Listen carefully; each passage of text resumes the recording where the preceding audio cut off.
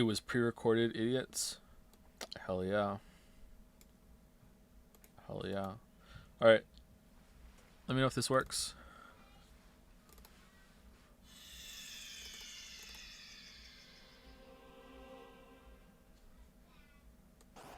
Witcher 2 Assassins of Kings was released in May of 2011, 4 years after Witcher 1 and 3 years after Witcher 1 Enhanced Edition. Witcher 2 was similarly updated with a free Enhanced Edition in 2012. The game was well, it's because I have my headset off. Hold on. Reviewed quite well, in no small part because it appeared like a much better produced game than Dragon Age 2 that came out a few months earlier. Is the echo gone now? I played both of these games at release, but I didn't finish either of them. For Dragon Age 2, that what was do you mean, because I was no? hopelessly addicted to World of Warcraft at the time and was pulled back into a raid tier. For Witcher 2, the reasons are a bit more serious. My mother died. I only got to the second chapter of Witcher 2 mom. back then, What do you mean, and I didn't no? play it again until making this video. Double audio sources? What? There's only one audio source on OBS.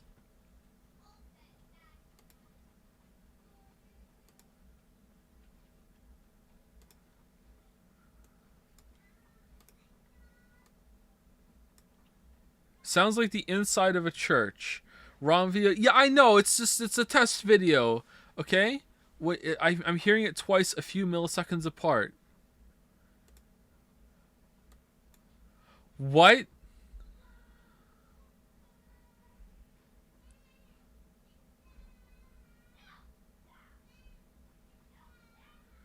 You got leaky headphones, mate? Everything that we streamed so far would have the same problem then if it was that.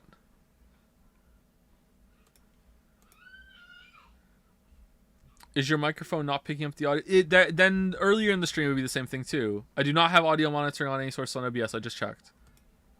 I do not have it. Monitoring is off on both of them.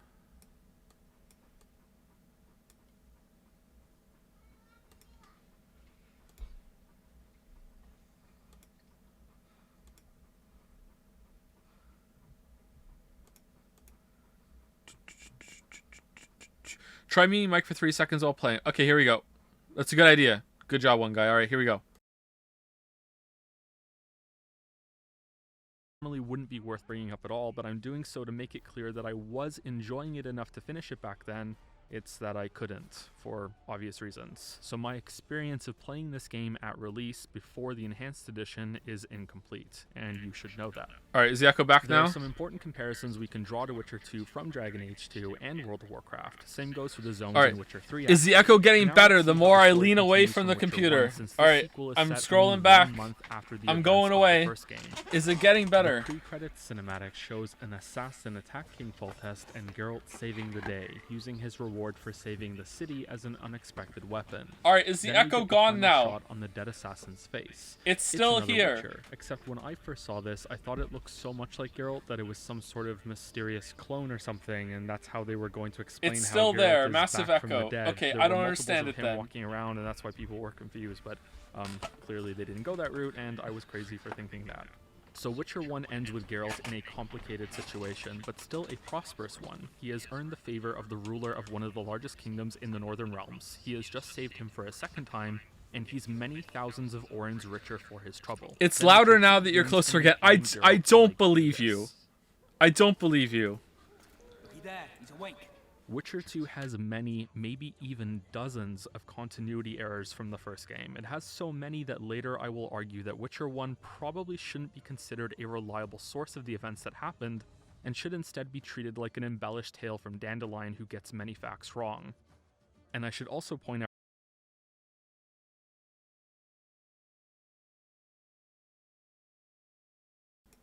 I don't understand. I don't understand.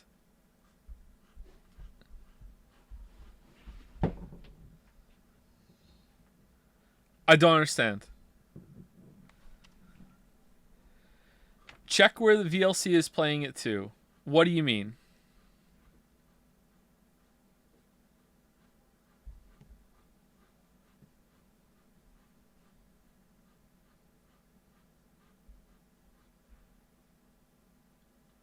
Why would that matter if the mic is... check whether it's your headphones or your monitors that play the same sound. But why would muting the mic fix it?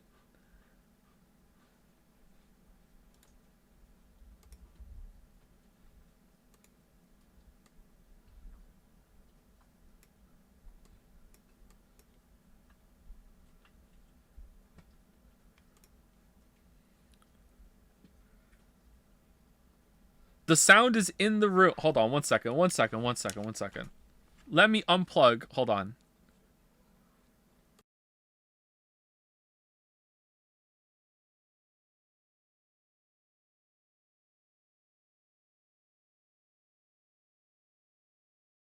Right now that I made a mistake in the first video by not clarifying that Dandelion is the same character as Jaskier from the Netflix series. So if you only watch the Netflix show, you may be... Okay, the only sound in the room is the headset. There's no other audio source in the room. The monitor is not playing a sound.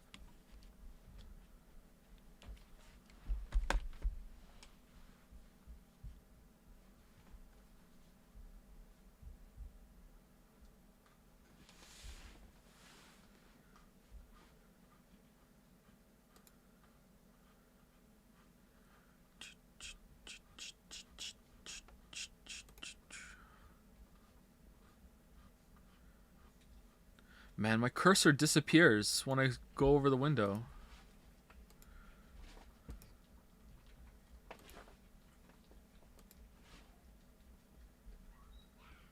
Okay, output. Automatic module. Windows multimedia device output. DirectX audio output. Device default. All right. There's only two options, default or the one that default is, but this time we're choosing it. All right. This time we chose it. Is it for the right reasons? Let's see.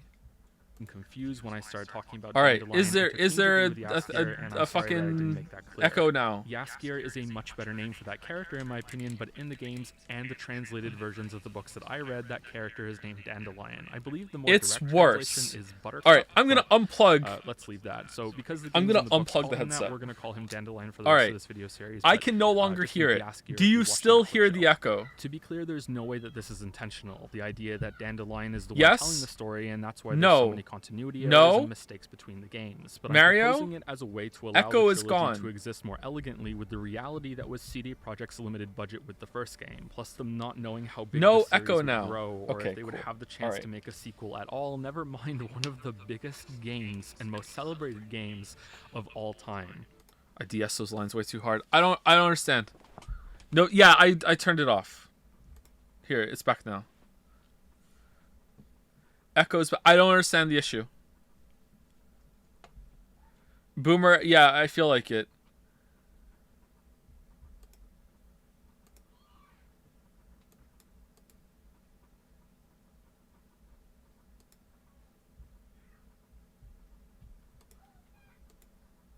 Okay, what if I mute desktop audio? All right, desktop audio is muted. I'm gonna play it now. Can you guys still hear it? This is a very understandable problem, and I'm willing to accept and even propose this software. All right, it's going. Can you guys hear it? However, only the echo. Okay, I'm now gonna unplug the headset. Okay, can you still hear the echo?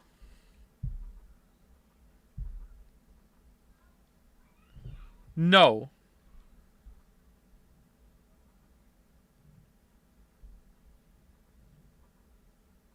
All right. You can choose to go through is the echo still gone? Start in the prison, recount the events of the day, and then it's the mic in headphones. The There's no mic in my headphones. This is the games ever get to the storytelling style of the books. There's no microphone on my headphones. With so many time jumps that are frankly unnecessary but still entertaining. It's fixed. You did it. It's not. I can't hear it. Cutting out some of the downtime that would happen between these sections, and also granting the full city siege a holistic quality that would have required way more work if every part of it was to be seamlessly linked. That's the staging grounds, the attack in the streets, the dragon's ambush, finding a way to open the gates, and then the final section when Echo's back! Because the title of this game doesn't mess around. There will be spoilers in this video, by the way. I figure the video's length should make that obvious. All right, I'll fuck be it. revealing This all the this plot this details cable's of really the long. episode How and far making a away few can I get the references to headset events in before the Witcher 3 echo goes and the away? books. All right, here we go. Naturally, I'll Let's go. also be Let's building go. on It's arguments all and the way over details here. about the plot and All the right. gameplay that I spoke about in the video that I made on the first game. Okay. If you watch that video all the way through before watching this one, you may be distracted I'm squatting by across what the you're room right seeing now. on the Do you screen. still hear Witcher the 2 echo? is a very different game than It's Witcher still 1. there. It does Okay, still it's have not the the same proximity of the DNA and headset shares then. much of its structure, but almost everything has been redesigned to have a broader appeal. It's gone through the trial of the masses. It's mutated, and not all for the better. The It updated is. visuals are The obvious proximity thing to matters, notice. and here's This is why. a drastic change in only 4 years, but perhaps not as drastic as the jump in quality of my microphone. Oh from yeah, the yeah. first video So to this one. so Witcher fucking 1. quality of my microphone. Yeah, fucking like nice one. Yeah. That's what's fucking good here. All right. I don't fucking understand. How? How is the microphone picking up the sound when like it's this exact same fucking setup? Why wasn't the microphone picking up the sound for literally every single other stream we've ever done in our fucking puff, man? Are they plugged into the same device? Yeah, and they always have been.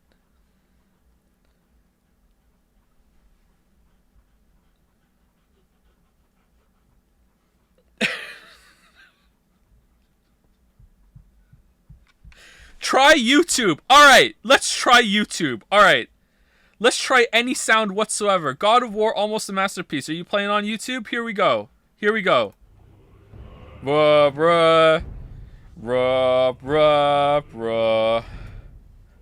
God of War is greater Oh my than the sum god. of Now I hear the echo. Holy shit. Or is that just the bad old microphone? Alright, is there an echo? Maybe it's just the bad fucking microphone. Hold on. It's so loud. Is there an echo? its parts. It doesn't have the best combat in a game, nor does it have the best exploration or Mega Echo? What do you mean Mega Echo? Is that the last boss of Echo the Dolphin? Yes, there's 100% Echo. Okay. Alright, I don't know what to do then. I don't know what to do. I already kind of didn't want to do this.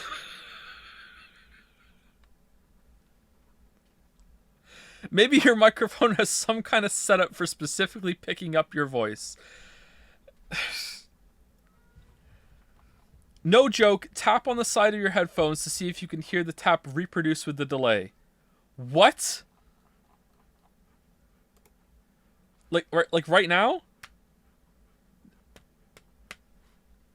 Lamayo got him? What? No, I don't hear anything. Only when you can hear the tap. Okay, are you hearing the tap because the microphone is picking up the loud sound of me fucking tapping the fucking... Like... Wouldn't I hear my own... Why did I tap? I'd be able to hear my own voice echoing. Why did I go along with that? Why did I think that would prove anything?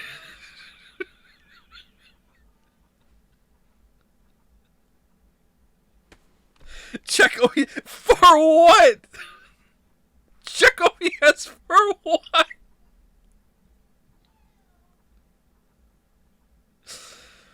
OBS file settings audio disable everything but desktop audio. Okay, alright, here we go. OBS settings. File. There's no file. OBS file. Oh, I see it now. Settings. Alright. It's the same thing. Alright, I get there in a different way. We are not the same. Audio. Disable everything except desktop audio. Okay, including the... Alright, that's disabled. Alright, now you can't hear me, right?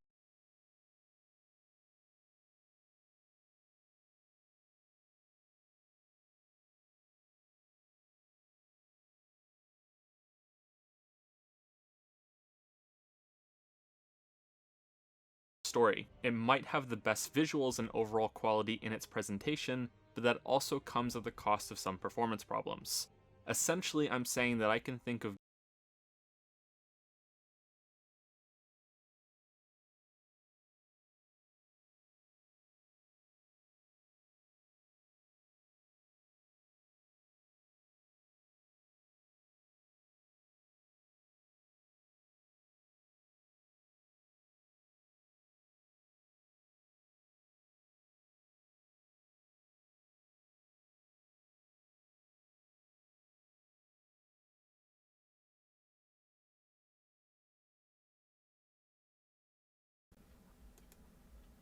All right, am I back now?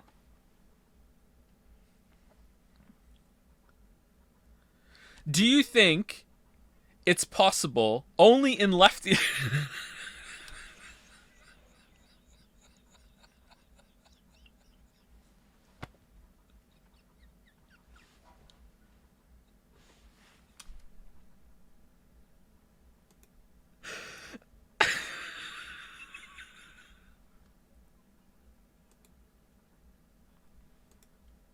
All right, is it better now?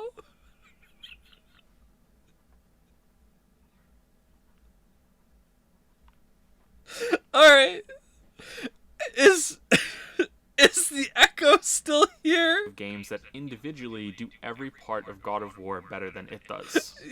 But I can't think of another. Yeah. All right. Okay.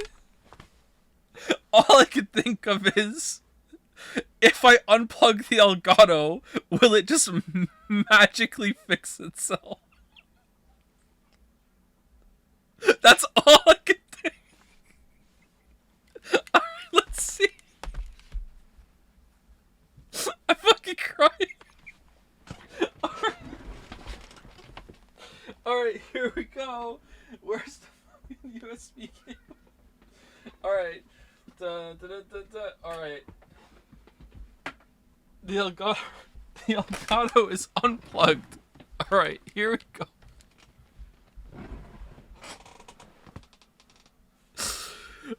Here now comes the true test. Is the echo still here? Game that is this good in almost every area. Most games that have great stories have Yes, horrible it's gameplay. still- The it's opposite still is there. usually true as well. Okay, I don't know what to do, chat.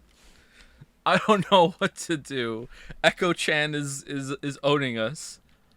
It's what do you mean it's Did you try yelling into your headset yet? Why would that do anything? Watch with the echo. Stream it via your phone. Do you monitor your own mic? No! If I did, I would hear it, wouldn't I? If that was set up. Look, I will double check. Fucking, like, actually quadruple check. Audio monitoring on OBS, advanced audio properties, desktop audio, volume, minus 5.8 dB, mono, not tapped. LR balance right in the middle. Sync offset 0. Monitor off. Audio monitoring. Mic aux active 0 dB. Mono on, so you guys can both be in fucking both ears. Sync offset 0. Monitoring off.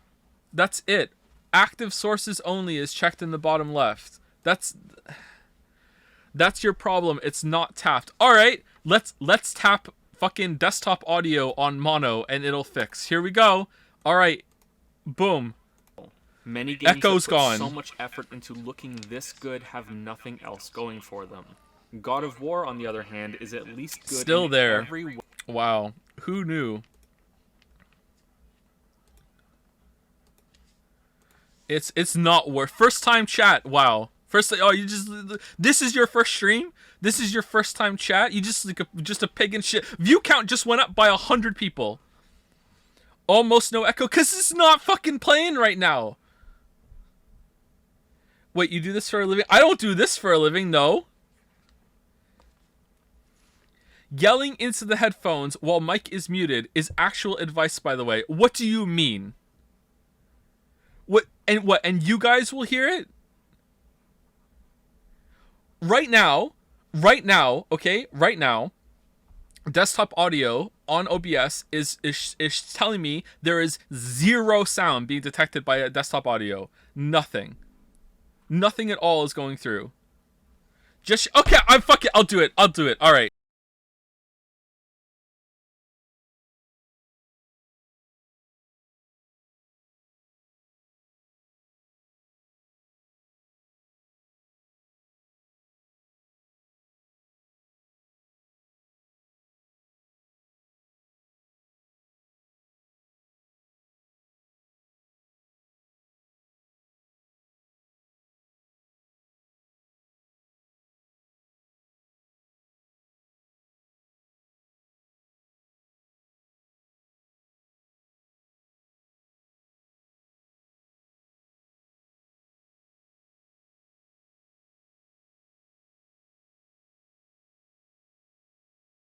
All right, none of you said banana, so you couldn't hear me. All right.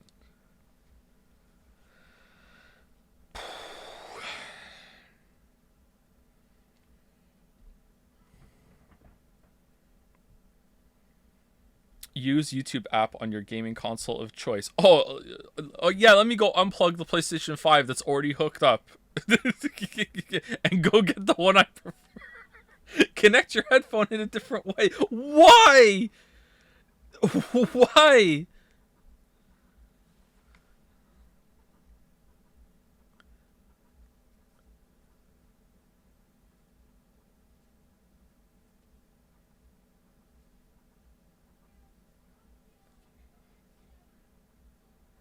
Select different audio output. To what?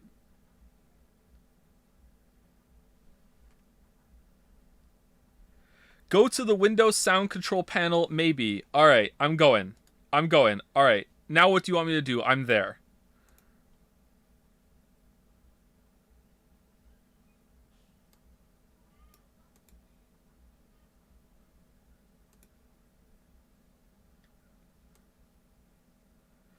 Look at microphones. I don't know. Thank you. Thank you for your help. This helped.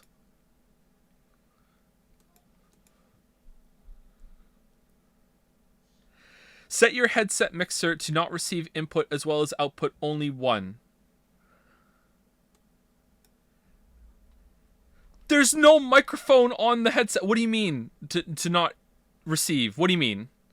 Disable anything audio mix if it's on. The only things that are on are the output device that I use for the headset. That's it. And then the analog USB, the Focusrite USB. That's it. Those are the only two that are on.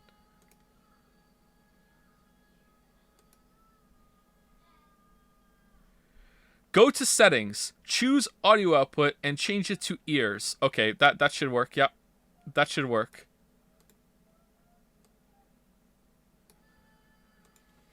For fuck's sake, Google it, not listen to chat. Google what? There's an echo on my stream. What do? I don't even know the problem.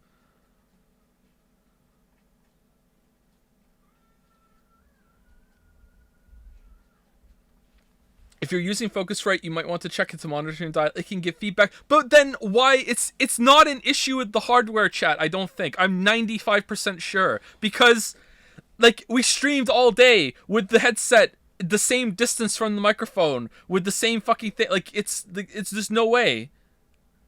It's something to do with desktop audio, how it's going through fucking OBS.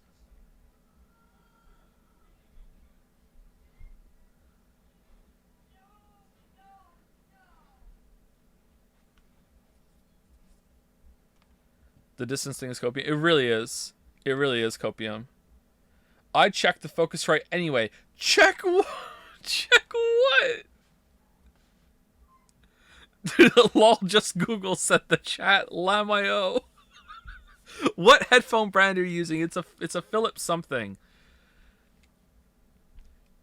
Philips 50mm vented neodymium drivers. Oh man, that's a bad one.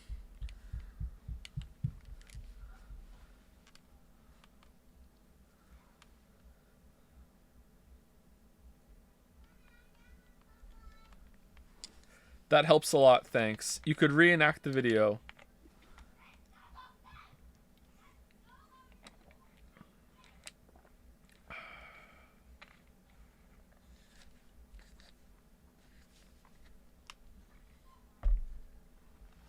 Try using audio output capture instead of audio input capture in OBS.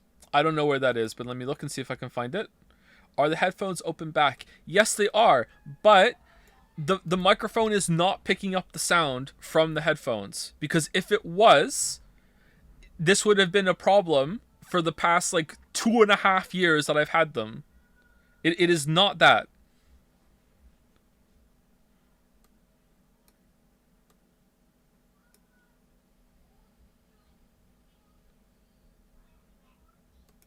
The echo exclusively echoes for your voice and not anything else in the video. As such, the pickup is coming from a mic with human speech recognition and is picking up that up from your open back headset. Okay, 1 second. We can test this. Hold on. is there an echo on Kusoro tunes?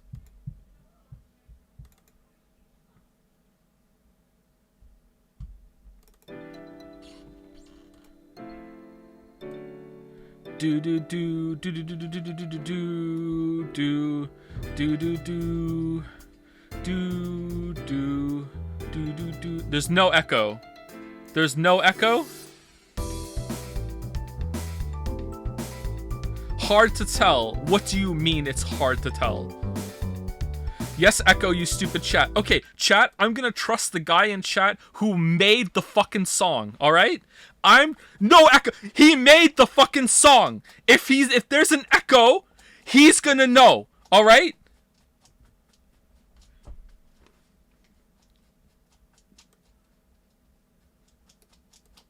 He's like...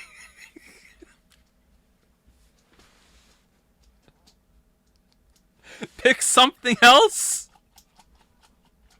What? He actually is. What do you mean?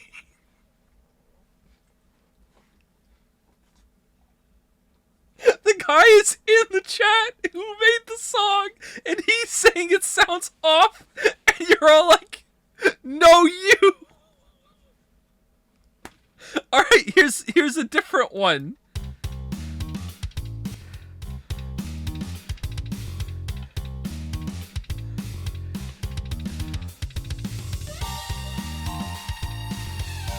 Sounds echoey. Alright, there we go.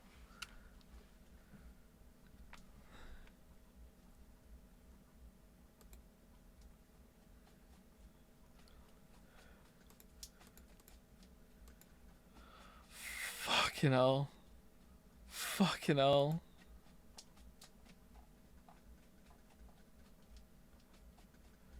Rare one guy W.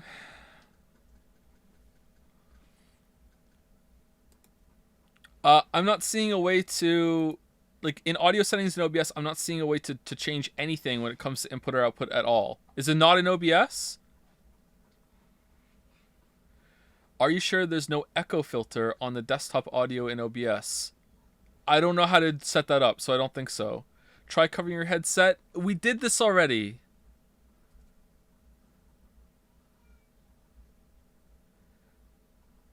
There's source types? What do you mean source types? In the audio mixer?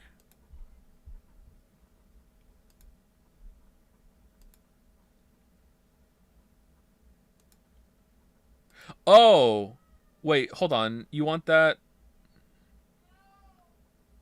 No, I looked at that already. There was no change there whatsoever. It's like if I go to source type for window, it says like window VLC.exe, and then it's capture method automatic, and I can go to bit BLT Windows 7 and up or Windows 10, and it just says on automatic, and then it's window match priority, and then capture cursor, and then multi-adapter compatibility, and that's it. Add a new source in OBS, select VLC video source. Mute all other audio sources in the audio mixer. Enable monitoring on the one VLC video source in the audio mixer. Okay, and then? I don't understand the instructions. Sorry, let me read them again. Add a new source in OBS. All right, I can do that. I know how to do that. Select VLC video source. Okay, I know how to do that too. Mute all other audio sources in the audio mixer. Okay. Enable monitor. But then I'm going to have to play it in OBS. Isn't that the same thing? Or is that just the audio test you want me to do?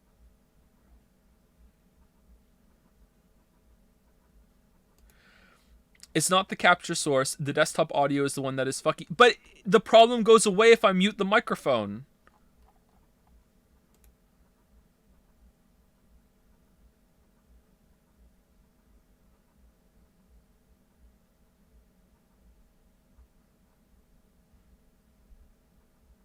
No, it doesn't. Yes, it does!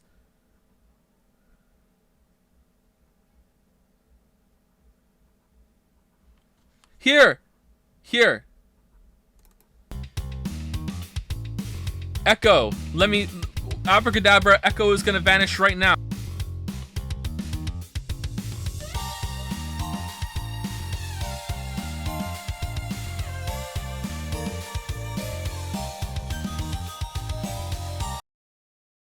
What do you mean it sounds the same?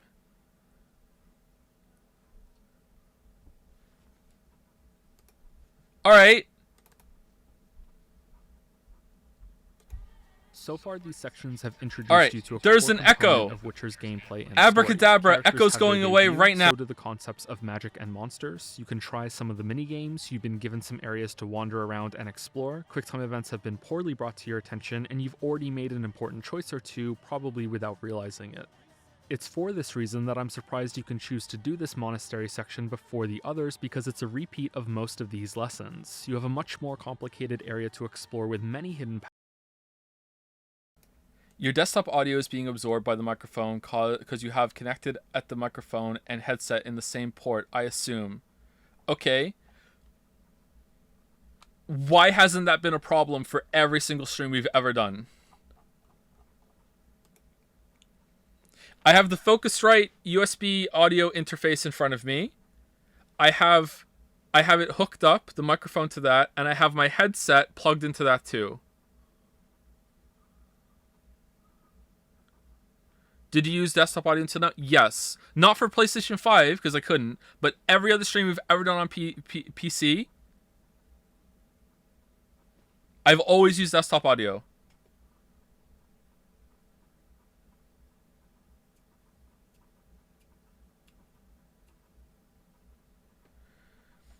Joe, mute yourself when you play the video, unmute when you want to speak, at Joesph Anderson, upvote so he can see. Wow.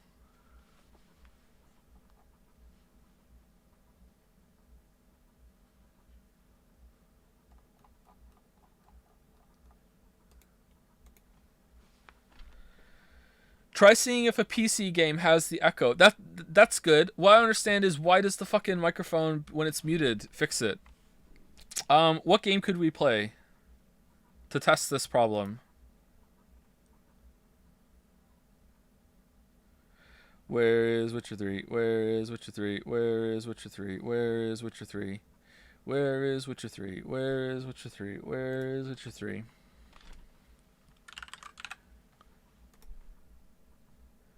Alright, I've opened Steam. Let's, Alright, Vampire Survivors doesn't work, but maybe we could hear something? Let's go back to Hollow Knight. There were no problems playing Hollow Knight.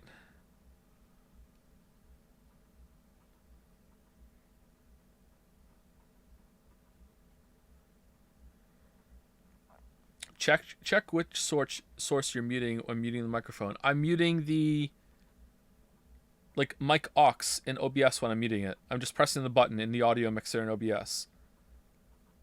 Something with speech so we can hear if there's an echo. Oh, for fuck's sake. Alright.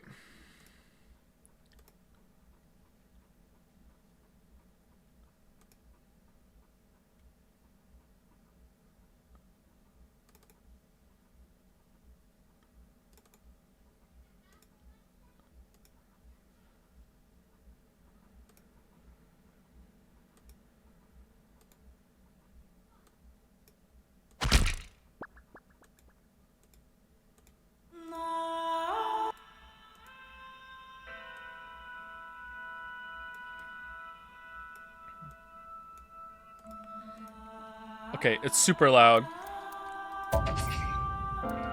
It's so loud.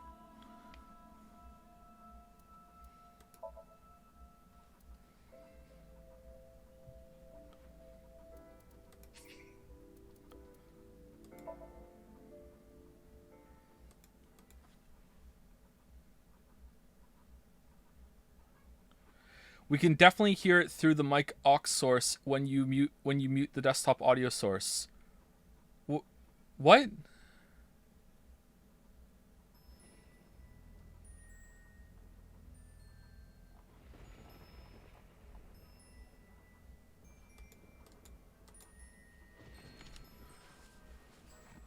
Test this game for 30 hours. All right.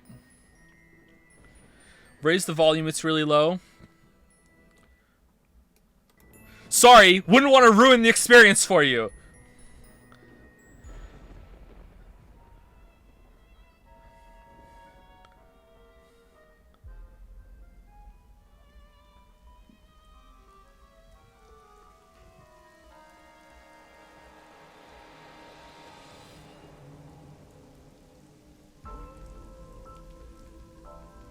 Big Nier Automata vibes.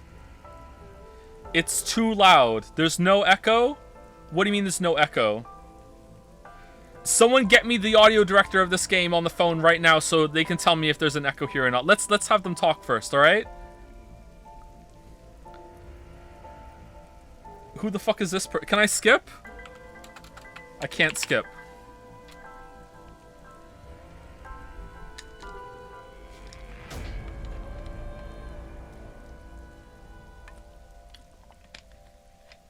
You think chat is going to be convinced by the audio director?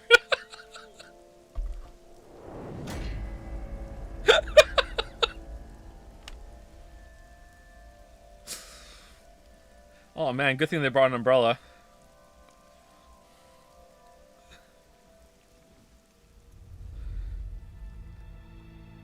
Alright, Monokuma, show up and fucking talk.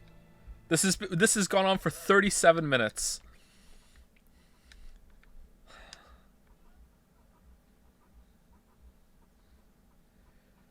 You have to change the audio output mode of your Elgato device inside OBS to capture audio. The Elgato's unplugged! We're not on the Elgato anymore!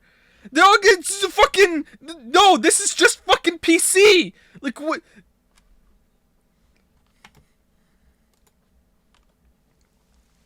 Talk game.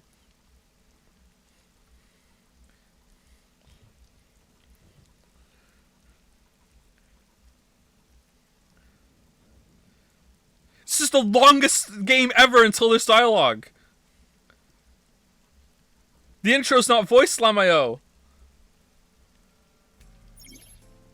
Oh my fucking god! No! Fucking talk! Not too good, unfortunately. Alright. Not finding much. Is there an echo from Policeman?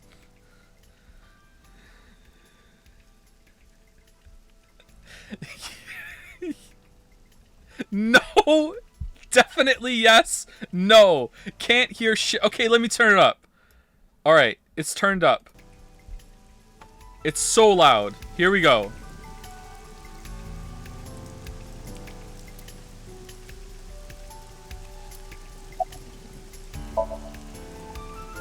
Wow, I never thought a great detective like you would ask me my name.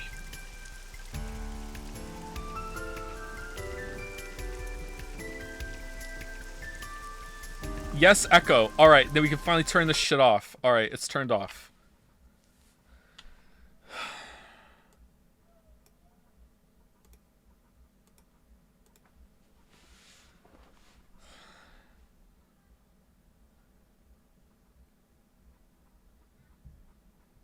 Only the voices. Alright, hold on. What was it someone said? Alright, hold on. I'm muting. Desktop audio is muted. Let me play the song. Can you hear the song?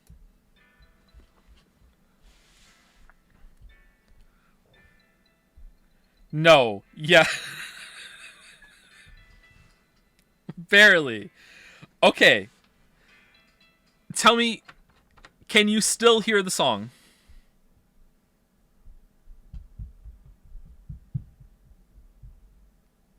No, it's completely gone, right? Okay, alright.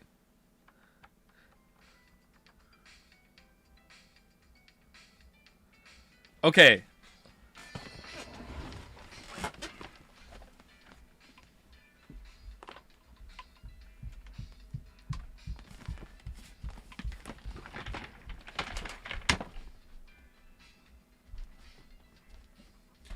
Can you still hear the song?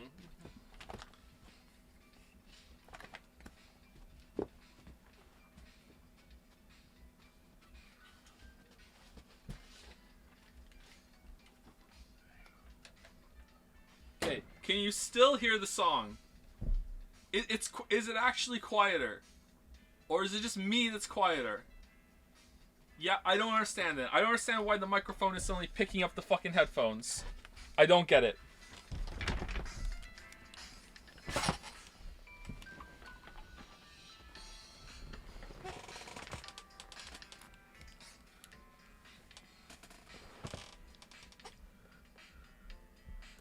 I don't get it.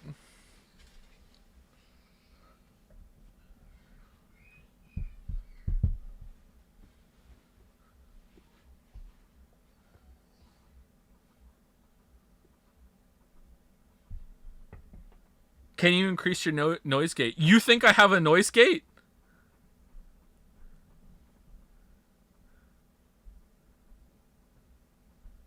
Are you bumping your mic or something? No, I'm not. What do you mean bumping my mic?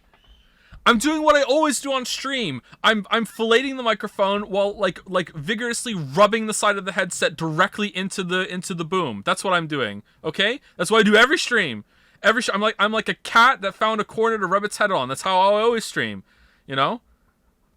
The headset must be an inch next to the microphone at all times. Like that's how I always like.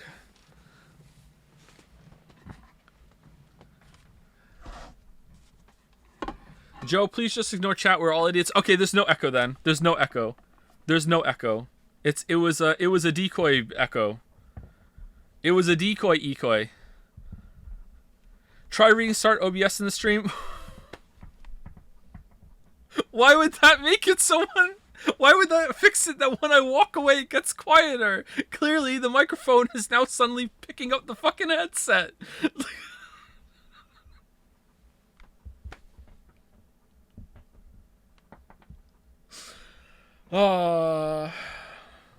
Pinned message? What pinned message? This guy had it. Alright, I trust you, chat. 1 second. Let me mute the microphone so you can't hear it.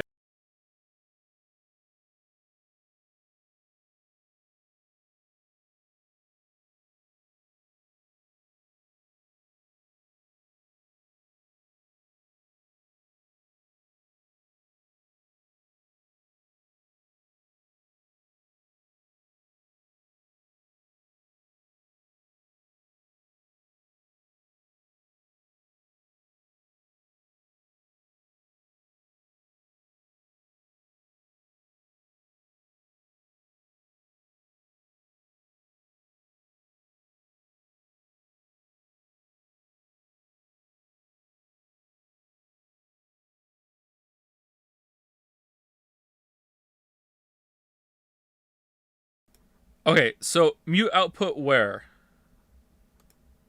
So mute output and then monitor it.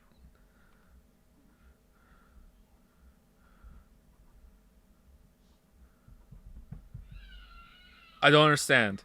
Then you guys will be able to hear it, right? How are you hearing the monitor? I'm confused. Obviously it worked. I'm not understanding something. I'm not saying it's not going to work. I'm just...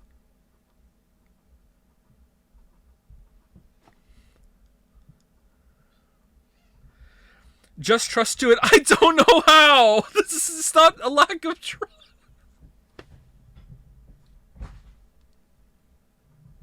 Try unplugging the Elgato. It's been unplugged for 20 minutes.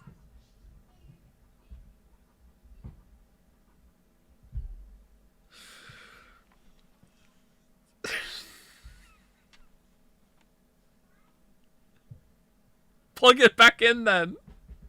Replug the Elgato. We're not using the Elgato. Alright. Mute the thing. Just no, then you guys are still gonna hear it because it's coming from the microphone. Even when it's muted, you're still hearing the echo. Like you'll hear the echo right now.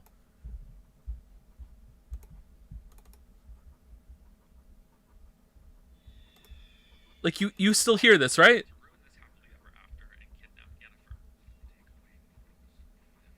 Yeah. So the desktop audio, the output on desktop audio is muted right now, and you're still hearing it. Someone posted a diagram. All right, cool. Where's the diagram? Here's the diagram of what I think is going on. PC in and out, and then they're touching. Okay. All right. How do I make them not touch anymore?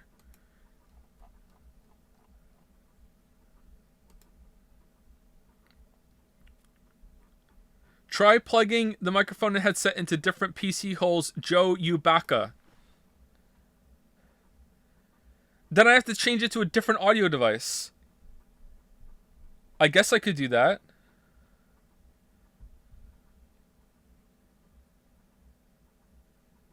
Where am I going to plug it in? Alright, I'll try it. Fuck it. Alright, bye.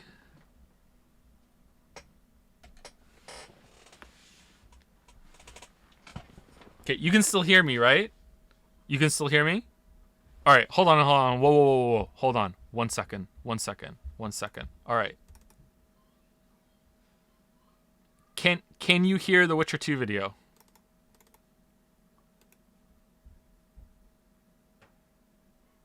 No? All right. Can you hear the Witcher 2 video now? Back to Witcher 1 while Dandelion prattled on and I was barely listening to him. I think it's a brave thing to put the Okay, player into a is there an situation where echo? there's no right answer. Is Flotsam better off now? For some people, yes. No, But what about it's for not most? solved. What I about can't those hear who it. deserve Okay, the most? let's go back. All right. Let's go back. All right. Now I'm gonna plug it into a different port. Okay, 1 second.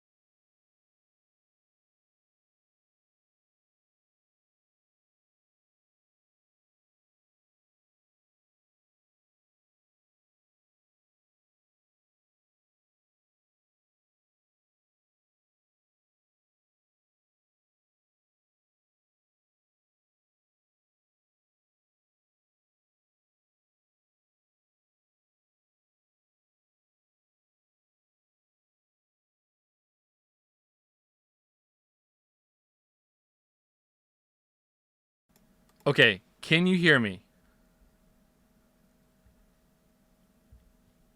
You can hear me. Okay. All right. Okay. All right. I'm gonna mute the microphone. I'm gonna play a song, and I want you to tell me if you can hear the song. All right.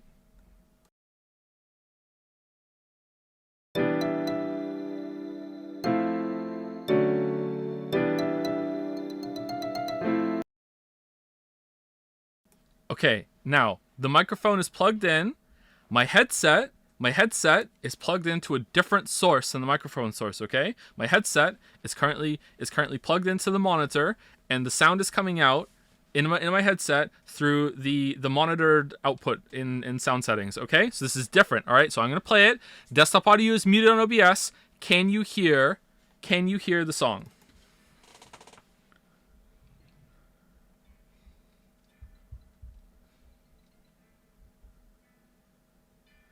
No, can't hear shit. Slightly, faintly, very quiet. So not like an echo. Okay, so if I put them both, like a little sound is obviously gonna happen. All right, now I'm gonna put them both on. All right, is there an echo?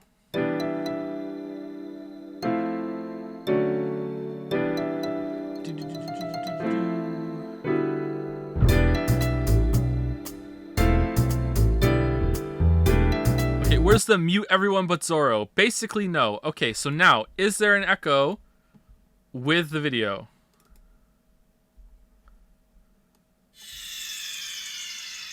Meet up with her afterwards since Shillard saves her if you don't. He was the Nilfgaardian speaking to Foltest if you've forgotten. He wants to sign a treaty with her and she clearly doesn't want to, but because Geralt killed her son and the castle No. town has fallen, she feels like We're she has good? no choice but It's to so make a loud. deal with the Nilfgaardian devil. She It's so asks you loud. how her son died and you Okay, here's the problem though. Is it solved, or is it that the audio is like half of what it was on my headset right now? Like, it's so quiet. If I put it back on and I turned the fucking audio down on the interface, would that be just as good? Does it matter? It does kind of matters to me. I'd like to know what the problem is. No clue. Audio is loud in our end. We couldn't hear you. All the videos playing the voices too. Yeah. I had it turned up too high. Yeah. Try. Okay, I'm gonna try. All right, I'm gonna try. All right. Okay. Here we go. Here we go.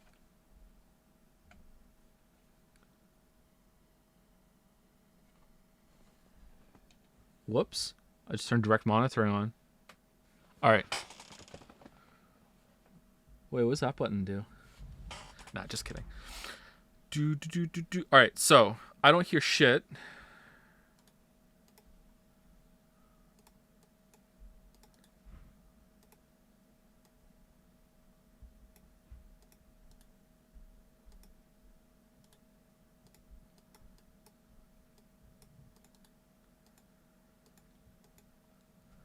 Okay.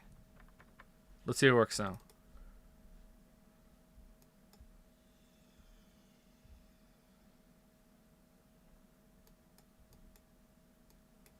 Witcher 2 Assassins of Kings was released way.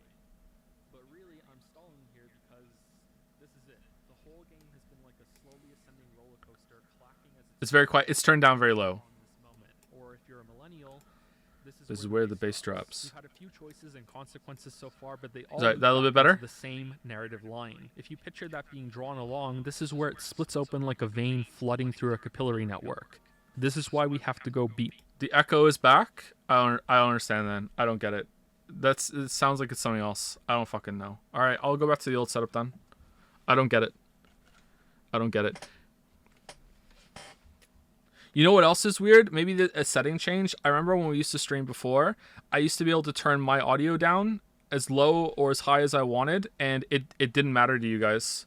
It was only what it was set on OBS that mattered. Now when I turn audio down or up on my end, it affects it. Joe, I'm not fucking with you.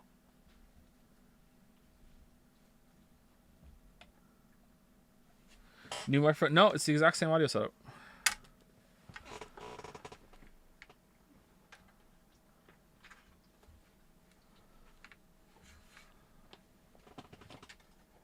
Okay, where the fuck is this?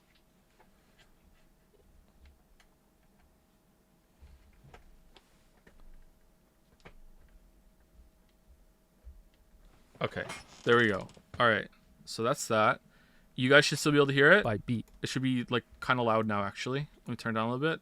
You guys can hear it, Because right? There's no chance of discussing this story Yeah, otherwise. I can't hear it right now. I need to change my audio output. All right.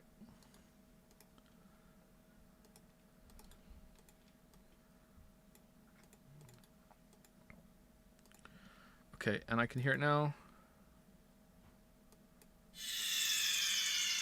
All right, there we go. I can hear it. You guys can hear it. Let's start God of War and see if we can get it done.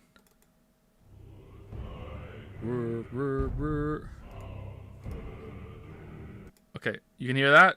You can hear the brr, brr, brr, brr. Yeah, no video right now. I know, it's fine. Don't worry about it. Let's test with the Witcher 2 video some more, actually. Okay, so let's get the audio right.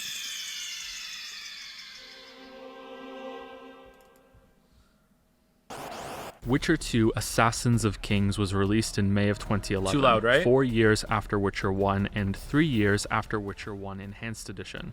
Witcher 2 was similarly updated with a free enhanced edition in 2012. No echo. The game was met with Too a loud? moderate All right, amount let of me turn it down a bit. fanfare and reviewed All right, quite how about well, now? in no small Pretty part good? because it appeared like a much better produced game than Dragon Age 2 that came out a few months earlier in March of that year. No echo. Perfect. I played both nice. of these games A at little release, quiet. but I didn't finish either of them. Perfect. For Dragon Age 2, that was because I was hopelessly addicted to World of Warcraft Sounds at the good. time and Turn was yourself pulled back up a into bit. raid Like, tier. which For Witcher one? 2, the reasons are Which a bit Joe? more serious. My mother died. I You only have- got you to the have- second you have to chapter be of more Witcher 2 back then, specific. and I didn't play it again until making this video. It normally wouldn't be worth bringing up at all, but I'm doing so to make it clear President that Joe, I can't was make myself enjoying any it enough louder. to finish it back then. It's that I couldn't. I can't. for This is obvious as loud as reasons. it goes. So my experience of playing this game at release before the enhanced Turn the edition video up. is incomplete, and you should know that. There are some important comparisons we can draw to Witcher 2 from Dragon Age 2 and World of Warcraft. Same goes for the zones in Witcher 3 actually, but for now let's see how the story Okay. continues from Witcher 1 since this sequel is set only 1 month after the event. All right. Here we go. All right. God of War is greater than the sum of its parts. Oh, It man, doesn't have old the best microphone combat in the sucked. game, nor does it have the best exploration or story. It might have the best visuals and overall quality in its presentation, but that also comes at the cost of some performance problems. Bad Mike. Yeah. All right. New one. What do you mean new one sucks too? New one is like, it's fucking what most professionals use. It costs like fucking like $600 or something. Every single person in every single podcast uses fucking microphone. What do you mean new microphone sucks too? What do you mean? I'm using it right now. Okay. All right. Hold on. Why can't I see my mouse? Oh shit! I fucked it up. All right. If I hit spacebar, will it pause? Nope. Essentially, All right. I'm Okay, it will. All right. Good. All right. Are we good? Is sound fine? Let's talk about it. Let's let it go for another 30 seconds. All right. Here we go. saying that I can think of games All right. that individually do every part of God of War better than it does. But I can't think of another game that is this good in almost every area. Most games that have great stories have Okay. If I'm click on the window, it freezes in OBS. All right. I will try and remember that. Okay. Why? Why can't things just be easy? How to react to Andy's do this is sorry. They probably have just display capture and they don't have secret projects that they don't want to show. That's why.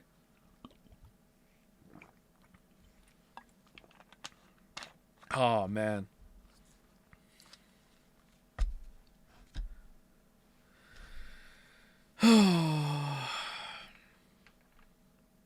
Okay, we're gonna restart from the beginning. All right, restart from the beginning. Here we go.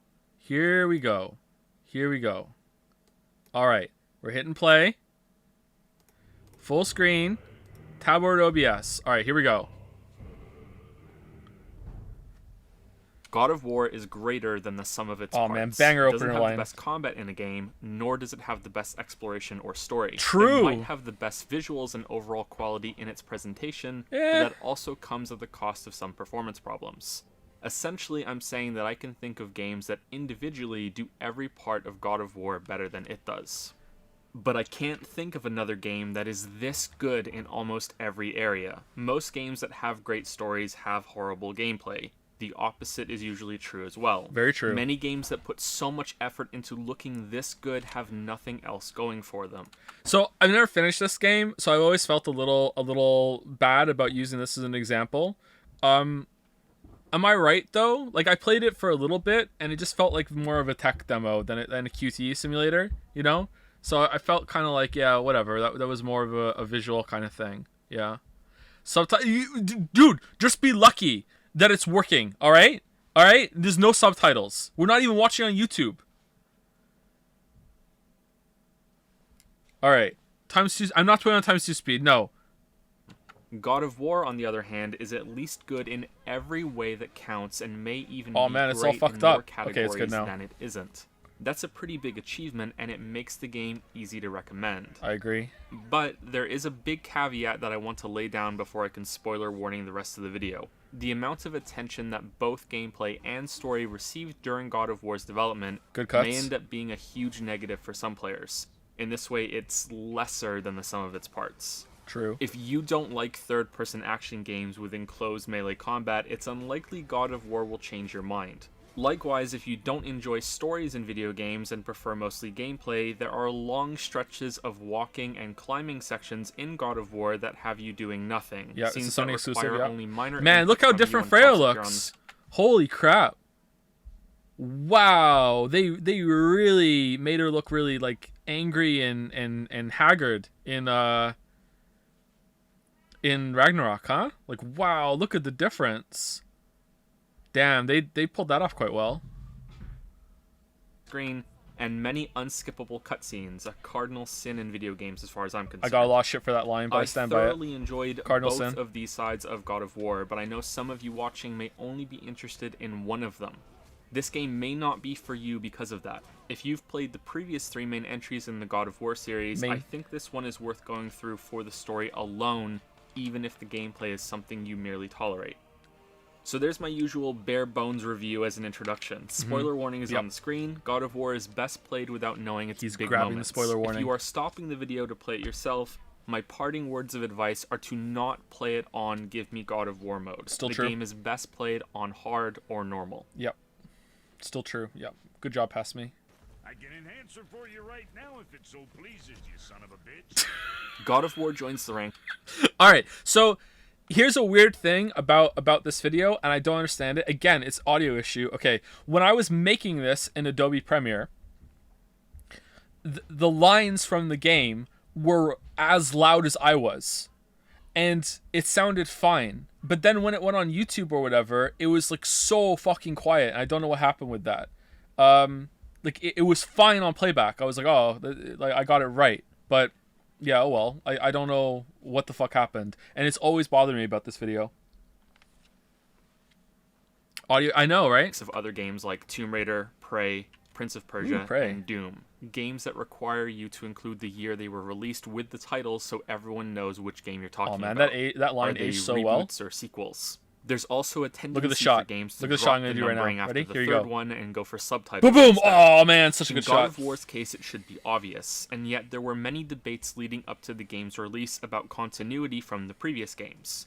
This culminated personally for All me right. when I went to buy Okay, the game at the here we go. store. The guy at the register asked, All right, I will ruin something for you right now, okay? All right, this part here took me like an hour to figure out how to replace his line down there to what I was saying. All right, now I could do it really easily, okay? But like to replace his dialogue with what I wanted, I have to download the font, I think, too. I can't, or if I just found the closest one to match it. All right. Now here's the thing, though. I will ruin this for you. As people walk by from the left, all right, watch their legs behind the text, and you will see my janky ass shitty mask that I did to mask out the old font, the old writing. All right, here we go. "Have you played the other games?" I answered yes. "Well, just forget about all of that. This game is completely separate. It's Norse mythology now instead of Greek. There are no connections." Turns out this clerk was wrong. Seeing as the game has been out for several That actually months, happened to you'd me, by the think way. This sort of thing would have stopped happening. That but clerk yet really the did say that words to of me. This guy live on in some online posts. The streams I did of the first 3 games and this latest one have attracted comments about how the early games are no longer canon, that this is clearly a reboot, and that Nice. the events of the prior games should no longer enter your mind. This is, in my opinion, far from correct. In fact, I'd say this latest God of War is significantly enhanced by playing the older games, Ragnarok or isn't, at though. least God of War 3. Yeah, This is the same Kratos we've been with all along. The continuity is here, and that's a that's a good good thing. The first 3 games are spectacle fighters that belong together with Devil May Cry. Now, before big fans of that series start stabbing their thumbs into the keyboard, I Good line. know they have severe differences. I played the first 4 Devil May Cry games as they were released, and the first one is Man. one of my favorite games. Man, I remember it's such a stupid scene. I remember when the God of War video came out, and there were motherfuckers in Jad saying, "Well, judging by Joe's Devil May Cry footage that he used in God of War, he's not very good at Devil May Cry." And it's like, motherfuckers, I just ran that for like 30 seconds to get some fucking footage of the game. It's like, oh, he's not very. I was like, what do you mean? I haven't played this game like since it came out. All I wanted to do was just like slash some fucking guys. That's it. Like,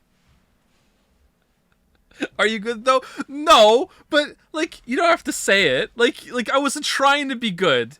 I wasn't trying to be good. Why are you nitpicking that shit? Anyway, the Devil May Cry 1's so good. Games of all time. God of War 1 and 2 are much lighter versions of that combat Oh man, system, look at that and it's camera. not until the third game that more direct comparisons to Devil May Cry become truly fair. Yet the games are firmly in the same genre courtyard. They look pretty even if good, God of War right? values spectacle and scale above all else. Oh man, God of War 3 was God so of good. War 2018 is Oh, here we different. go. It's the same character. I tried so hard to match their faces here, and I couldn't get it right. I wanted it to be like a perfect fade, and it snapped too fast away from Kratos in God of War 3 to this one. It works kinda, but I wanted it to fade from one to the other and bleed, and I couldn't. It had to be like a hard cut. I was really sad that I couldn't get that done. I tried for a while. But the story has gone through evolution. The gameplay has definitely mutated, but whether that means it's evolved is up for discussion. I wouldn't call the it a flashing into regression. that, It's so certainly good. above the first two games, but Here you compared go. to I how love this well guy. the third Boom, game yeah. refined that combat system, I'd say this new one is best described as a side grade. We'll get to that. The story's evolution is easier to see, although it may not be an improvement for everyone. The discussion around Kratos' supposedly new maturity has been difficult to avoid. Yeah, save for it the was pretty counter-argument obnoxious, actually. saying that commentary is unfair to the original games. It's Well, that clerk that sold me the game was right about one thing. We have gone from Greek mythology over to Norse. Yep, plain The sanely first obvious. three Yep, God of true. Wars were like a greatest hits tour of its setting. Did it ever make sense to run into these mythical characters who are, for some inexplicable reason, no longer contained to their own stories but mixed together in some kind of mythological stew? I read quite a bit of Greek mythology when I was a kid because I was just that damned cool, and I could I hate my appreciate delivery how on that part. equally loose and nonsensical the first three God of Wars were in terms of story. It's not so much about structured plot. These stories were originally told orally and thus have no recorded origin. They were told and then retold and naturally changed along the way. Arguably, that's part of their charm. It made them inevitable victims or beneficiaries of alterations in both style and content. I'd guess embellishments and one-upmanship of previous stories also ran rampant. Greek mythology is like a big... All right, so I forgot about some of that. I like the comparison of like making like a greatest hits album of everything like mixed together. I think that's a pretty good way of describing it, actually. Good job, past me. I like that. I don't like my delivery there all that much, but that's a pretty good way of describing it. album of songs made to fit one Ragnarok's theme, not like but that. with a different artist guest starring on each track. It was more about contained scenarios and the epic emotional payoff at the end of them, rather than a sweeping continuous tale. Kratos embodies that in his simplicity in the first three games, but that does not Nipple mean shot. he is a character without any depth or meaning. It just means he suits the setting he was placed into. That's pretty He true. isn't just a bloodthirsty monster that kills indiscriminately. He cares deeply about his family, to the point that, in terms of plot, he is controlled by guilt more than rage. But that doesn't sweep away the fact that, for the majority of the game, anger is what powers the Kratos engine. The more complex side of him is rarely shown, and when it is, it feels more out of place due to how much time we spend in kill, kill, kill, blood, blood, blood mode. You could argue Lots that of the cuts setting there. is more the story than this character in the first three games. It's not until a few scenes at the end of each game and the last quarter of the third game This that character Kratos is is weird. shown as more than just our anchor being dragged through this mythology. Get it, anchor, and he's in the water and he's being dragged through. Get it? Yeah, see? I do this all the time, and I feel like most of it's lost on people. Logical ocean. I should note here that I haven't played Ascension or the PSP games, so it may be different in those ones, and I can only judge the first three numbered games. God of War 2018 is mostly the opposite. The Norse mythology setting is important, but compared to the original trilogy, it's like a backdrop to serve as a stage for a story about Kratos. Kratos is the greatest. It's like a backdrop to serve as a stage for a story about Kratos and his son Atreus. There are fewer appearances from mythical characters in this one, possibly to the game's detriment, but it feels far more cohesive than the boiling pot approach of the earlier games. Norse mythology was originally told orally. It was told and retold and therefore carries with it the same qualities as Greek mythology. Variations were encouraged and sadly, not much of it was written down and is really lost forever. Okay, there are a few gaps in my knowledge. So quiet. However, it has something that the majority of mythologies do not, an ending to its own world. Now, before you start quoting the Book of Revelation at me, remember that Ooh, Dark Ragnarok Souls. is quite different. First, the word is quite possibly one of the coolest ever created. Ragnarok. You can just taste it as you say it. Second, it's a final True. It is world-altering a cool battle word. where every character shows up and slaughters each other. Rivalries are partnered off and permanently resolved. Almost everyone dies. This may not seem like a big deal, especially since the rest of the Norse stories follow a similar contained scenario with contained payoff as Greek mythology, but along with Loki being a regular catalyst that sets off the conflict in many of the tales, Ragnarok is always there. It's looming, it's coming. A small detail here, or part of the ending there, or rolled up into that boogeyman monster that's waiting at the end of the imaginary book that will never hold all of these stories. There's a little more glue that binds Norse mythology together. So I like the description, but I always thought it was a little too much of a run-on sentence. It's a little too long. Like it's a good way of describing it, but I wish I had cut that down just slightly a little bit. I don't know. Maybe it's fine, but I feel the effort in my voice when I say that. All right, so watching this back already has made me think that like what's the read on it, chat? Did Kratos change the course of Norse mythology, or was that how it was always going to be, and it's just that it was like told kind of in the wrong way? Because it feels like there was a huge amount of effort put into the Ragnarok story, the game Ragnarok story, to show that, oh no, the prophecies were just kind of weird. It's like, oh yeah, Loki did, quote unquote, give birth to Fenrir and the World Serpent. It's just that he did it in a different way than it could be a misconstrued prophecy sort of thing. It kind of feels like they really wanted it to stay somewhat true to the events, but it's just that it was misunderstood, I guess. I don't know. In the first game, Mimir says that Ragnarok comes faster because of it. Yeah, but they've never gone through it before, so how would they know? Like faster than foretold. But a lot of the I guess it was always meant to be that way, because it's just the prophecies were wrong and they were just, fake decoy prophecies all the time. Seems that way. Huh. Why the fuck doesn't Kratos die, by the way, if the prophecy said so? Because it turned out it wasn't Kratos at all. It was Odin instead. You can add this to how the Norse gods are far more grounded than the Greek. A large part of the appeal of both families of gods is that they're fallible. They're not calm, all-powerful, and all-knowing deities. Did Gumfuck not tell you? They This reflect some prophecy of is the out worst of date. qualities of mankind and can be just as selfish and capricious. Yet the Norse gods have always struck me as the more human Wow, of Freya the looks two, so different. or if human isn't the right word, more mortal. There's brutality in how the gods are treated in both Norse and Greek mythology, but it's the Norse side that always struck me as having the deeper, more lasting ramifications on the gods for that brutality. Outside of the games, that is. The games' versions of the gods are about even in this respect. Are these the only reasons that Kratos is different in this game? Absolutely not, but it's clear that there was a deliberate change going from one setting to the other, for all the environments, the gods, the monsters, and Kratos himself. It's more likely that these changes were thought up first, with The Last of Us being such a clear source of inspiration that I won't bring it up again for the rest of this video, and then the setting Possibly my was favorite settled on match around cut the I've ever same done. time as an appropriate migration. Everything has been shifted from the extravagant, exaggerated Greek myths to the still mystical. So that sort of thing is actually not that hard to do, but I guess maybe it's comparable to anything that. I'm not really good at video editing, but if you do get good at expressing yourself in any creative way, at a certain point, nothing is really hard to do in terms of technique, and it's more, well, there's some things, but it's mostly thinking of ideas and getting yourself there and putting the work in. So to me, the hardest part of doing that was actually finding a good clip that worked. Do you know what I mean? Like having it be one cut that begins with Joel using the axe and then ending with Joel using the axe, like, and matching it together. The matching part wasn't the hard part.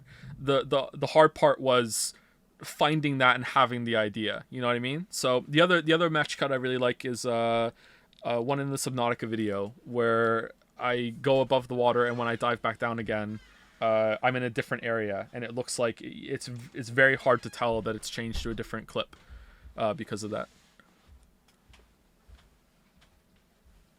Everything okay? Just right, what are we doing? We are watching back my God of War 2018 video, and at this pace, it's going to take us 7 hours. So let's get back to it. But while not humble, but humbler Norse ones, That's a good Kratos shot. is slower, more limited, and is now capable of fatigue. This could be explained by him getting older. The game even takes at least one crack at him about that. You didn't hurt your back, did you? I did not hurt my back. So But quiet. that doesn't make much sense for a Greek god when you think back to Zeus and his siblings in the previous game. I think it's more likely and better suited if this new realm is dampening him in some way. The rules are different here. Sometimes that can make him powerful if he can defy them, other times it makes him weaker when he can't.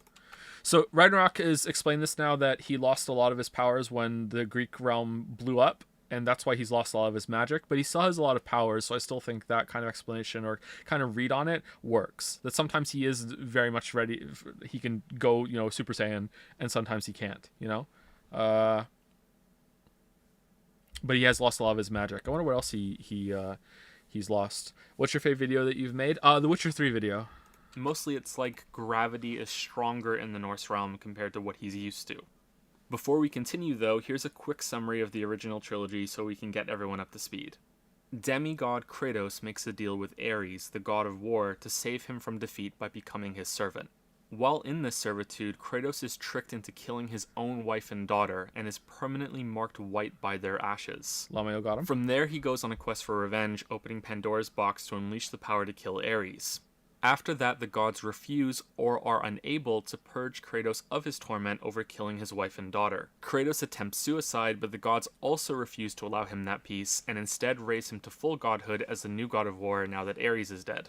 Kratos becomes too much of a threat to the rest of the gods in his new position, and is subsequently cast down back to roughly demigod status. Zeus lays a trap which Kratos stupidly falls for when he channels the remainder of his powers into the Blade of Olympus. Yeah, it was pretty dumb. Zeus, who is Kratos' father, by the way, the guy had a real bad problem of keeping his lightning bolts in his pants, then kills him, and after being saved by the Titan Gaia, begins a new rampage throughout all of Greek mythology over 2 games, killing titans and gods alike. At some point, it becomes hard to tell whether he still wants vengeance because the gods won't rid him of his nightmares, or because of the more recent betrayals. Knowing Kratos, it's probably both, mixed in with 5 other things that only he knows about. Some other god cut in front of him in line when he was trying to, raid a city somewhere. At the grocery store. He also gets his godhood back at some point, but it's not clear when that happens, or at least I can't pinpoint it, but maybe I missed it somewhere.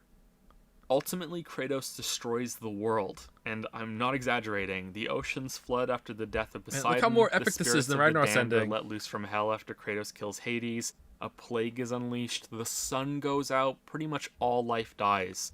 After Zeus is killed in the end, this is the state of the world. Athena, who died at the end of God of War 2, was previously one of Kratos' only allies. She explains that she has ascended to a higher existence since that death and continues to help Kratos in God of War 3. Wait, who's At that? the conclusion, she demands the hope that Kratos absorbed from Pandora's box as her payment for this. Refusing, Kratos instead chooses to kill himself with the Blade of Olympus.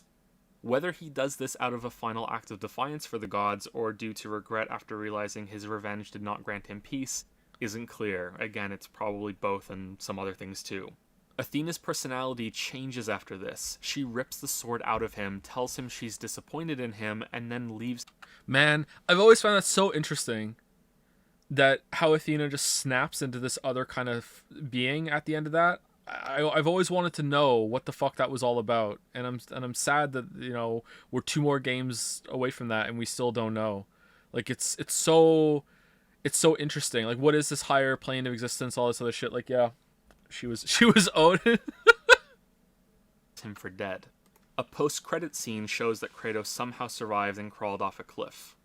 So you may be rightfully wondering how there's another game in this series. Well, I am happy to report that God of War 2018 provides several satisfying answers to how we went from this to this.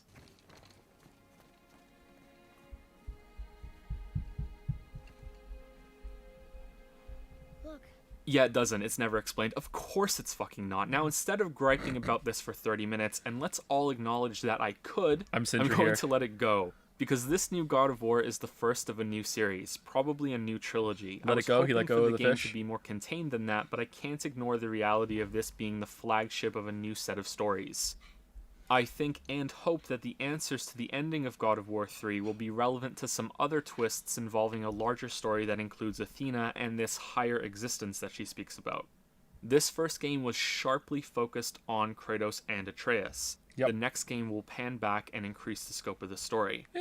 However, I want to make it clear that the games absolutely do have to provide answers for these questions. Too much of the foundation from the original trilogy is used and called back for only some parts of it to be connected. That's not allowed. You can't just take some of it. It all has to come back. Against the story rules. is not playing fair and is a cheap mess if these questions are not answered. Hiding Athena Number here. one.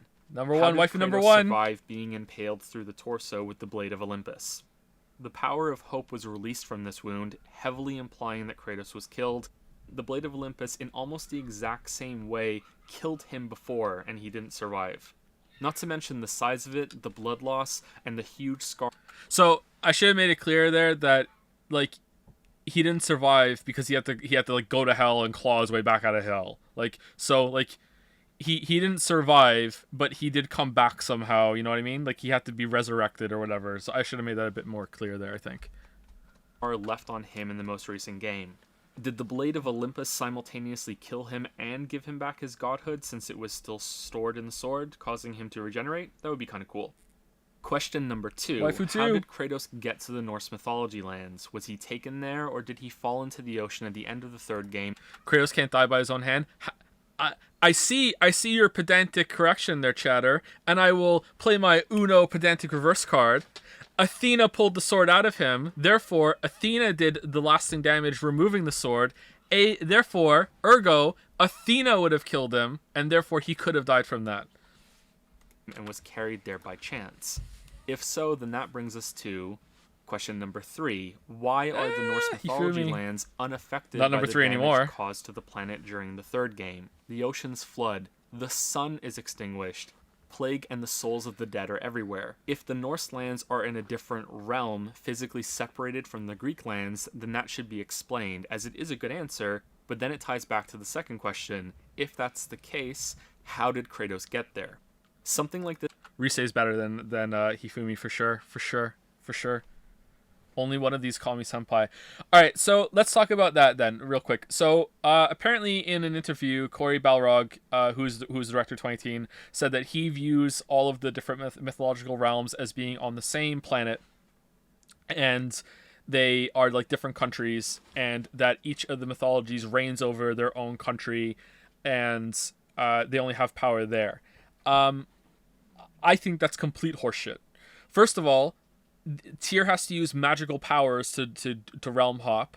I don't think Vanaheim and all the other places are on the same planet either. Although I guess it could be, but I don't see that at all. I don't see how that could even be a part of the World Tree if that was the case, and the World Tree holds the fabric of reality together. But even if we do accept that, that they are all on the same planet, there would still be like significant fucking damage. Like, I can accept, okay, the sun doesn't go out, it's just the sky is permanently blackened. All right, so there's like this huge wound on the world that like has like no one can die there. There's no sunlight there. The sea is flooded there. Like, how the fuck does that work? Did it last for a little while? And they can answer those questions. They'd be like, okay, after like, I don't know, 100 years, like, it calmed down. You know, it got better. I don't think he meant literally world. I think he did. I remember reading it. I have to read it again. I think he said that it's like a different country, and he in different countries, and like Kratos could just walk to Scandinavia. I'm pretty sure he said that, but maybe I'm misremembering. Yeah, I don't like this, and I still think they explain in a comic how he got to Norse realms. Apparently, it doesn't explain much at all. Just kind of like, oh, he got on a boat, but yeah, I don't buy it. This is sort of hinted at in the game itself, but it needs to be more clear. This doesn't have to be done purely for the sake of answering questions, but also because it can make things more interesting. Other lands with other gods are shown in God of War. How are they linked? Are wars waged across realms? Are there a set of even mightier gods that Yeah. reign at a higher Ooh, level look at the than green. these gods limited to each realm? It's really is that where interesting. Athena went and is projecting herself from? If only. Answering questions is good. Please do it. Don't make me have to rant for 30 minutes in the next God of War video. I'll do it, goddammit, but please don't make me. I probably won't. Returning to Kratos after this recap shows us how much this character now makes sense. This isn't a new version of him. He has changed, but it's a reasonable progression on this same character. His most important line that shows this is about halfway through the game. After Atreus kills Modi, Kratos forcefully says, Forcefully. There are consequences to killing a god. Kratos is no more deep of a character in this new game. In fact, he's still on the simple side. Yeah, true. He has no plans, no ambition, no Has no grand grace. desires or thoughts or conflict waging within him. This is now a character that has accepted a new place with what appears to be a great amount of serenity. He only has one goal: raise his son to be better than he is.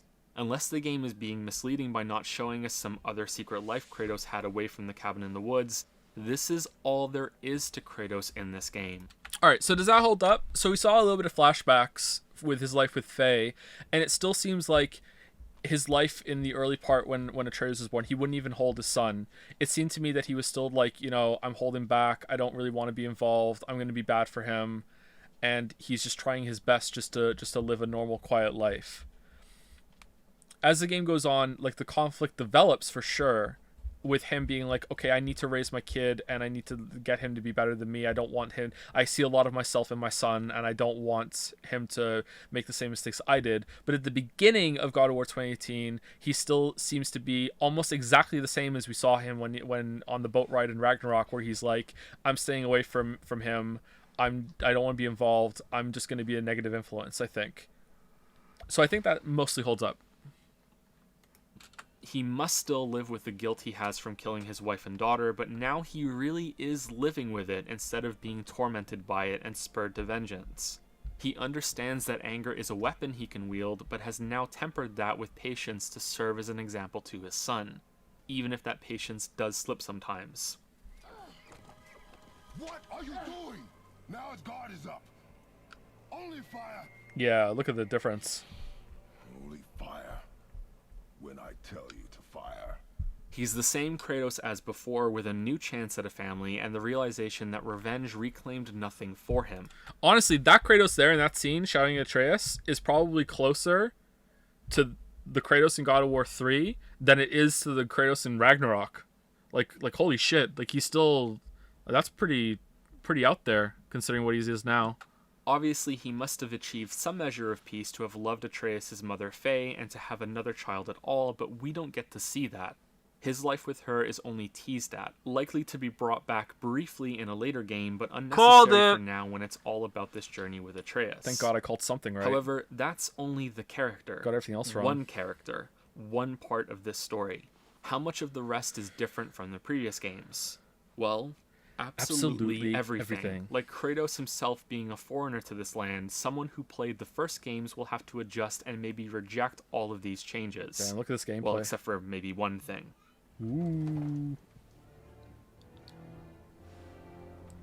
Which is a good place to push story aside for a bit and dive into gameplay. This is going to be complicated because many of my gameplay comments are also relevant to the story, since gameplay and narrative are well mixed in many sections of God of War. This is for basically better and for worse. Please excuse my scattered thoughts. As you can tell from the footage playing, the new God of War has made some drastic changes from the previous games. The camera is now close behind Kratos. The right analog stick controls both your view and turns Kratos around. Camera seems to be There's little identical to focus on Ragnarok. chaining combos, and your mobility is much lower.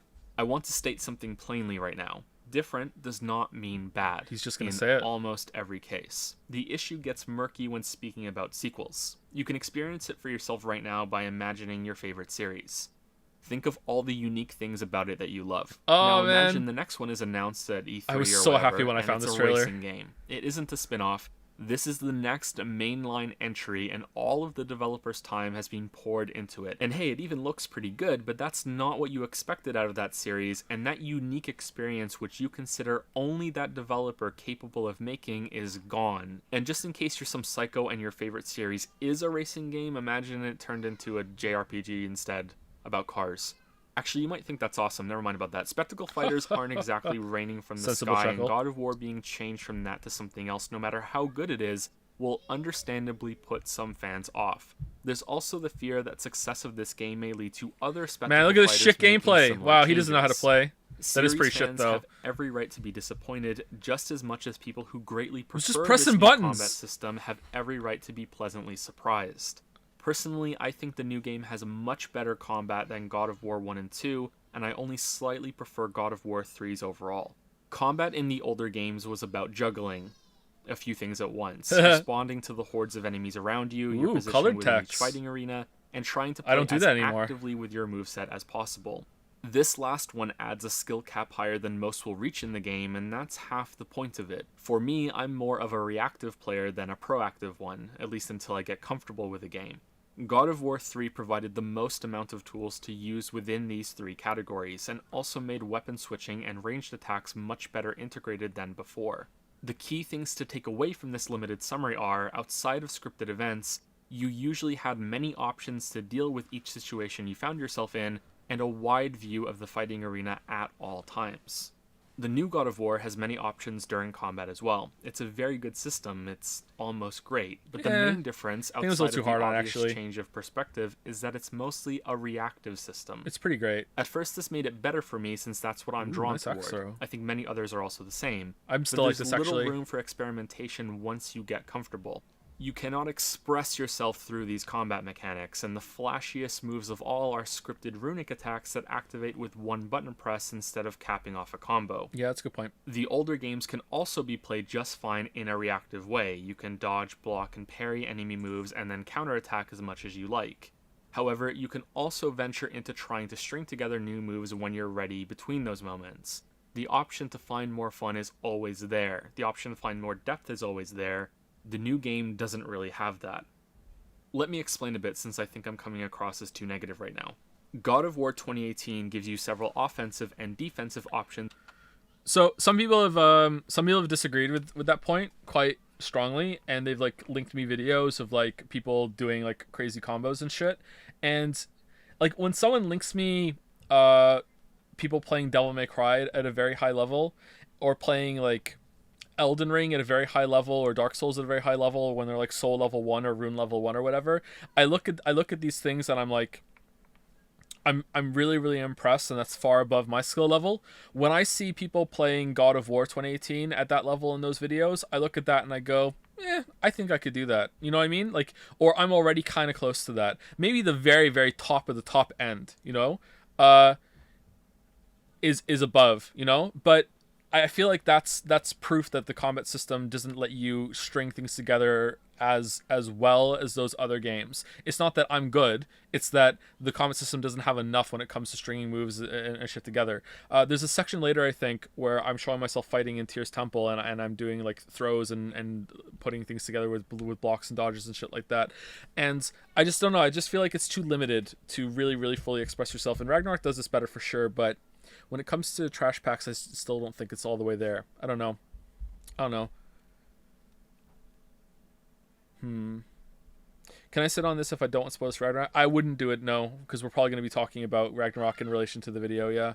Like, God of War 3 is just, like, high-level God of War 3 play. Like, look at my God of War 3 footage that I had there. Like, that was my only time playing the game, and it looks alright, but I'm not playing very well. Like, I'm just getting through the fights, and it's the kind of game that's... It's very hard to lose a fight in those kind of games, because that's not really the point. The point is, you know, you get through it and then you have fun doing string all the combos together. Whereas in God of War 2018 and Ragnarok, it's actually pretty easy to lose a fight. And it's more about getting through it, I think.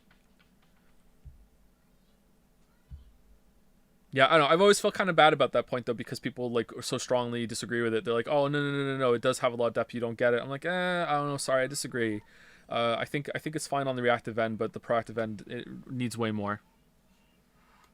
At any given time. This is all fantastic. Light attacks, heavy attacks, dodges, and blocks. There are also modifiers within those types. Hold down the attack buttons for different attacks, a quick step dodge and a slower roll if you dodge again quickly, and timing your block in order to parry an attack. You can also modify your attack buttons to either use runic attacks or enter aiming mode and throw your axe. Surprisingly, aiming actually matters in this mode, and you can hit vulnerable parts of enemies to activate a higher damage throw, or you can freeze them in place. When the axe is gone, you can use your fists to fight, which has their own moveset, as well Pretty as cool. another weapon to switch to later. You can kick frozen enemies into walls to shatter Or you them, showed the or blades, into though. other enemies around you. There's also a stacking buff on your weapon as a reward for landing many hits in a short time frame without receiving damage yourself, and you can also get Atreus to fire arrows and use his special ability. There are some combos, and you can even keep some enemies airborne for a while and make them question their life choices, but after a short while it feels like you're using the same few attacks in the same few ways over and over on the same few enemies.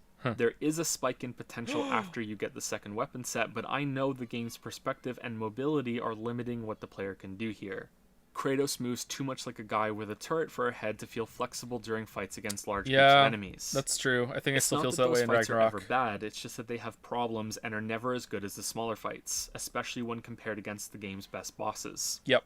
The Same game thing is then. at its peak when you have to use as many of your moves as possible in a way that begins to feel like a seamless dance. And there are even moments during some of the best fights that reward experimentation, like throwing your axe at Modi when he's flung into the air, or knocking a Valkyrie out of a charged attack. Learning when to charge up a heavy attack of your own to break through a guard, and being ready to chain a dodge out of an attack. These are and shield into an slam moments immediate now, which I axe really throw. like. Or shield bash. The game definitely does reach into greatness when you can get into this dance mode with all of its options. Comparatively, when there's a horde around you, it can be awkward to keep them all in your view. You're heavily incentivized into using a runic attack that blasts a bunch of them away, or often killing them outright, and then fighting the smaller group. The fire and forget nature of those runic attacks and how their cooldowns aren't all that long means that combat can often become the same routine at the start of every fight. At a certain level, against most enemies, cycling through all 4 of your specials is enough to end battles before they begin. Yeah, now you have to spec This into it in section I'm Ragnarok for writing that. would read much differently if the game had Probably a better good enemy compromise, but now variety, runic but I attacks feel also kinda hope I useless. wouldn't have been completely swayed by that. Ah, it's the other kind. Variety is so important. Nice. More creative enemies would have gone a long way to keep things. So sometimes I let the characters in the game play a little bit, kind of like, you know, when you're reading an article and there's like a little bit of like a little excerpt that's in larger text that breaks up like the flow of the text on the screen, sort of thing, and it's like, oh, there you go. Sometimes it's kind of like that effect. I just want to give like a little bit of a pause, so it's not just me talking all the time and it's like, okay, let's reset your attention. But a lot of the time, especially in later videos, I use it to hide the fact that I'm switching over to a different recording session. And sometimes if you pay really close attention, you can tell immediately. But I've also started doing what I'll do in different recording sessions is that I will record whatever the paragraph I ended on, I will re-record at the beginning of the next session, and sometimes I will splice them together like mid-sentence. So like in the middle, sometimes the audio editing is kind of weird. Sometimes I could even do it in the middle of a word. You wouldn't. I didn't know you could do that, but like you can actually match up like the shape of the sound wave, and I can do it mid sentence. And sometimes I will smush different takes together like that, and you really can't tell. Like even I can't tell when I listen to something back. So let's say I say a sentence and I stumble, and I really like the first half of it, but I stumble on a word at the end. Sometimes I will take the next take and I will remove the first part and I will just replace it like that level. But sometimes in I think it's in Prey. In the Prey video, there is a super obvious change to a different recording session that I think even had it even had like a little clip sandwiched between it, and you can still really tell. But yeah, that's my intent with those kind of like, hey, I'll let the game talk for a second. It's either to make a joke, it's either to give a little break in the video, or it's to hide the fact that I'm switching over to a different recording session. Things fresh, especially if they required usage of more of Kratos' abilities. I think the challenges in Muspelheim go a long way to prove that. Having enemies that can only be killed with finishing moves or knocking them off ledges, Yeah. or can only be damaged when certain other enemies can be killed first. They should have spread these out These are throughout the simple world, ideas, man. but they're enough to be a temporary fresh Why didn't they do that? twist. It's a shame that they couldn't be sprinkled throughout Yep. the whole game. Actually, it's a double shame that the challenges have to all be gated off in another realm with all the loading time to get there. A Doom-style altar system with the rooms being spread throughout the game here and there would have been much more fun, with this realm being a place to visit if you want to try them again later. Nightmares also show a glimmer of creativity by possessing other enemies and powering them up, something that I was expecting to see developed on as the game progressed, but it sadly never happened. Yeah. The one thing that Give Me God of War mode does well is similar to this. It purple. makes enemies capable of leveling up in the middle of fights unless you stop them with a hit or an arrow from Atreus. Hardest enemy in It's the a game, by the way. quick demand on your reactions in the middle of an otherwise normal fight and demonstrates how mundane the same enemies get over the course of the game. What if that As happens in always, Ragnarok? more on that later. Yeah, more on that later. Like I said, I hope I wouldn't have been entirely swayed by improvements in that department if I had played that version of the game, because the combat system on Kratos' end alone needs more. It has the same problem that exploration does in this game. It's so restrictive. It's never so bad that you feel like you're wrestling with the camera or the movement system, but it never feels like your friend either. So, believe it or not, I actually did intentionally match that up with the line wrestling, with Kratos pulling really, really hard on the chain like he's wrestling as I do. I do that a lot. I try to match these little things with what I'm saying. Sometimes it works, sometimes it doesn't. But yeah, I do that amount of fussing over videos when it comes to things like that. Unless it's one of the dance tier duels, I always wished I could move a bit freer, see a bit more around me, and fucking jump in the air. Alright, so I said that sooner than I expected because we haven't wrote even sooner, I spoken thought, too, about in the moving script. around the game outside of combat yet, but here we go. There's a list of things I hope to see in God of War 2, and a jump button is at the I think top Nick of made it. that. Underneath that is some sort of air Thank you, dash, and in third place is the camera panned out about 50% more than it is currently. So I see don't how the want air God dash of is... War 3's Oh, wait, combat what was back. that? What was number I want 4? this new system to get the So see how the jump button was jumping up and down, and the air dash was like moving on the screen like a dash, and the camera one was even though I think it should be zoom, not pan, was getting smaller. So those kind of cute little effects. I don't know, it's kind of cheesy, but I think it works. And the fourth one was 2B cameo, yeah. improvements that it deserves. A jump button adds everything this game needs. It's a modifier on every other option that Kratos has. Attacks become air attacks. One can be a ground slam. Dash can move you farther in the air than on the ground, and you could even land into a roll for even more movement on demand.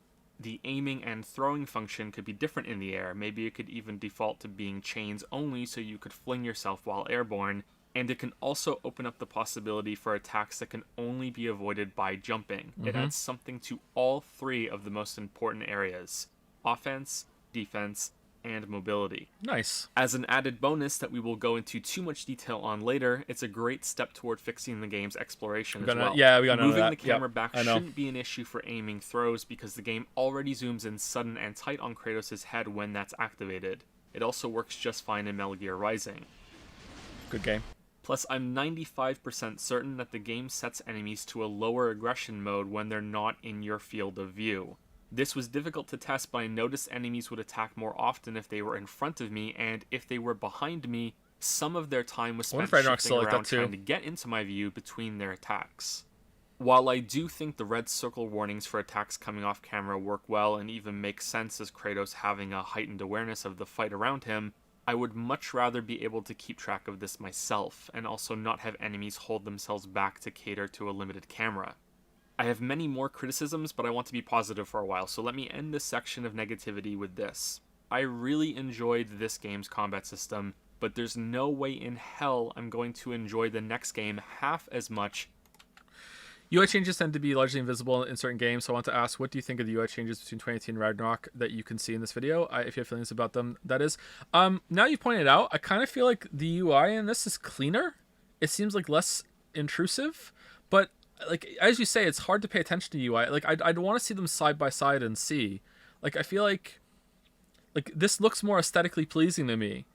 Even in the menus, it looks better too. Like I don't know, I'd have to see them side by side. Yeah, I don't know. They moved the boss health bars to the top of the screen, which I think is better. Maybe. It doesn't really... I think I'm okay with top or bottom in this context. If it only receives minimal changes. Unfortunately, I'll be saying this a few times later on too, because I really want to hammer this point home. Even with enemy variety doubled, the combat system on Kratos' side needs to be developed significantly. A jump button isn't the only way. An optional proactive system could also work. Yeah. Different modes on weapons could be Yeah. another See? answer, but All right, see, this is a flaw with my videos, okay? Is that, like, this is a part where the video should have been longer. Like, sometimes I go on for too long, but then I feel like I've already belabored the point, and I don't want to go into yet another example, so I'll put this kind of line in, and I'll be like, surely everyone will notice this fucking blink and you'll miss it line where I said, it doesn't have to be a jump button, it could be something else instead. And then later on, I'm like, why the fuck is everyone saying I just begged for a jump button and nothing else? I clearly said in the video in that one line in 3 hours that someone could have just glanced away and fucking just missed because they fucking had a phone call or something. You know what I mean? Like, I need to make sure that when I'm saying something kind of contentious, that when I say it doesn't have to be that way, it could be something else instead, that I need to labor that point a little bit more than just one throwaway fucking line. But then I feel like, oh man, I feel like I just keep talking about this. Let's move on, you know? Like, so yeah, once again, to say it really clearly, it doesn't have to be a jump button. It could have been something else instead. I don't know what, but some other mode you can activate. The spear kind of works that way, but weapon switching is kind of yeah, they did some development on the shield, but I don't think it was enough. But it should have been. It totally fucking should have been a jump button. It Yeah. has to be smoother to activate than the awkward pauses that are Whoops, currently in sorry. the game. Forcing yourself to stop attacking until Kratos switches stances may look cool, but it's the game feel equivalent of waiting for everyone to get off the subway before you can get on. Oh, true. In comparison to all of that, there are many things that are so well done that they deserve some gushing. The Leviathan axe is one of the coolest weapons I've had the joy of using. Do you know how in the hard it game. was for me It's to a say simple Leviathan concept axe when I was recording the executed script? extremely well. It's From how fucking quick hell. the game is to respond to throws and how it comes rushing back to your hand. It's a superpower that isn't absurdly strong, but carries enough fantasy weight to it that The it's Leviathan immediately understood. actually just I can't Details say here it. are wonderful. How the axe wiggles a bit before returning to you when it gets stuck into something. How it turns back in an arc in the air if you call it back early instead of simply reversing direction. Oh, we never got The game that also upgrade again. cheats in your favor by finding a return path through any nearby enemies for a little bit of cheeky damage. This can lead to some really entertaining moments where you think, oh shit, I missed. Or did I? And you get to feel like a badass that pulled off something clever, even though the game was just doing it for you. God of War is brimming with moments like these. Brimming, that's another Joe word I say too much. 2018's atmosphere, even in these clips, feels a lot better than Ragnarok to me. It's weird. Okay, so I agree with you, and I agree with you, and here's why. All right, here's why. In Ragnarok, you see so much more of the world, and the verisimilitude, there you go, I used a big word, is damaged because the attention to detail didn't didn't match the scope being increased.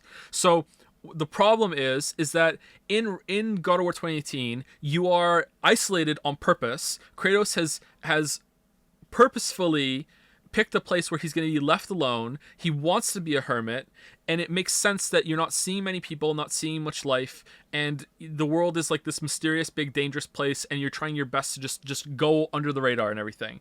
Now, in Ragnarok, you're not doing that anymore. In Ragnarok, you are like going to these places. You should be seeing all these towns and everything. And Svartalheim kind of does that, but it doesn't really match. It doesn't feel authentic. Whereas it still kind of feels like you're in 2018 land again, and that doesn't work now anymore because the theme and the atmosphere they're going for is completely different, I think. I don't know if that's my end thoughts on that. I would drill down that more on writing and note taking, I think, where it'd be like, okay, like, why is it that the emptiness didn't really bother me much in 2018? In fact, it probably added a lot, but it really bothers me in Ragnarok because it feels like Ragnarok has already happened.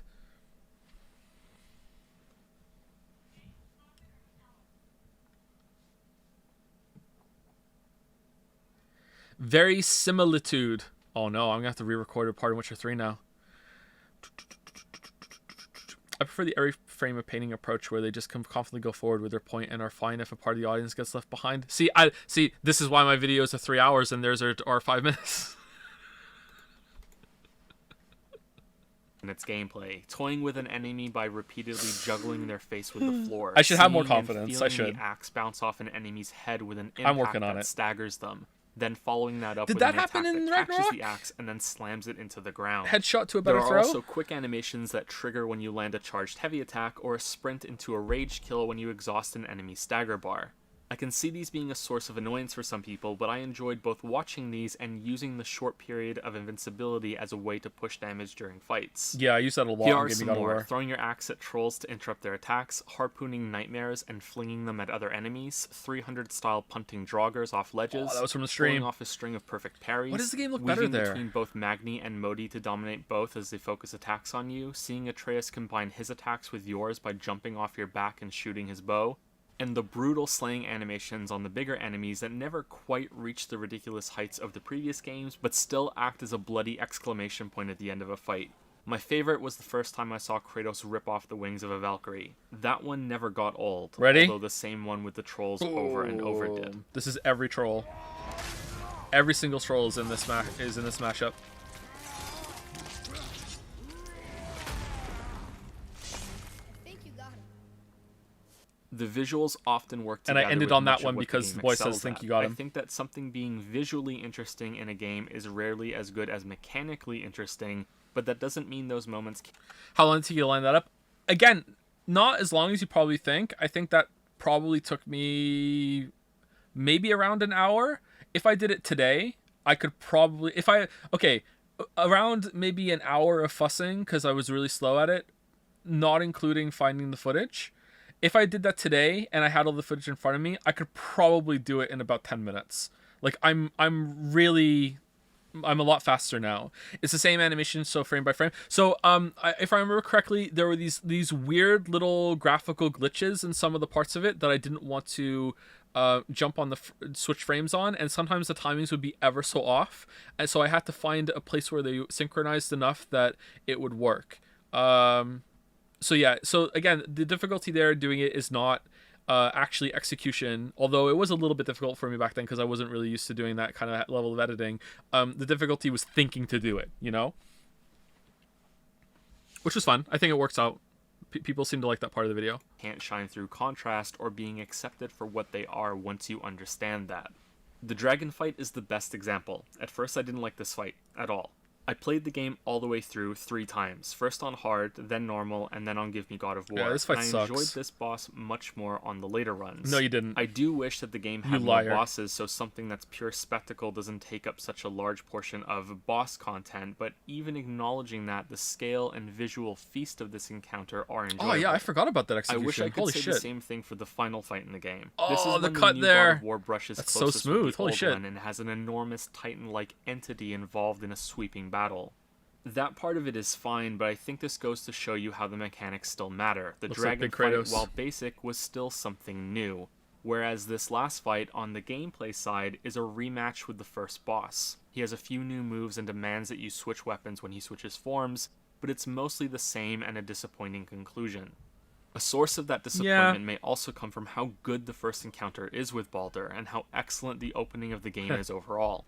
It's one of a handful of parts that deserves a close inspection. This video has a spoiler warning early on, and I have mentioned some details already, but I do like to give a second the warning birth later. of the double spoiler Maybe you've been warning. convinced to play the game yourself, so this is your second chance to stop. It's also the reason why I delayed showing the other weapons. So same situation with Thor. Yeah, it is, but they had another fight after Thor, which wasn't like awful. I didn't really care for Phase 2 of Odin, and it wasn't like the best fight, but at least they had something, right? I wish it had gone a little bit further, obviously, because I always do, but it wasn't the repeat of the same mistake because there was something else afterwards. And now that I've paused it, I need to pee, so I'll be right back. Should I mute the microphone? Are we going to get the echo back when I come back?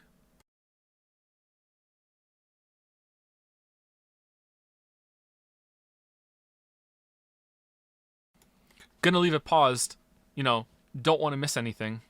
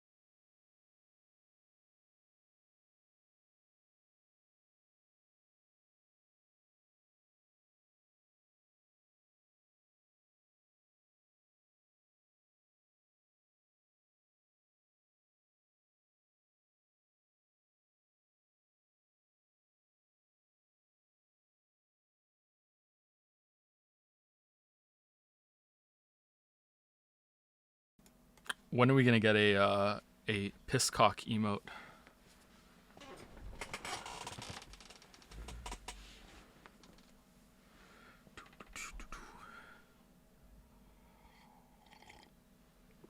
That's Bikoi.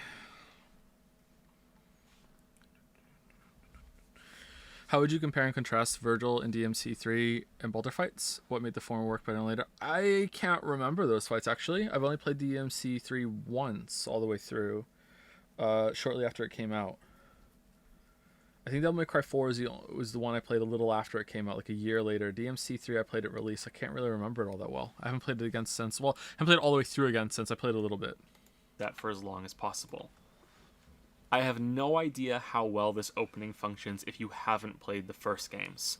I suppose even passing knowledge of the series, how Kratos is a bloodthirsty monster, is enough to add context to how unexpected this opening really is. Yeah, but probably. I'm curious to know how people who truly knew nothing about this character reacted to this somber opening. It's hiding it Maybe from the it's boy. something that works on two levels: surprise and intrigue if you do, and viewing Kratos through the same lens as Atreus if you don't. You know I our like fans that, are out there? actually. Okay. There's a part in the opening that also reinforces this. You stay with Kratos at first. You see how strong he is and how he channels a bit of rage to chop down this tree. You're shown the axe, that this character is stronger than your average bear, and learn that this father and son are in mourning. If you're like me, you'll also wonder why they chopped down this specific tree instead of one that was much closer to their home, which comes back later and actually has an answer. See how good it is when games do that? The fuck was that? At the cabin, we get one of the few moments in the entire game where the cameraman breaks Why'd away I from do Kratos that? and follows another character. This is something that everyone playing God of War will notice as they go through it, even if it's only subconsciously. Apart from opening the menu, restarting after death, and a rare few teleport transitions, the entire game is one long continuous shot from start to finish. There's also a camera bob like there's a third, perhaps Lakitu-shaped being filming it all that no one else can see. This choice brings with it some positives and negatives. For now, in this scene, it's mostly positive. I think this is over-celebrated. Atreus says a prayer over the corpse of his mother, and we get to the part that I was speaking about, when we see Kratos the same way that Atreus does. A dark, imposing, unfathomable figure. There's not much of a bond here, and I wonder if this image is enough to communicate to newcomers that Atreus' father isn't just really strong, but also carries darkness with him. After this is the introduction to gameplay, Maybe which we'll overanalyzing. mostly skip over for now. Basic mechanics are introduced, there are some messages that teach you how to fight, you learn how to move around the world, and there's a boss battle with a troll. The whole section is a test for the boy to see if he's ready to carry his mother's ashes to the highest peak in the realms, which was her dying wish. Faye looks taller. There are like some there. important story details here, however. That Kratos is stern with his commands, seemingly unreasonably so. I'm sorry. Do not be sorry. Be better. Oh man, Atreus That is so Atreus is young. capable but lacks discipline, and that Kratos wants to have a better connection with his son but is unable to for some reason that we don't know at the moment. Good shot. I will say that I find it unbelievable that Kratos has been so absent from Atreus' life.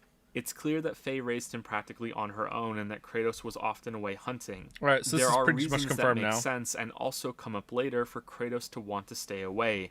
But these two feel like downright strangers at the beginning of this game, and I think that's too extreme. They must have interacted more regularly before this than the game suggests. Apparently not. Anyway, after returning home, Kratos demonstrates a second time that Atreus is not ready for the journey ahead and needs more training. His plot cough is also introduced as an undefined illness Oh, that yeah. hasn't presented itself in years. The plot cough. I haven't been sick in a long time. I'm better now.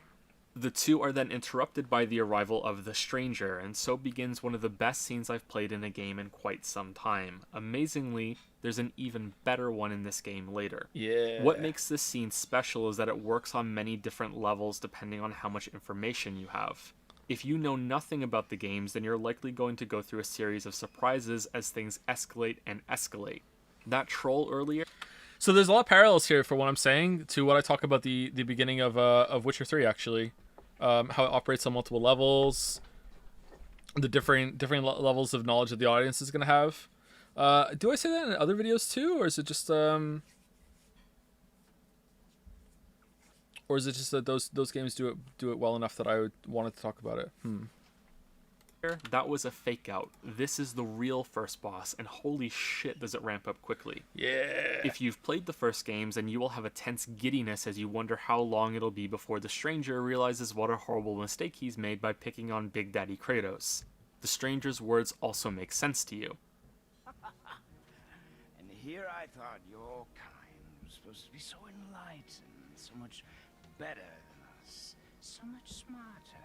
He is, of course, talking about a fancy Greek god with a reputation for slaughter. Then you also get a surprise when it turns out the stranger is a god as well, and can put up a fight against our Kratos. Then there's the third layer when you replay the game after beating it, or you just remember after progressing enough for the big reveals near the end. The stranger isn't talking about Kratos, his origins, or his past murders. He's actually mistaken Kratos for a giant since that's what Faye was, and her Is Baldur the only god that Kratos is taller than? How taller? Like, I was thinking Ragnarok, like how like fucking short Kratos is compared to everyone, and how it's weird. Everyone towers above him, you know, like Heimdall, yeah, he's taller than Heimdall. Look, he's not fully grown, man. Baldur is a godlet. Isn't Kratos taller than Odin? I can't remember. Is he? Is Odin taller?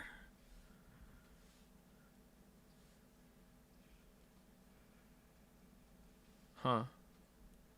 I really like this still, by the way, how it works on multiple levels. ashes are what's brought him here for a confrontation. The tree we chopped down earlier was the last of a set that had a shielding effect on the forest. The Norse gods can now sense the giant's presence, and this guy, Baldur, is the one that's come first to get any important information they can out of him. He thinks Kratos... I never agreed that Baldur thought Kratos was a giant. Majority of Greek gods are bigger than Kratos. No. He doesn't think he's a giant because he's taller. He thinks he's a giant because he's sensed a giant in the area. He's not... Baldur isn't here for Kratos. Baldur's here for Atreus. Baldur just doesn't know that Atreus is the giant. Baldur just knows that there is a giant in this house. And then when they open the door, it's like, oh, okay, this is who I'm here for. And so when he's saying like, oh, you're so enlightened, so much better, so much smarter, what he's actually talking about is, oh, the giant race is meant to be so much better than us, blah blah blah blah blah blah. When you don't know, that's why he's there. So it comes across as, oh, he's a Greek god, you know. I think he figures it out later. is a giant because he's carrying Faye's ashes and has no idea who he's really dealing with. There's also another cool detail in this scene that is easier to miss your second time through. Kratos takes quite the beating in this fight. The two gods have a Princess Bride style back and forth as they take turns revealing power levels as they smash each other through trees, rocks, and even an entire mountainside. In my opinion, this fight is stronger than the one at the end of the game because it's visually impressive while also being somewhat mechanically engaging early on. It's not stellar in that regard, but the game is just starting, so I think it's enough. Mm-hmm. But that's not the cool detail I want to speak about. Kratos hides Atreus in a compartment underneath the house before this fight begins. Later on you learn this is the same place he stashed his old weapons. He may still bear the bloodied, scarred marks of wielding them, and the wound seems supernatural to continue bleeding forever, but at the onset of the game, the blades are nowhere to be seen. So it stopped bleeding in Ragnarok. They were right here the whole time. As Kratos is getting beaten and blasted around, he still thinks he doesn't need them. There was always at least one level of powering up that he was holding back throughout this whole encounter. A fact that carries weight when the game slows you down and makes you feel how exhausted he is when this battle is finally over. Fiddle Winter for you. Kratos knew his life was in danger, but it's not until Atreus is close to dying much later that he resorts to using the blades. This scene is engaging on multiple levels and continues. I don't think they actually bled in God of War 2018. They were just... No. Oh, I really disagree with that. Like, at the beginning of the game, like, before he even has the fight with Baldur, like, those bandages have blood on them, man. Like, I really do think that they're bleeding still. Am I wrong? Am I off here? Why would they be red? I think the wounds are still bleeding. Could be wrong, I guess. Continues to entertain with deeper meanings on second playthroughs without feeling contrived. It deserves every bit of praise it has received, and I applaud everything about it. Prove me wrong. Yes, sir. It's a shame they couldn't stick the ending, though. After this is another section of exploring, fighting, and the occasional conversation with Atreus. You leave the area by climbing through the rift that was opened during the fight with Baldur. Remember this, it's very important, and we'll come back to it later. How did this happen? Look how fucking. Aside from broken mechanics, the only thing I can call bad in this game is its pacing in both story and gameplay, and one awful section about 2/3 of the way through the game. Right now, that's not a problem, as new things are being introduced at a good rate. New enemies, new moves, new characters, and development with Atreus. But that doesn't mean other lesser problems aren't already rearing their serpenty heads. Moving through the levels in God of War is one of the most disappointing things about it. This can be taken in many ways, and we'll likely get to all of them in this video. Yeah, we do. What I want to speak about specifically right now is how you have little freedom in getting around. I hope the reason this was chosen was a mix of the more restricted combat and to improve performance for the game's impressive visuals. I hope the reason wasn't so they could have these find the urn puzzles scattered around, since they knew the line of sight of players was limited to certain areas. It totally was, that wasn't would it? be a terrible reason. I wouldn't think it was a possibility at all if it weren't for Blizzard taking away Flight for a whole World of Warcraft expansion just to put their stupid jumping puzzles all over the world. Sometimes developers can make strange decisions like this. Alright, so I also got some pushback about this from people saying to me, like, oh, Joe, you clearly didn't really play World of Warcraft all that much if you think that. The reason why they took the flying mounts away from World of Warcraft is so you have more sense of exploring the world and all this shit. And blah, blah, blah. Like, no, motherfucker, that's what they said. They said that, but that's not why. They wanted these fucking jumping fucking stupid puzzles in the fucking thing, and to slow players down a little bit so you would have to, like, spend more time playing the game and you wouldn't unsub. Like, trust me, I fucking played that game a lot, alright? So much. And it was like, oh, fucking Star Wars Old Republic MMO comes out and has these jumping puzzles and all this shit, which was actually one of the only good things that game did. The story's pretty good too. And all of a sudden, like, Blizzard's like, oh, we could do that too. Alright, here we go. Like, absolutely. Some games can get away with limiting player freedom, but they usually have to put in more effort into making it tolerable than God of War does. The game is like a stone of integrity that earns a new crack every time it looks like I should be able to climb something, but I can't. Or that I should be able to make a jump, but there's no prompt. Or that it refuses to let me fall off an opening. When I think Ragnarok was a little better about this. Viewing the environments as actual places that you're moving through, and instead see them. Alright, let me clarify. I think that Ragnarok was a little better at not making you frustrated with those kind of things. It did happen, but it was a little better. But it was not better at all when it comes to freedom of moving around. Because it's the same thing. It's just look for prompts and everything. But I think it was better at hiding moments that you could be frustrated with. It's not completely gone, but it was a little bit of an improvement. For what they really are. A bunch of shaped floors and corridors linked together in simple ways that are disguised as much as possible by the visuals. This may seem nitpicky, but it really isn't. In fact, most of my nitpicks for this game will come much later. It's a major issue when you no longer feel like you're exploring and are instead just trudging forward to the next fight, the next boss, or the next story moment. It's like the layer of hit detection is beginning to take on visible lines that you can't ignore all over the environment around you. Take this example from early on in the game. You're crossing this bridge and notice a chest down below. How do you get to it? There seems to be some potential openings, but they don't let you pass. If Kratos could move in a reasonable way, like he could jump or vault over obstacles, he could get down to this no problem, but instead you quickly learn that you have to figure out what the game wants from you instead of rationally deciding on a path like a normal person. What makes this instance worse is that you have to make a leap of faith and continue on, hoping the game will allow you to get there later and that you can't find the opening yet. This is doubly bad because sometimes you can pass over points of no return and lose your chance to explore something until you come back later. Ragnarok didn't have any of that. Which is a whole other chore of an issue considering how tedious it is to get around God of War's world. This lack of freedom in movement leads to players searching visually.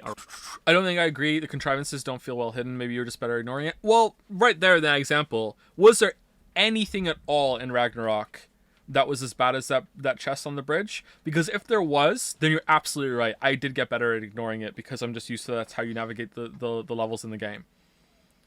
If there wasn't, then they got a little bit better. Like, I'm not disagreeing with you. Actually, I'm genuinely curious. Maybe you're right. Maybe I did get better at ignoring it. I have to be careful when I replay the game and see, is there anything as bad as that chest on that bridge? Because that's the easiest thing in the world. I could do that. I could jump over that bridge. And I pulled my back ending out of a chair last week. Yeah. Okay.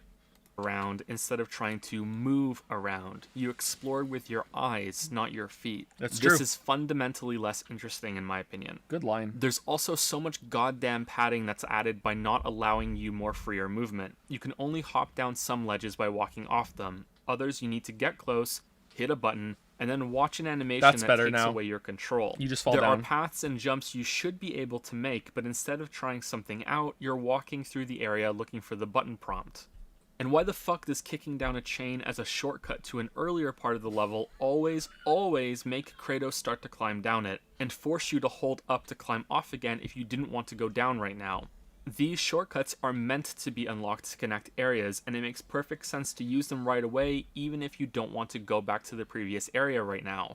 I try not to say this sort of thing often because it usually comes across as disrespectful, but how on earth did this make it into the release version of the game? True. Kratos is capable of jumping. He's also quite the accomplished climber, and I don't mean this from the previous games, I mean in this one. Look at the advanced level shit he is doing on screen right now, and then explain to me why he can't climb up this wall of boards to the top. Instead, you have to send Atreus up there, then It's move so the platform, bad. then go all the way back down, and then jump across a gap to kick down a chain that Atreus could have already done for you if he wasn't occasionally demoted to a brain-dead zombie child when the exploration demands it. I understand that a deep exploration system wasn't a priority for this game. I also understand that the freedom found in This he something can like climb. Breath of the Wild isn't Yay! a reasonable expectation. But it's Breath of the But Wild. games like Uncharted and the new Tomb Raider titles do a better job at catering to Hey, Lara. exploring, allowing players to experiment with different moves while still restricting them within the boundaries of their levels like God of War does. It could be acceptable if the game decided to go below that standard and focus on visuals and combat instead, but forcing you to solve problems because of arbitrary limitations like Kratos refuses to jump over a pit for absolutely no reason other than it wasn't scripted, so go figure out what the game wants, is never going to be a positive. This even negatively impacts combat when there's a short jump in an arena that could be interesting to incorporate into Yeah, fighting, this is but really bad. Kratos refuses to jump over it. Or that you can't roll through gaps like this, or that you can't quickly move between high ground and low ground for some advantages against certain enemies. I'm coming. I think it says a lot that the sequence at the end of this early area, right before you meet the witch in the woods, has you trailing Atreus as he chases a boar through a tight chasm, and it doesn't feel much different in terms of Bro, there's literally a very good paraglider mod for Skyrim. Why not use that instead? What are you talking about? That was Breath of the Wild. how funneled or restricted you are than most of the game. It's in this section that we are introduced to a central Man, character Frey and looks so a central different. problem in its story, or rather, how the story is presented. Oh, it's the You boar follow guy. some simple instructions in the form of button prompts on the screen as the witch attempts to heal the boar. You cannot proceed until you do this, but hilariously, you also can't fail. No matter how many times you mess it up, the boar continues to live, and the witch repeats her orders. Please, keep a steady grip.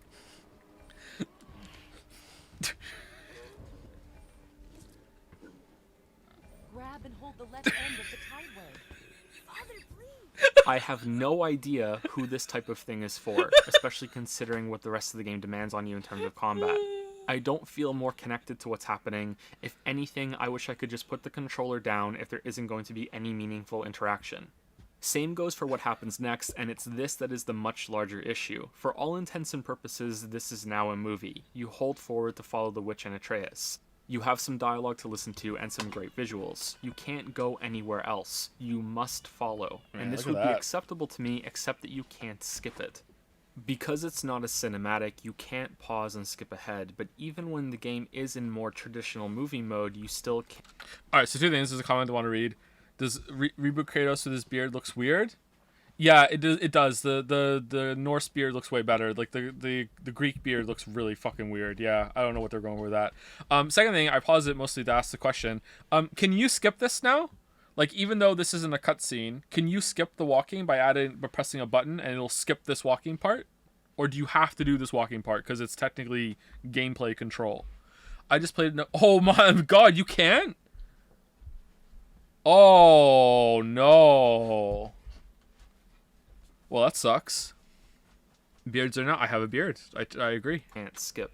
And because of the game's commitment to having one continuous shot with the camera throughout the whole game, it can't cut away and have the scene jump forward past the boring stuff either. This happens many times throughout God of War 2018. Now, I'm sure there must be some way for games to recognize when they're in these scenes and still allow a skip function to exist. In fact, I'm near certain I've played a game with that ability, but I sadly can't remember it. And just to prove I'm not picking on just God of War here, it also drives me bananas when I go back and replay Half-Life 2. True. As much as I admire the commitment to do something interesting with the game's camera, it wasn't worth having to sit through all these moments. And as beautiful as the game is, on later playthroughs, I will always want to skip to the more interesting story parts Cyberpunk and was the the next best. Yeah, gameplay Cyberpunk did that well. instead of just watching this play out again.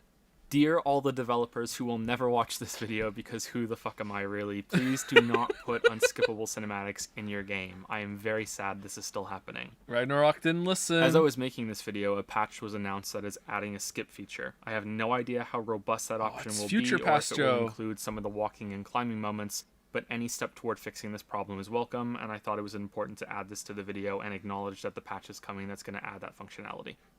As for the story, this scene with the witch isn't bad. Again, I wish I could experience this game knowing nothing about the others, since I'm guessing her reveal that Kratos is a god could spike people's interest if they didn't already know that. I know you're a god. There's a little bit of bonding with Atreus here, and a bunch of setup for more story later, but the most memorable thing about this part for me is the frankly jarring introduction to the waypoint system, and how the witch shouts her explanation through the door after you leave. It's so out of place and weird, just listen to it. This underground passage should put you back on your path to the mountain. Just use the boat. Wait, and take this. You can use it to orient yourself and navigate the world. After this, you go through a cave system underneath the witch's home and take a boat out to the Lake of the Nine. You meet the World Serpent, who is surprisingly friendly, and are left floating in the main hub of the game after the serpent shifts enough of its body to lower the water level in the area.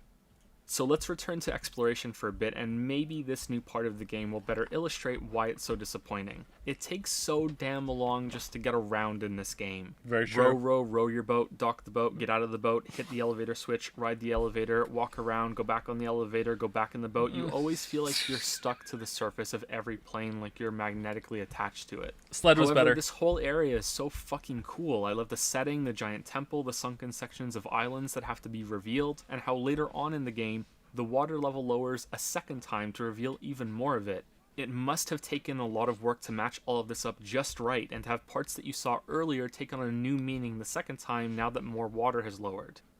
It's a shame that it takes so long to get around, because it means that it's way more efficient to wait for that second lowering of the water before exploring, but the change is also so significant and interesting in how things all fit together that I wasn't annoyed when I had to do it all again. If Odyssey's worlds went through big changes like this, I would have been positive about returning to them for more moons later. Yet this has the same issues as every other area. You can't jump or climb unless the game lets you. There are all of these tiny slowdowns all over the place, like the game is a buffering video as you try to play it.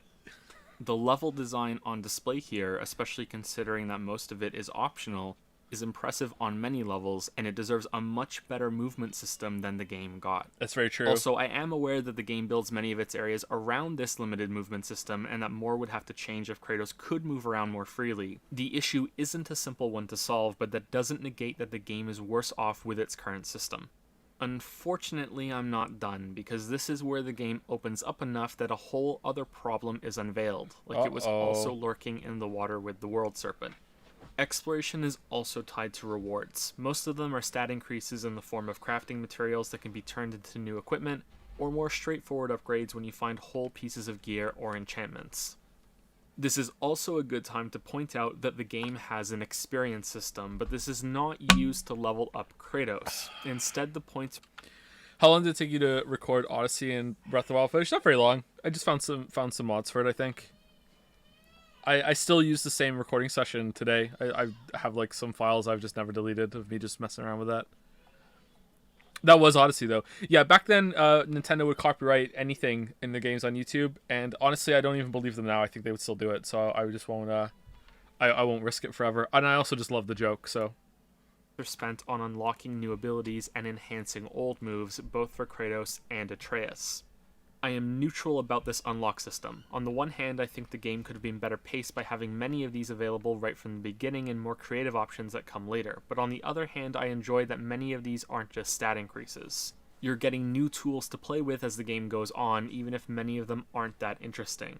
I'd like to quickly go back to my list of hopes for the sequel and say that it will be beyond disappointing if all of these moves are taken away at the beginning of the next installment and have to be earned again. Please use this full tree as the baseline and build on it with new stuff, or even better, revamp the system to have many more options and justify a new tree from scratch. Please don't have Thor show up, break the Leviathan axe, leave Kratos half dead, and make the player regain all of this power. Well, at least that didn't You happen. have struck gold with this combat system, and there's platinum only a little deeper down if you keep digging. Get it? Keep your expectations low, boy, and you will never be disappointed. Platinum games. That's only on the experience side of things. The equipment, on the other hand, is a lot more complicated and is even more confusing because Kratos' level is tied to that equipment. Yeah, it's not tied to experience points. It's tied to gear, and not the stat points on gear either. Those don't matter. The level of the gear itself is what decides it all. Leveling systems are not inherently bad, neither are increases in power. I can point to 3 in this game that I enjoyed very much. The Idun apples, or Ythun apples, I'm not sure exactly how they're pronounced, Horns of Bloodmead, and the Drops of the World. Now it's XP based. Nope, Ragnarok seems to use the exact same system. I don't know if it's as we'll get into it later in the video. I think where we're gonna talk. Well, maybe we do it now. I can't remember. I did some combat analysis of how the stats work and the level works, and it's pretty jarring how much level matters. I don't know if it matters that much in Ragnarok, but it's the same system. World Tree. These lead to increases that are permanent, immediately understandable, and are not ever required for progressing through the game. It's also one of the rare times that a lack of a decision can be a positive. There's no slowing down to consider how to spend your resources or fretting over what's the most efficient use of materials. It's just, boom, pick it up, you got an upgrade. Meanwhile, Boom, any stat upgrade system effect. requires time to learn and is going to get in the way of playing the game, Yeah. unless you're the type of person that considers it playing the game. I've said this before, and I'll unfortunately have to say it again many, many times after this. Names for stats don't always mean the same things across games within the same genre. Health can be called just that, or HP, Why or did I vigor, put or the even black stamina bar? in some games. There's no standard, Why'd and I it do will that? always slow you down. I don't like it in God of War. I don't like it in Da. Oh, that's why. Neo, I'm far more accepting of it in a pure RPG that has character building. I didn't want to say Dark Souls for the whole video. That's why. That's why I put the censorship bar over this. I forgot about that. Okay. But God of War is an action game. Even then, I would tolerate it as long as it doesn't get in the way of the player progressing. Unfortunately, here's where things get specific. If you explore enough of the Lake of the Nine on your first visit, you will find one of many rift tears in the game. These are more difficult fights that would have been perfect places to put the fun Muspelheim challenges, but never mind about that. My first time here, I opened a rift and was immediately rumbled by enemies much higher in level than me. This can be signaled to you by both the level number, the color of their health bar, and a skull next to their names. Very accurate. These enemies were so much higher in level than I was that they would kill me in one hit. Naturally, this made me curious to find out how damage is calculated. If you've watched all of my videos, you are now thinking, oh no, please don't say it's like Breath of the Wild again. It's like Breath of the Wild again, sort of. It's not as bad though. My test subjects this time were 2 revenants that spawned from a rift near the central temple. I experimented on them on all of the difficulty settings, crafted many sets of armor with different stats, Yeah, I'm not and doing this came to Ragnarok. a few disheartening conclusions. This took In the like interest a of whole fairness, day. I want to state up front that stat numbers were difficult to control in a It precise took a way. whole day for Gear me to with do this. specific stats isn't easy to get, and therefore I'm going to go into rougher numbers than I'd like. It doesn't influence the results too much, though.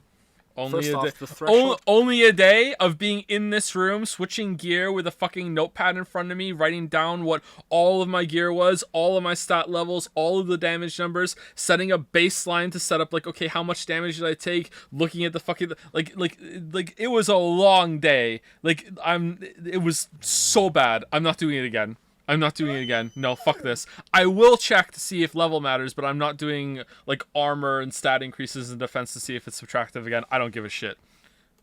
for being one-shot by an enemy seems to be 4 levels below it.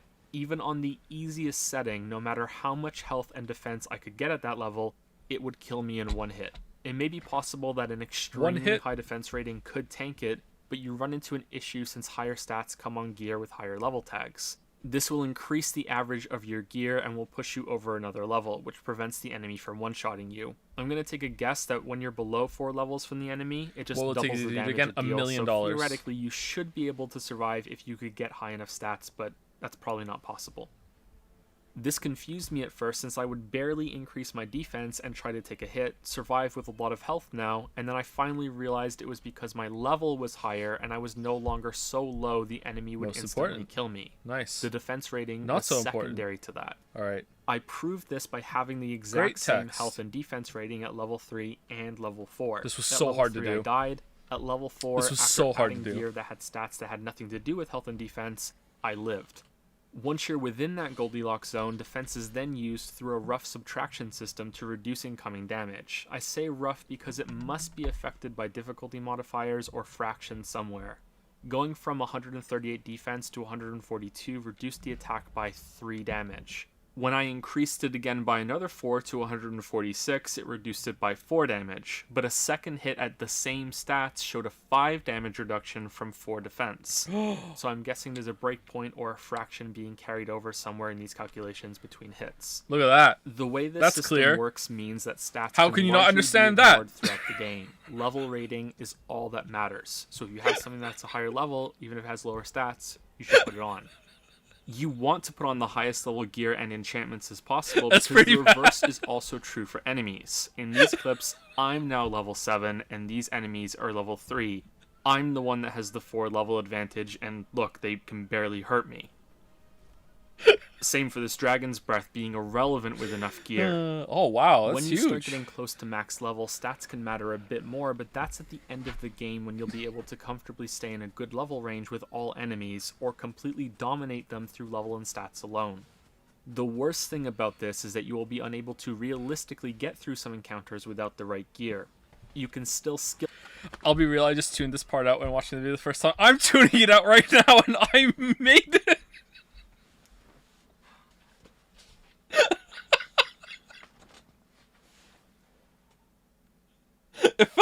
It felt so important back then. I was like, I did all this research. Was it worth it? I don't fucking know. I think just saying, like, showing my work is important, but I think I didn't have to go into that much detail. I didn't have to say, oh, like, I didn't have to be like, oh, there's fractions or whatever, but I was afraid someone was going to be like, oh, no, it didn't. I went and tested it, and you're wrong. It was different damage all the time. I should have just said, it was a rough subtraction system, and level matters more, and that's it. I should have, like, cut down, like 10 minutes out of this, you know? Your way through these fights, but one mistake means you're dead, and you'll be hacking away look at at them that. for a long time since each hit does so little damage. However, I do want to be fair and point out that because numbers are kept in a tight range and that low-level enemies stop spawning later on in the game, this subtraction system is functional. It's not ideal, but it's not game-breaking in the same way that it was in Dragon's Dogma and Breath of the Wild. That does not excuse how dependent the game is on Kratos' level, though. This is flirting dangerously. Who is that close guy you're to reacting give you to? It's God of Matthew War Matosis. We're criticism, watching but his I'm video. not ready to get into that yet. Instead, let's look at another problem with this system and another reason to favor higher levels over stats: attack signals. I think the way this works is mostly great. A red circle means an attack cannot be blocked or parried and must be dodged. A yellow circle means Irish? an Yeah, he got attack can better. be parried, and that if you simply block, you'll be staggered. And no prompt at all means that you can block, parry, or dodge, and that there will be no stagger if you use your shield without parrying. On the surface, this may seem like a new version of a QuickTime event, but these prompts do not require the same timings across all enemies, so there's still something to learn from the attacks on every enemy type. They only exist to provide you with information on what your options are, which is something I've previously found frustrating in other games. Sometimes the only way to find out if an attack can be parried or not is to die to it a bunch of times Good while game, having by to the guess way. if you're getting the timing right, or if there is no timing to get right at all since it can't be parried and you're wasting your time. So what's the problem then? Well, Ooh. even if you played the game, you Oh, may not that's have a noticed bad that these audio warnings change there. are determined by your level. Oh, that was even bad. the Valkyrie fights are affected by this. If your level is high enough, I don't a like red this video attack anymore. can become yellow, and yellow attacks can become blank. Oh yeah, that's true. If that you can reach happen. an enemy at a high enough level and then put on some lower gear because there's better stats or something, then of course the opposite is How also can you true, not and you can notice? see yellow attacks become unparryable red ones. Hold on, whoa. So minuscule echo that only some people could hear, like completely obvious change to a new recording session that made me cringe. I don't hear anything. I don't even know who we're fighting. I don't listen to your video show. That's true. We listen to it now. This is how much gear matters in this game. I don't like that. I want to be the one who gets better and masters the game's combat. I want to not do the it. character I am controlling by putting on better gear via crafting or grinding. It has its place. I though, understand if you disagree with me, but I think kinda this is do. the type of thing that could be solved quite easily with a difficulty option that removes these equipment dependencies. Yeah. Not just in God of War, but also many games like it. As with most things, there is a balance to making this work, and it wasn't found here in my opinion. Little canker throat wouldn't know proper weight and balance if it were dangling off his chin. Continuing the game, we begin to climb the mountain where Faye wished her ashes to be scattered. Along the way, we meet a dwarf named Sindri, who is the brother of another dwarf we met earlier named Brock. The blue one is your brother. I didn't bring him up until now so I could introduce them together. These two have disowned each other and provide much of the game's humor with their attitudes and the dueling blacksmith routine. More on them later because, like much of the game, their story feeds into the main narrative. After killing an ogre, we reach the mountain proper and come to an impasse. Although I am certain there must be some other way up the mountain somewhere, especially remembering those climbing skills that Kratos has, the game instead makes the witch appear and have her tell us we need to go back to the temple in the Lake of the Nine and use the power of the Bifrost to travel to another realm, retrieve the light of Alfheim, and use that to blast the black smoke away so we can move forward. All that to cross a bridge. This begins the trend of relatively simple problems having grandiose solutions. It's also the beginning of the game's pacing problems. We just came from the lake, now we're immediately going back there. After that, Erend will have to go back to the mountain. Sadly, like I said, this is just the beginning, and it gets worse than this. Alfheim is overall a decent part of the game, but it's also a section that I initially forget about whenever I think through my time with God of War. It's still true That's today, probably actually, because it has no true connection with the rest of the story and will likely become relevant in one of the following games. I will say that it continues the trend that the game has had so far of introducing new enemy types and keeping that side of the experience fresh. It's only after this that things begin to slow down and become stale. Likewise, it also serves as a sharp change in visuals and setting and is quite beautiful. It continues the development of both Kratos and Atreus while they're visiting, but the place and the elves themselves don't really matter that much. They look different now. After a boss battle, you return to Midgard through the Bifrost and travel all the way back to the mountain and very tediously clear the corruption blocking your path 2 separate times. I don't know why they did this. Again, who is this for? All right, so to the handful of YouTuber comments that have said this, it actually feels like more than just a few, but maybe it's just sticking out in my mind. People come into me and say, "This is for loading, you idiot. It's hiding loading." And it's like, no, it's not, because you can go up and down the fucking bridge freely, willy fucking nilly, between those areas when the fucking smoke is gone. It only needed loading the first time? What the fuck are you talking about? Why are you like, oh no, it's for loading, you're a fucking idiot. How do you not know this when you're a game critic? No. Or, I'm tempted to let this play in silence for the whole duration to make this point, but I won't. Along with the protracted climbing sections, I don't understand the goal here aside from padding. I can see that maybe some of the climbing could look a bit interesting or provide an easier way to link some sections of levels 2 videos together, in one. but much of it goes It was on really for important way for me to too show the long. whole This thing in the section video. Here, like many others in this game, makes me wonder if the developers were afraid of having too short of a runtime, which is ironic considering that, if anything, the game is too long. That's true, Ragnarok 2. Oh, still not done. Wow, this goes on for a long time.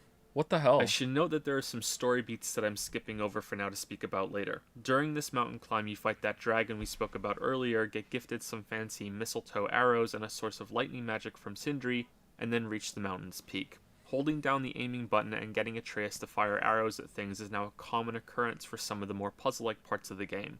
Sometimes you'll need the elven magic, sometimes you'll need the lightning. I'm neutral about these, and I don't think there's anything really interesting to say about them, so I won't waste your time trying. At the top of the mountain, both the plot and world of God of War expands. You find out that the stranger from the beginning of the game is the god Balder, and that he is hunting you with Thor's sons Magni and Modi. You also find out that he's still alive after you broke his neck earlier. Also that someone is imprisoned on the top of the mountain, the self-proclaimed smartest man alive, Mimir. He tells you that you've come to the wrong place if Faye's ashes are meant to be scattered on the highest peak in all the realms, because that's not in Midgard, but in Jotunheim. Luckily, there's a portal nearby that can take you there. Unluckily, the rune to activate it is no longer able to be carved. Giant's finger scraping the sky, that's the highest peak in all the realms. As an aside here, I really enjoyed Kratos' reaction to this. What are they being measured That at? could not be what she meant, and then his acceptance with the new goal in the face of his pleading son. Sea It's level? a great dad moment when he has no choice but to concede and say, "Very well, I will go along with this." Oh, he said the stream meme. Mimir is trapped on the mountain summit because of Odin, who has visited daily to torture him for 109 years. Mimir would prefer death than to continue going through it, but settles for something in between when he makes a deal to help Kratos and Atreus.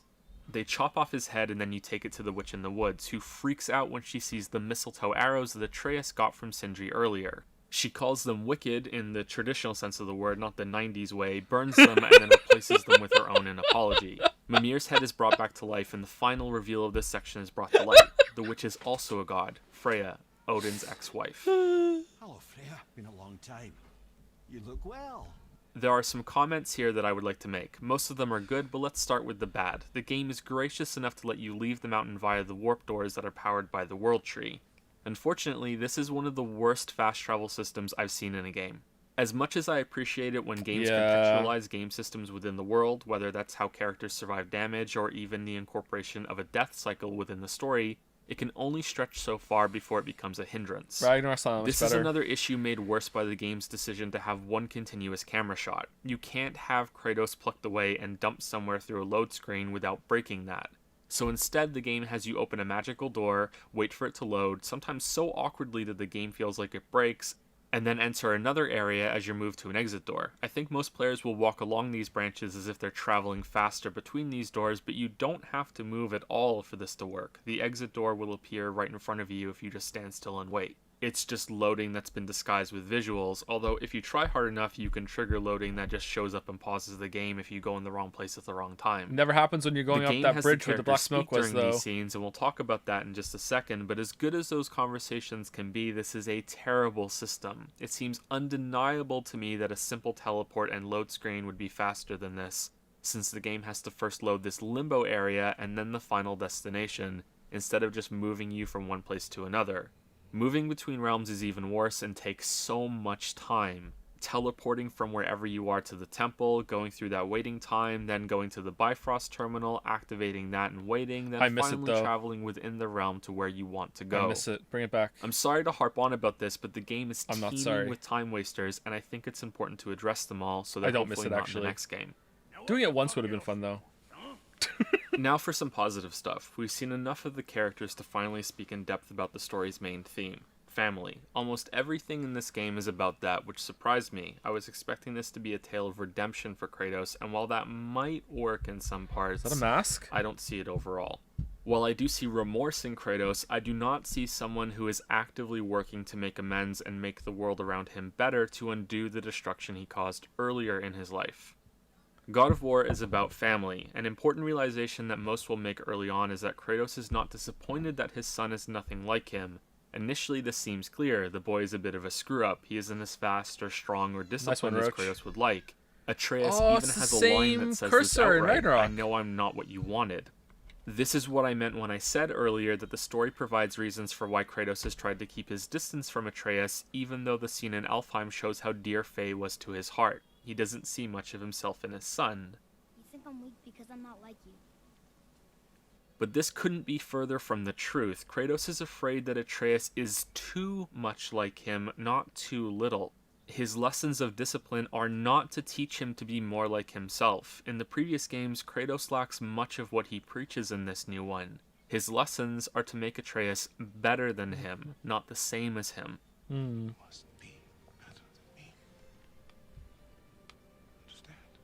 Atreus has the blood of a god within him. Every god seems to have their own special superpowers, and Kratos' incredible strength, regeneration, and weaponized rage.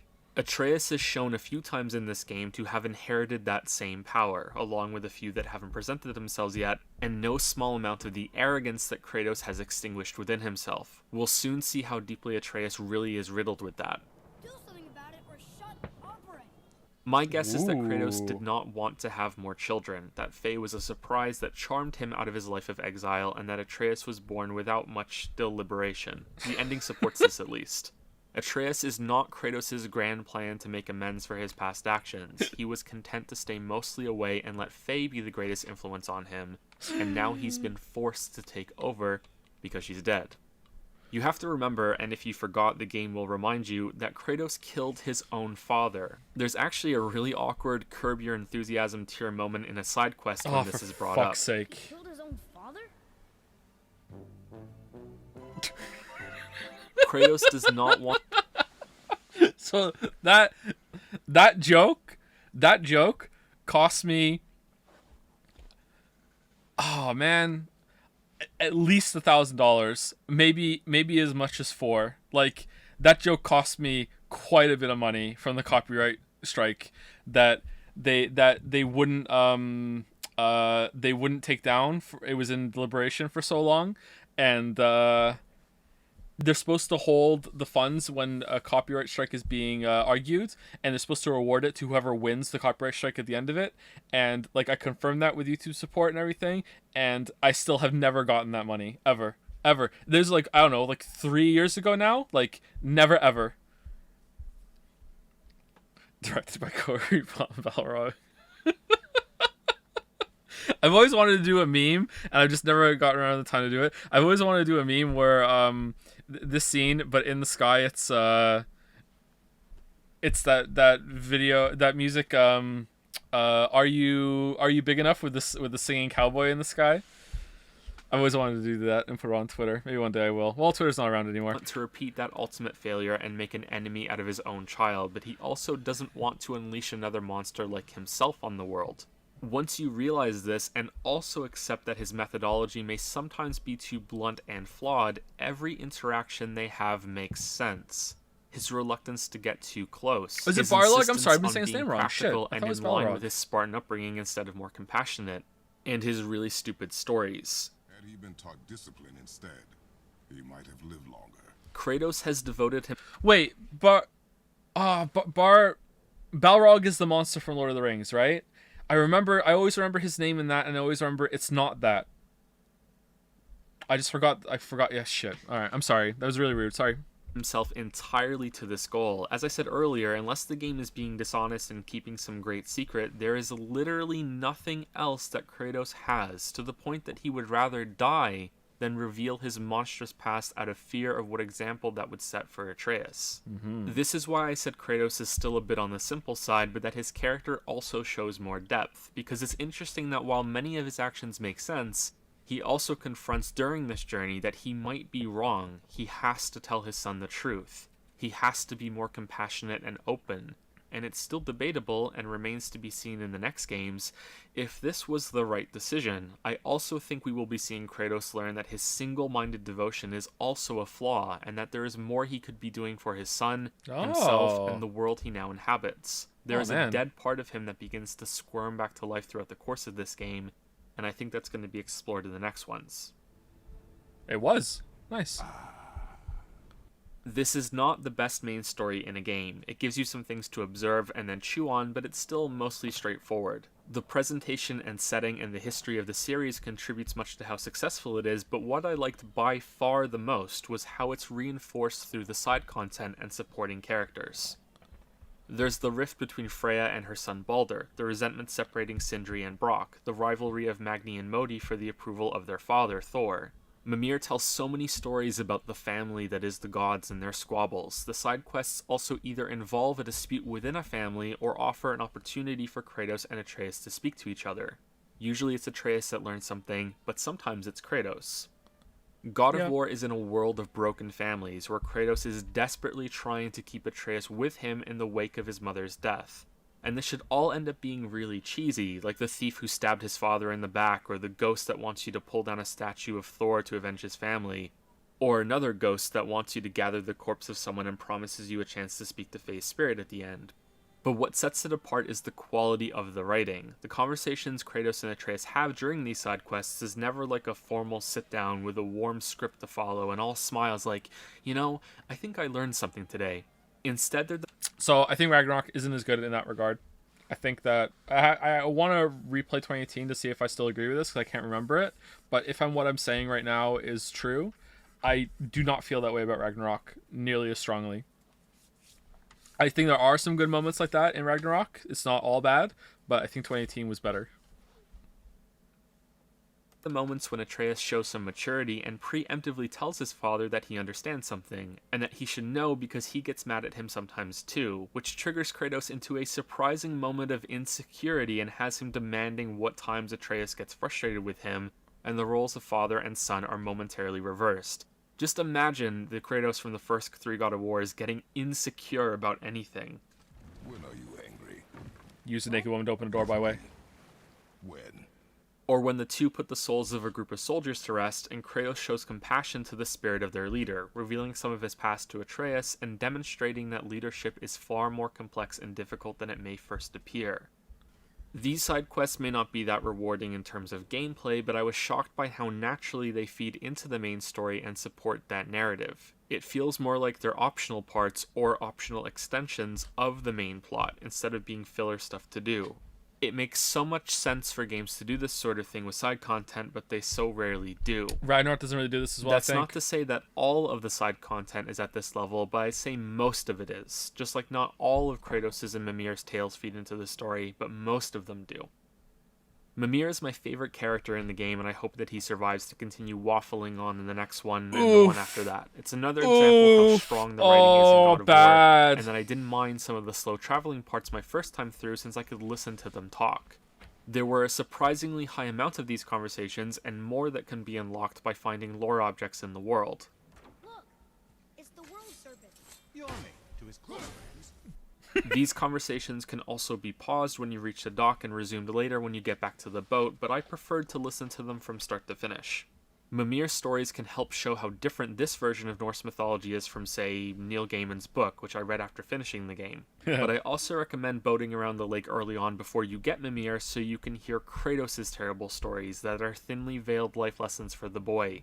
They end with either blunt disaster or an explanation at how easily it could have been avoided, or an even more blunt ending with characters making the Was that Game of Thrones? For a split second, I show American Gods before I show the Norse mythology book as a joke for a treat, or as a treat.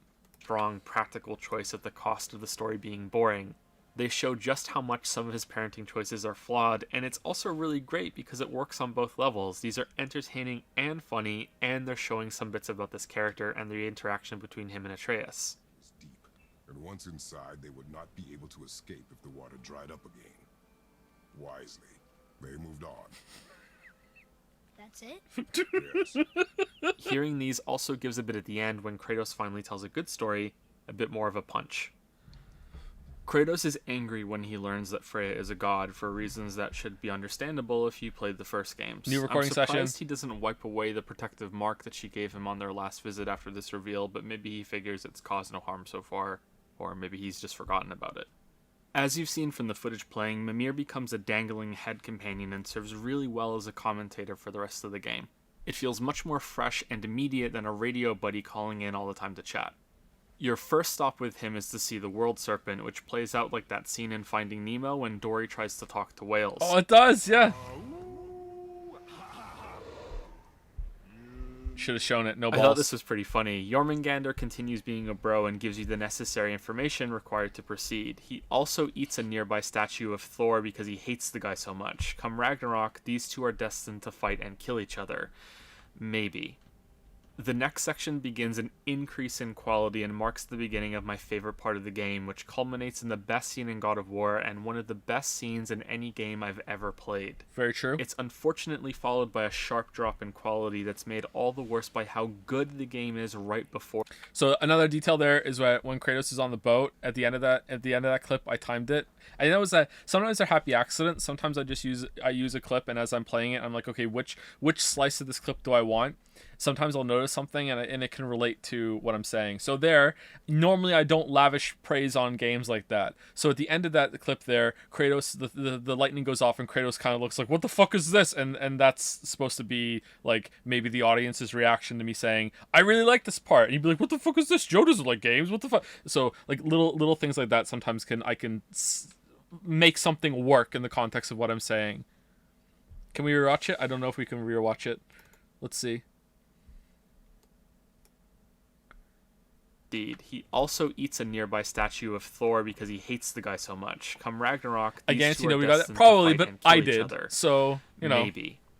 The next section begins an increase in quality and marks the beginning of my favorite part of the game, which culminates in the best scene in God of War and one of the best scenes in any game I've ever played. What? It's unfortunately followed by a sharp drop in quality that's made all the worse by how good the Sometimes game is they're for right me. before that.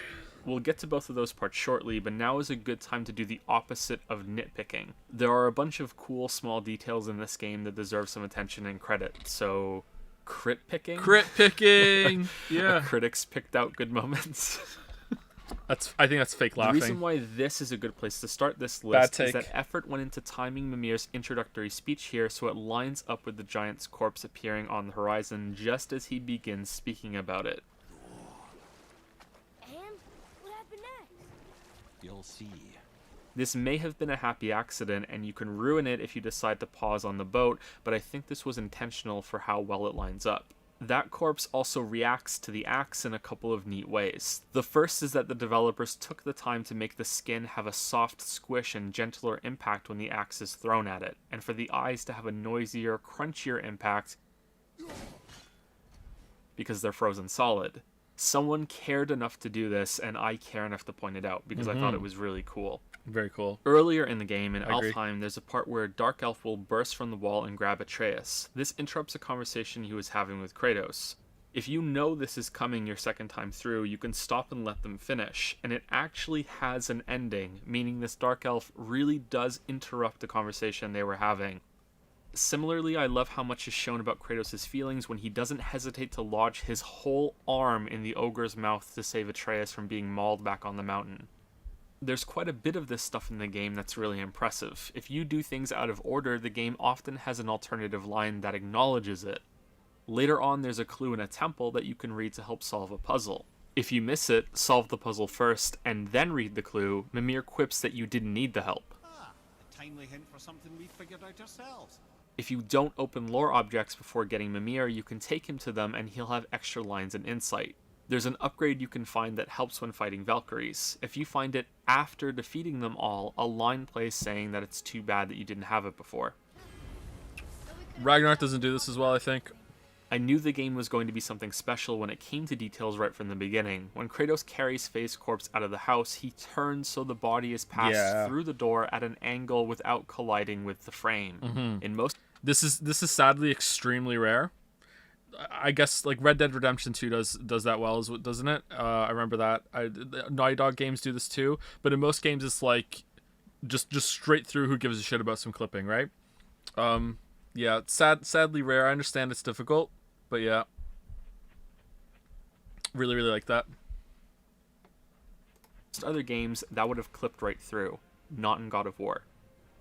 Your weapons become slightly more ornate and fancy as they are upgraded throughout the game. The difference between the first and final versions is quite dramatic, but each step up is subtle enough that you might not notice until later. These are all the My different favorite versions of the detail axe, like this was when you return to the mountain later with Mimir and warns you about signs of a dragon in the area, I love not this one. knowing that you've already killed it. In most games, the writers wouldn't even think of that. The dragon is dead, therefore no more reason to think about it or bring it up. It shows how much thought went into viewing each scene from the perspective of each character and thinking how they would react. Not only that, but it creates a funny moment out of something that makes sense. That God of War is exceptional among games for doing this not only shows how much praise it deserves, but also how bad the writing is in most other games. Had to get my dig in on the whole fucking game industry there. Here's a big compliment, but also fuck all you all. So fucking backhanded. I mean, it's true, but god damn it. I don't know if does Ragnar have moments like that? I don't remember one. Maybe there is one there. I don't think I noticed the dragon thing until I thought about it on the second playthrough. It's not perfect when it comes to these things, and we'll have a counter nitpick section later that will prove that, but there were many times the game shocked me by being prepared for something I did out of order or in an unconventional way. Aye, as an augurer, she was unsurpassed. Augurer. I enjoyed this section with the giant because it was visually captivating while also introducing new enemy types, an interesting if underexplored set piece with time manipulation on a platform, and concludes with the second best boss fight in the game. The execution is true to the concept. A giant died and crushed a settlement when it fell, creating a winding trail that you follow between both the corpse and the ruins of the village. This place does have perhaps the worst offender in the game for "are you seriously telling me Kratos can't climb that?" but the rest of it is more reasonable while being cool to watch. The Traveler enemy type is also one of the best in the game and feels closer to a mini-boss than the ogres you fight. They immediately demand your attention and can cut you down quickly if you don't respect their attacks. They require more reactive play, but we already spoke about that in detail earlier. They are still a good example of that, though. The fight against Magni and Modi is the opposite. It's a mix of reactive and proactive combat that shows you just how... So I think there I match cut Kratos' role, and sometimes, depending on the perspective, these have absolutely no effect. Sometimes I like matching different actions. There's probably been a couple that I've missed and I've forgotten about in this video because they don't have full effect. But usually, if I can, if I end a clip with the character doing a certain attack or doing a roll or doing a block or whatever, I will try and have them in that same position in the next one and see if the effect works out. And sometimes it does, sometimes it doesn't. Yeah, this is what I mean by fussing. And I never used to do that. Never used to really know how to do it, but now I do it quite often. How good God of War currently is, and how good it could be if it took this encounter as a foundation to build on. I want to be clear when I say this because sometimes people think I have a giant bias for difficulty. I'm not talking about challenge. This fight is one of the more difficult ones, and while I enjoyed that, it isn't what I mean here, especially since the majority of it can turn into a 2-on-1. Thor's sons can and will attack you relentlessly, but there are also plenty of opportunities to break them out of their combos and switch from defense to offense. I said it earlier in the video and it's worth repeating, learning that there are moments where a well-timed runic move or an axe throw can interrupt a big attack in a battle is wonderful, and if the series is going to remain mostly in a reactive system in the sequels, I hope they embrace this type of thing and try to do it more. There is something satisfying about getting in the zone with a long reactive battle though. Fending off this assault by both of these gods hits it really well. Sigrun, the game's best boss, is more committed to that idea, especially on Give Me God of War mode. There's definitely value in having a challenging series of tests to respond to attacks in the correct way over a long battle, going from failure to complete domination by the end. However, what Magni and Modi proves for me is that there is room to deepen this system. Even if it stays mostly reactive, having to think more about what series of attacks you do in the short time you have after countering a boss is something worth thinking about. Yeah, that didn't happen. There are many possibilities. Please explore them for the next game. I know that so many reviewers raved about everything, but please do not take that as a reason to not develop what you have here. I'm sorry to keep going on about it.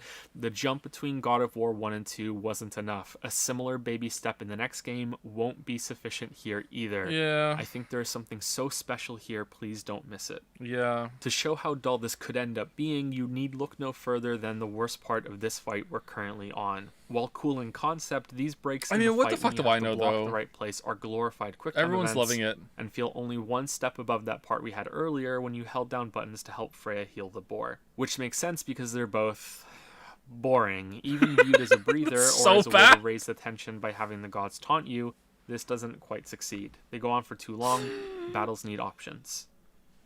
This fight ends with Kratos killing Magni. Modi seems shaken that this could be possible and then flees. Atreus, in response to how much the gods taunted him during the battle, becomes enraged, and then stricken with his plot cough.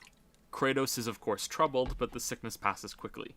Next, you get part of the dead giant's chisel, which can act as a key to open many sealed doors throughout the world as long as you know the rune to open them. You may have already encountered a few of these while exploring. One nearby leads to an optional boss fight against a Valkyrie, and having... Man, so this is pretty good at re-experiencing the game, huh? There's a bunch of the stuff that I've forgotten. And, I mean, if you just played the game, I can see it being kind of boring. Like, come on, I just went through this. But as, like, returning to it and being like, oh, yeah, that, you know? Like, it's good to like, I'm going to talk about it, but also, here's a quick reminder of some shit that went through, you know? It's like re-experiencing it in like, a very summarized format. It's pretty good. Such a good boss fight so quickly after Magni and Modi is one of the reasons that this section sticks out so well in my memory. However, it may not be really fair to weigh that so heavily since you can skip this. You're probably meant to as well unless you've been fanatical about keeping your gear updated. Yeah, I didn't. The main path takes you back to Tyr's temple in the Lake of the Nine. You know, I think it best we just end it there, actually. I think I've made it clear how much I enjoyed the previous section of God of War, so you should understand that I am not exaggerating when I say this next part is now among my favorite moments in any game, because it's that much better. Ooh. The first half of this game is like a slow ascent that's been building to this moment. Gonna There's say a it flat churning out. jar of tension or lightning in a lighting. bottle that's about to burst. Kratos and Atreus are fugitives in the Norse realm. So far, they've managed to stay relatively low-key and have only private, personal business to attend to that Norse gods should have no quarrel with. Yet we know the reputation of the gods. Freya's story, Mimir's story, and the other tales he will recite about Odin's meddling and Thor's wrath. Kratos just killed one of Thor's sons. Mimir says this in warning. This will not go over well in Asgard. I defended us. Nothing more. I fear no judgment. Judgment, no. But if vengeance is any concern. Modi comes back for revenge after we arrive at Tyr's temple. Note that, tying into the theme of dysfunctional families, he's more upset that his reputation will take a hit than he is about his brother being dead. This is shown even more clearly when Thor thrashes him when he reports the news. Atreus disappoints his father by succumbing to anger instead of remaining disciplined. He even attempts his own version of baby's first Spartan rage here. And then Big Daddy Kratos shows him how it's really done and sends Modi scrambling back home to Asgard. Kratos allows this and doesn't push the fight because Atreus looks to be near death on the floor. His plot cough has come back with a vengeance. What follows is the unraveling of Kratos' life and the world seemingly reveling in that. He has no choice but to take Atreus to Freya for help. A storm is beginning to rage while you row the boat, and my second favorite scene in the game happens right here. Not in some epic battle, not with some beautiful mythical backdrop, but in a dark, grimy elevator while Kratos is breathing deeply in anxiety, close to hyperventilating, and then begins to pace. Look, everyone that's playing at this point knows that Atreus won't die here. There's too much that's been set up and hasn't been explored yet. However, this tension that you feel along with Kratos during the scene is still real because there is so much else going on. Yeah. It's perfectly punctuated by someone blowing Man, the what a good horn scene. and calling the Forgot about world that. serpent as you ascend. The world is waking up around you. I turned up the You are volume not there so you the could hear it. only active agents in this realm anymore. Forces are gathering. You have attracted attention. There are going to be consequences.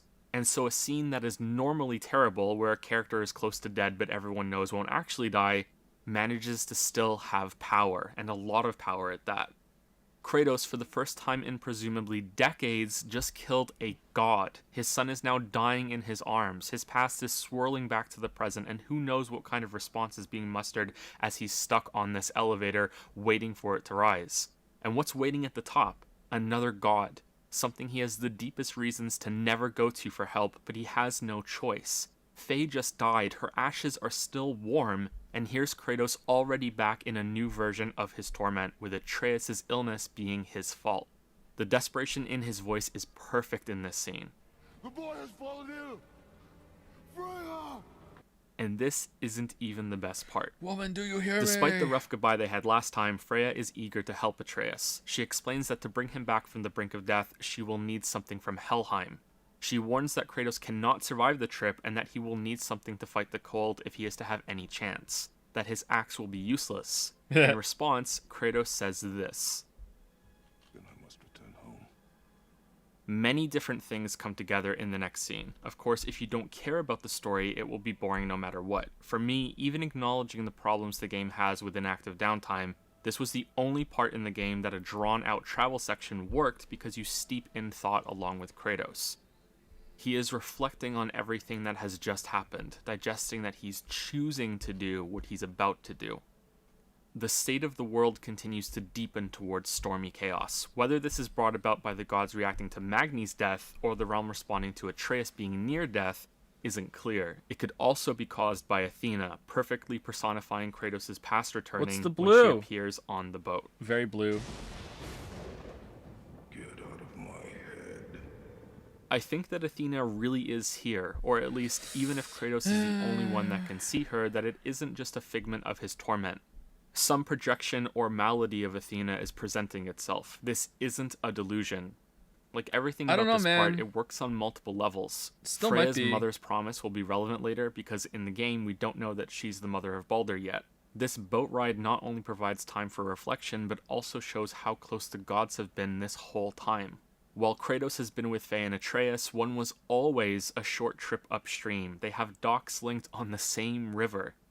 And Athena's appearance will mean different things for those who have played the older games and those who have not. My favorite part of all is that this huge narrative moment is also reinforced through gameplay. That may be a poor choice of words though, because it implies the gameplay is secondary to serving the narrative. More accurately, both are feeding into each other, and it's for that reason that this gets pushed up to one of my favorite moments in all of gaming. It starts when you get off the boat and are attacked by Hellwalkers. At first this may seem out of place. So is anyone bored by the past like 10 minutes or so? Because I like doing this kind of commentary. I like doing the play-by-play with a lot of like heavy, like, here's what's going on. Like I'm summarizing it, but like I would say like the summary is like what, like 20%? Like I really like doing this in videos, but it is kind of a long section. I can see why people like would just dismiss it as recapping though. Almost like a bit of forced combat to appease people who may need some fighting after the boat ride. But the intent Some people are becomes saying yes, clear but most people after seem to you like it. enter Okay. the house. We'll get to the story side of this in just a second. For now, recall how the game has played for many hours until this point. The axe is a fun weapon, but is limited in a specific way. It is primarily for single targets. There are some skills that increase its ability to hit more than one enemy, but its Maybe this is potential the for sick sweeping part. Yeah, and it's true. cleaving over a wide area is limited. It also isn't effective against Hellwalkers, with some of them being outright immune to the cold damage it inflicts. Yeah. You're put into a restricted position and you have to use your fists. And then they're like, just like nah, this moment before you get into the house. fuck it, the axe works Now now. suddenly you have the blades. If you've played the older games, then despite the change in perspective, you will feel immediately comfortable with them. Yeah. Many of the combos are gone, but the same rhythm to how the blades swipe, and then whip into a crash in front of you is here. They also swing with a much larger area of effect. You are no longer limited like you were with the axe. Kratos has returned to his old power, and you feel it right away with him instead of being shown it. Whether you're a series fan and returning to that with him, or experiencing it as a whole new set of options with the dramatically different feel of this new weapon. This may sound trite, but it took a lot of courage to put this in the game in the current way that it works. The blades come so late that many fans will have become upset by now. Yeah. Why has Kratos changed so much? Where are his Forgot about that signature too, yeah. chains? Why am I being stuck with only one real weapon? Why am I babysitting this kid? It led to this moment that is made all the stronger for how deep you're into the game when it happens. I am stunned that a AAA game took a risk like this. Okay, any moment in Ragnarok for that the was as good as that? The Thor battle I really enjoyed, but that was like a repeat of the Stranger. Was there anything in Ragnarok that came close to that? Getting the spear was cool, but it was more like it's a really cool weapon, not a really cool moment. Birger. I don't think there was anything that came close. I feel like if they really did a good job with like the prophecy being dealt with, and they could have nailed it with Ragnarok, the battle at the end. I don't know, man. I feel like there's nothing that comes close to it. Reveal scene itself, there's the obvious imagery of Kratos putting the chains of his past willingly onto himself. He was never able to dispose of the blades, he always kept them close to him, and here he is shackling himself once again, enslaving the monster for his own purposes now, not the will of any other god. There's also the implication that we spoke about earlier, that it took until Atreus was in danger for Kratos to take this step. His own life wasn't important enough, but the boy's is. Athena's speech is the most important part of her presence in this scene, but I think her placement in the doorway was also chosen carefully. She's in the exact same position that Kratos was earlier when we were seeing things from Atreus' perspective. Man, cinema wins. We saw the darkness Kratos carries when with the boy. Now we see, perhaps, what that darkness really is now. I'm surprised Athena I noticed stands that, actually. in judgment of Kratos' life. Pretend to be everything you are not. Teacher, husband, father. Her words are simple and cut deep into Kratos, but this is also his first step out of hiding. He has accepted his actions and has not kept himself away from them, but from this point on, he will begin to be honest with his son, albeit in stages. A monster. I know. But I am your monster no longer. It's also the first time the game pledges fealty to the previous games without any ambiguity. Until this moment, it could be a rebooted version of Kratos based on some ancient myth that the old games have been demoted to. This scene proves otherwise. The blades are back, Athena is in spirit form, the previous games were real. Blades It are wasn't back. just thrilling to have that answered, but also to know that so much of that history was dragged along into this new series. There are still consequences to come for what Kratos did. As Mimir says, I'm dangling from the hip of the bloody ghost of Sparta. that was a lot of praise. The game deserves it, but it's probably making you all uncomfortable. That's not what you come to this channel for, right? So let's snuggle back to the warm, safe cradle of criticism by following that up with this. The game fucking plummets in quality after this, and while there are some great moments here and there, God of War misses nailing a great ending. Don't misunderstand me, the game rarely comes close to terrible throughout this last stretch. It's just that it fails to come anywhere close to the standard set by its best moments before this. That's a compliment and a pity rolled into one. Gameplay and story are well integrated in God of War, but I think it's a coincidence that both hit a sharp decline at the same time after this. Or it could be that the game, just like this video, ended up being too long and is stretched a bit thin. Yeah. Gotta have that It dig could in. also be due to the only chunk of bad writing in the story, and that the fun Video's of trying long, out a am I new right? weapon was overestimated. Although it's great to have, the reactive system still doesn't allow for much creativity when you get to attack. Let's talk specifics instead. After acquiring the chains, you enter Helheim via the Bifrost Bridge.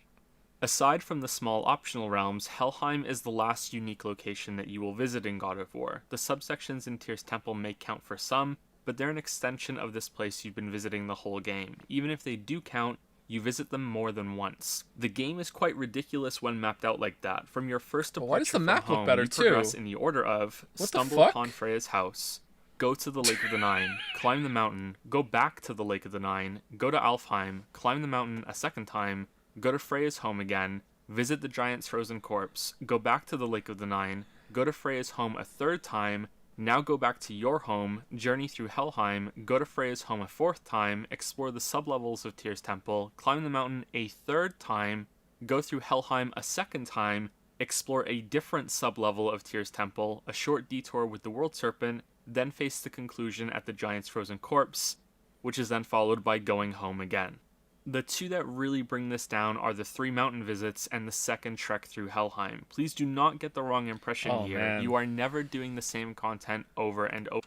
Alright, so Ragnarok really didn't improve on that, and maybe possibly did it worse.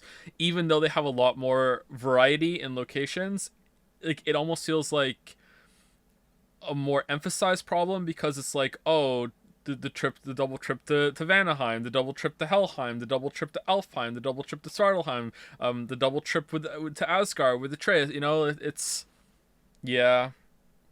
weird. Why would they do that? The double trip to Asgard is the worst one. Yeah, not all of them are bad because you start in different locations. Svartalheim was good to go back to, and there was a long time between the two of them. Helheim is just, yeah, you do go to different locations. I guess that makes it a bit better, but the Helheim visit with Atreus, since the one with Kratos is a bit short. I'm gonna have to judge them case by case. Over again, save for some of the connecting paths between areas. Uh-oh. The mountain climbs use different routes, Uh-oh. you're in a different Okay. part of Helheim both times, and the trips to Freya's house aren't that bad. but nevertheless there's quite a bit of repetition. It's unfortunate that encounter variety also peters out when you get the blades. Why? The Valkyrie fights are a lot of fun, the last boss has a cool visual twist, but the rest of the game becomes samey. Again, let's be specific. Helheim is a very cool setting, and battling your way through there gives you the satisfying sense that you're breaking the rules of this world in a big way by even surviving there, never mind killing things. It justifies why Kratos had to resort to digging up the blades. Then you get to the Bridgekeeper that Freya sent you to kill, and it's just another fucking troll. This is, bar none, the biggest letdown in the entire game. The second biggest comes at the end, but let's not get ahead of ourselves. The recycling of trolls deserves its own section. Wouldn't but want this good pacing, isolated Joe. case, even if it wasn't a troll and was some other mythical creature that had the same low level of complexity, would have caused me to be just as disappointed. The fact that it's another troll is just the shitty frozen cherry on top. Nice. Kratos clearly broke some vow for this. He has returned to a tormented part of his past. Atreus is close to dead. He is literally in hell. This should have been a boss that blew it out of the water in every area: brutality, complexity, spectacle, story, and gameplay. This should have been where the old God of War comes back for just a minute and some huge over-the-top monster, like maybe the one sitting in the background this whole time, rears its ugly head So and Kratos true. rips it apart with his chains. So true, though. As it is now, the only thing this part brings back is the gore, and this isn't enough. There is no greater misstep that this game makes than this one right here, and it's so frustrating because it ruins the setup of what just came before it. The scene that comes after this is really good too, so it spoils the killing spree the game could have been on for a few hours of its runtime. Should we talk about the trolls now that we brought them up? This is probably the best place. This issue isn't quite as clear-cut as many have stated it to be. Delivery on that line wasn't very good. The most common complaint I read about the game's use of trolls is that there are too many of them. This isn't true. All right, so this is why those lines are bad, and I don't deliver them well, is because I'm acting. Because I'm acting like, oh, the script is just naturally going there, right? Well, here's the thing. The script is just naturally going there. As I'm typing it out, I am like, okay, there's an exit ramp here. I want to address it. Should we talk about the trolls now? Yeah, that's fine. I want to be conversational. And then when I like read it out, like the writing was authentic. It really was I want to do a little bit of like improv writing here. Here I go, boom, boom, boom, boom, boom, and I want to keep that in. But then when it's time to read it, it's like, well, it's already set in stone. So now I have to do a little bit of acting, and I can't act. So it's not false improv, but it comes across it. So I don't like the delivery of that line, and some like it. I don't know if there's another one. I don't know if there's an instance where I do it well. Have to watch all the videos and see. I think this is a case of people not explaining their issue as clearly as they could be, which is a problem if that's the feedback that the developers take at face value. Consider that, if anything, there aren't enough Witcher 2 trolls combat. in Yeah. the game. That's I do it well there, I large think. enemy that fills the same mini-boss role as the ogres, ancient soul eaters, travelers, and the big dark elf guys. Non-consensual Yet they troll don't fights. appear like those enemies do in the optional realms. The problem with trolls is not their frequency, but where they're placed, and we can draw a good comparison to the Valkyries to prove this point. After killing one Valkyrie, you are given a quest to go conquer 7 more plus 1 secret one for a total of 9. You know what you're getting into. It may be a mild disappointment that their attacks aren't more varied, but it's a hunt for Valkyries. Meanwhile, the roughly same amount of trolls you fight throughout the game is a huge letdown. You consent Not to the because of the Valkyries. fights themselves, but because you wish there was something else there instead. This is a little difficult to wrap your head around at first because the difference is so subtle it may sound identical. The feeling when a troll shows up at the end of an area is not, oh damn it, I have to fight another troll. It's, oh damn it, I wish there was a different boss here. The issue is not recycling. Okay, so I think that Ragnarok did this much, much better when it comes to the main story, but I do not think they did this. It was still better, but it wasn't like bigly better when it comes to side content. I feel like we fought a lot of those fucking little Drekkie guys, man. Like the Drekkies got really tiring. I don't know if there's another boss that got tiring like that too, but the Drekkies for sure were overused. Maybe the dragons so close together, but that was an area with dragons in it. I wish there was, like, you could have spaced the dragons out. The dragons were a pretty good fight. Toward the end of the game, we fought a lot of dragons in quick succession because that's just how it happened to be. I'm not sure about one of the other ones. There's another boss that we fought a couple times, but the Drekkies for sure were overused. buckling. It's the opportunity that has been lost for an area to be capped with a unique epic fight. This is where God of War veers right into the same territory as Hollow Knight. As a product, God of War has enough content. In some ways it may even have too much. There is a long main story, a surprising amount of side content, and overall it's above average quality. And yet moments like the Helheim fight, the double trolls at the end of the first visit to Tyr's Temple, and a few others here and there show that there's a huge potential for improvement when judging the game as art. Unfortunately, games of course do not have unlimited budgets, and so such criticism is always going to be a bit unfair, but with the amount of side content in this game, and the whole realm of Niflheim, which, while enjoyable, feels tacked on, I have to wonder if resources could have been better used. There are places that I would have rather not received development time and instead had a few more bosses in the main story. In the interest of fairness, I should point out that these troll fights do have alterations over the basic version, the Helheim troll especially, but it's not enough. Sadly, smaller enemies suffer from the same issue. Too many of them are reskinned humanoids with slight tweaks. The only ones that really stand out are the Hellwalkers that summon walls of ice that you can break with your axe. The rest are just fodder. Even some of the heftier enemies get demoted to that level once you have a full array of runic attacks and the gear advantage to dominate them. The real problem here is that the fights become defined by whatever mini-boss is present. So each room is either an ogre fight, a soul eater fight, a traveler fight, or a flying dark elf fight. Occasionally you can... Hold on, did Ragnarok introduce any new enemy that's on the level of the ogre? Like a bigger enemy that walks in? I don't think so. Huntress is a mini boss. I mean something that's not a mini boss, but it's like top tier, like hefty enemy that walks in.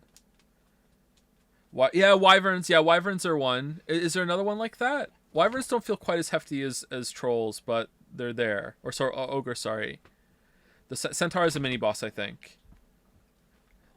I would have fought a couple more centaurs, to be honest. Bull thingies. I don't remember the bull thingies. The lions guys. Big frog. Aren't those the Drekkies? The Einjahar Elite. Yeah, okay, yeah, there maybe there's like two. Run into a bit of a struggle with Wolvers, Revenants, and Tatzelworms, oh my. Oh my. But many of these can be blown up with runic attacks just like the fodder humanoids. Revenants in particular are so annoying with how they zip around that they will always be your first targets. Which leads into why the low encounter variety feels bad. Revenants need to be rushed down, ogres end up helping you more than hurting since you can burst them with runic attacks and then clear runes by driving them like rogue jackhammers.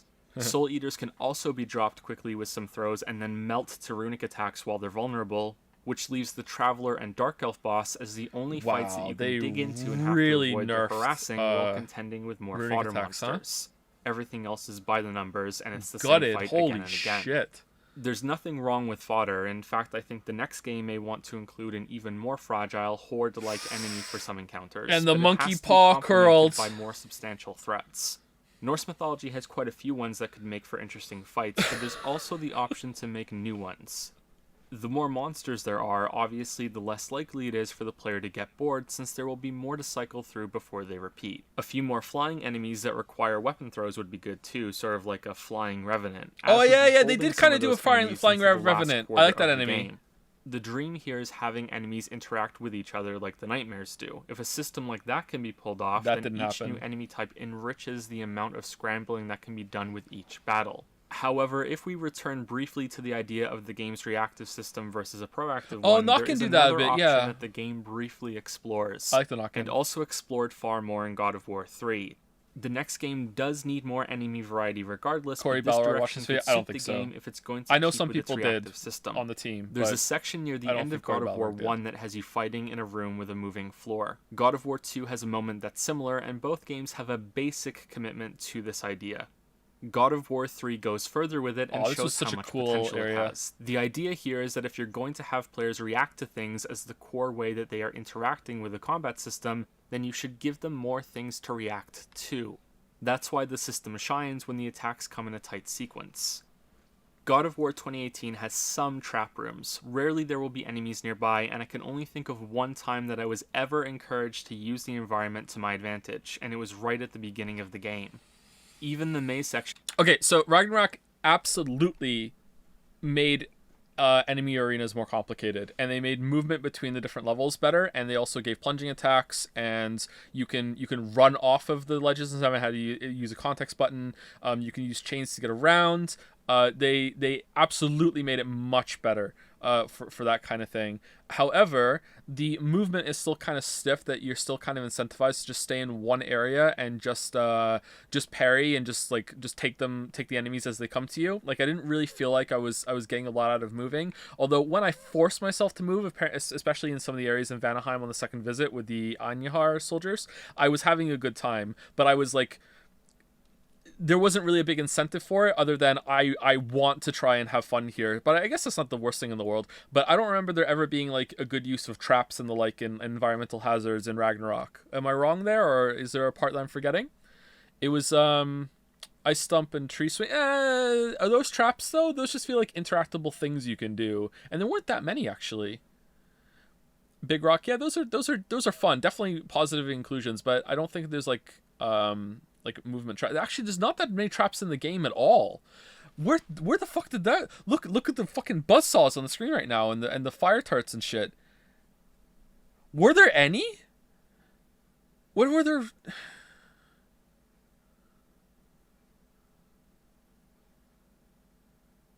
The plants, yeah. The plants don't really attack enemies though, but yeah, there's plants, okay. The plants that explode, the plants that shoot at you in Vanaheim. Panels that bounce your X. Those are things you can interact with, but that's like a trap for the enemies. I guess I didn't really use them very much. I'm trying to think, is there any poison area pull? Yeah, those are from the first game too. Anyway, let's keep going. In Niflheim, which have huge saw blades and crushing walls, don't involve combat. You have to awkwardly try really hard to use them during battles, and when I did, I found it very satisfying. Even in this simple form, just like the previous games, the idea shows how much promise it has. Not every room has to have a layer of traps either. Some types of enemies could spawn hazards that patrol the arena, like buzzsaw versions of these light bombs, and can be used to damage both you and other enemies if you play well enough. There are many possibilities. The centaurs kind of did that. I don't know, I could be reaching here. I only know that I was disappointed that the concept wasn't developed on after seeing it in God of War 1 and how fun it was in God of War 3, even though more could still be done with it. I also know that I'm fed up of saying this game needs more enemy variety in so many videos, since it's so easy to fire off even with examples supporting it.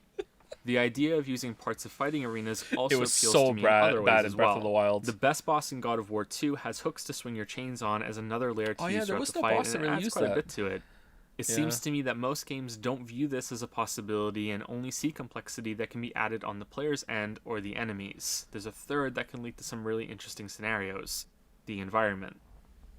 The way God of War uses this currently is with light puzzle elements. You use your axe to freeze a gear after manipulating something, or you use your blades to store a source of power and then take it somewhere else with a time limit. Some of these are boring and bad because there's not much to them. You just throw your weapon and run. A few are okay, but I'm mostly neutral on them. They felt like filler, mostly which is neutral. Understandable since every room can't be brimming with monsters to fight, especially with the game's level of variety.